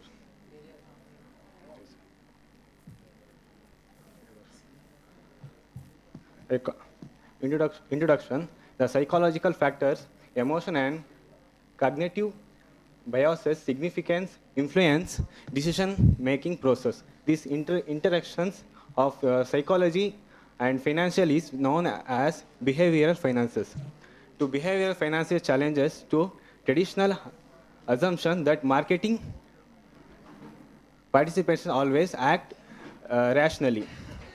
It is the literature review. So the author's name and finding and outcomings. Go to your objectives. Have you done the survey? Yes, sir. Show it. To understanding how emotional effective investment choice, to fluctuating losses in the use. To understand how emotions. Yes, sir. Behavior. Yes, sir. So it's a behavioral financial knowledge outcomes in survey of youth in students or concept, and to assess the role of financial literacy. So refers to some books and authors. So guidelines, sir. To expert the challenges young investors faces, to knowledgeable financial investmenter and external guide, some authors, sir. The providing practical recommendation. So some of guide expert guidance and investment traders. So you can use this. Next, go to Sushmita.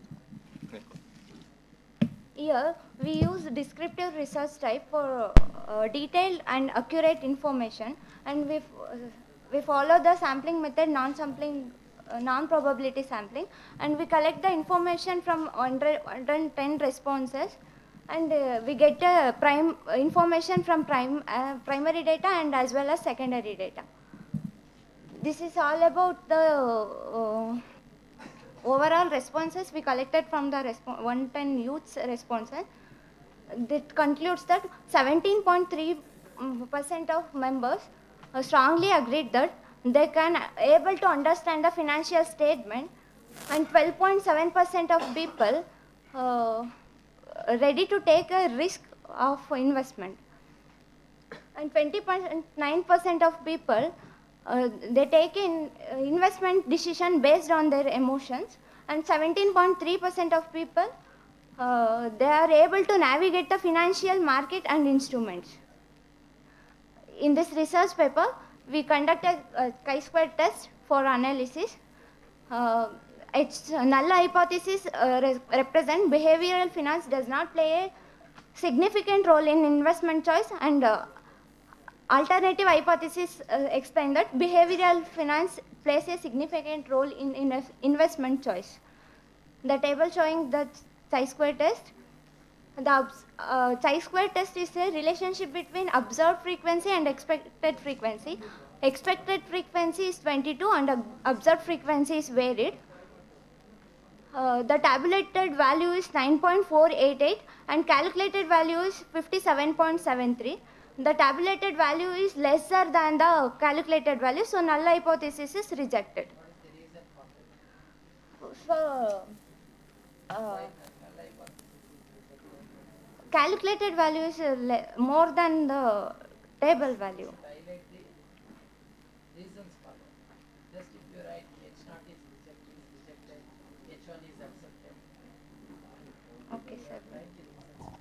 we will Professor is saying that you have to find out the reasons why you are statistically telling that it is rejected because it is less than, the value is less than.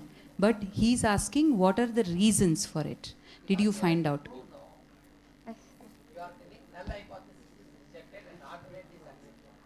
Because emotions of the human being is an impact on the investment choices of youths.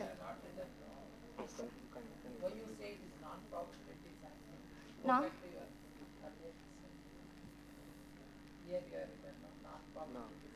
Non-probability sampling is we collect the sampling from the population. So? Yes, sir.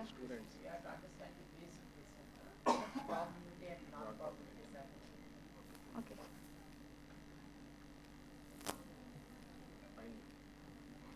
By this research, we found that 45% of people very confident in understanding the financial statement and 20% of people comfortable with the investment risk and ready to take a risk, and 17.3% of people confident in navigating the financial market. And suggestion, we can educate the school students and college students about the financial behavioral finance, and we conduct workshops about behavioral finance and expert guidance for further investment and risk factors. Yes, sir. That is not supported by your research statements, isn't it? There are the questions pertaining to all these things. These are all general things. Huh?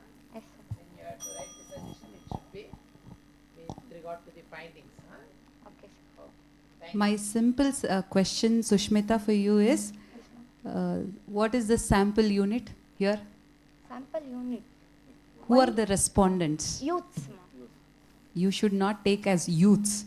You should categorize it, right? The study should be very specific. Yes.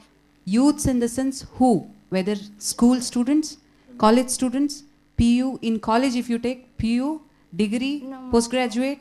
We did not take as a separate school student or college student. Okay. We all covered overall the youths.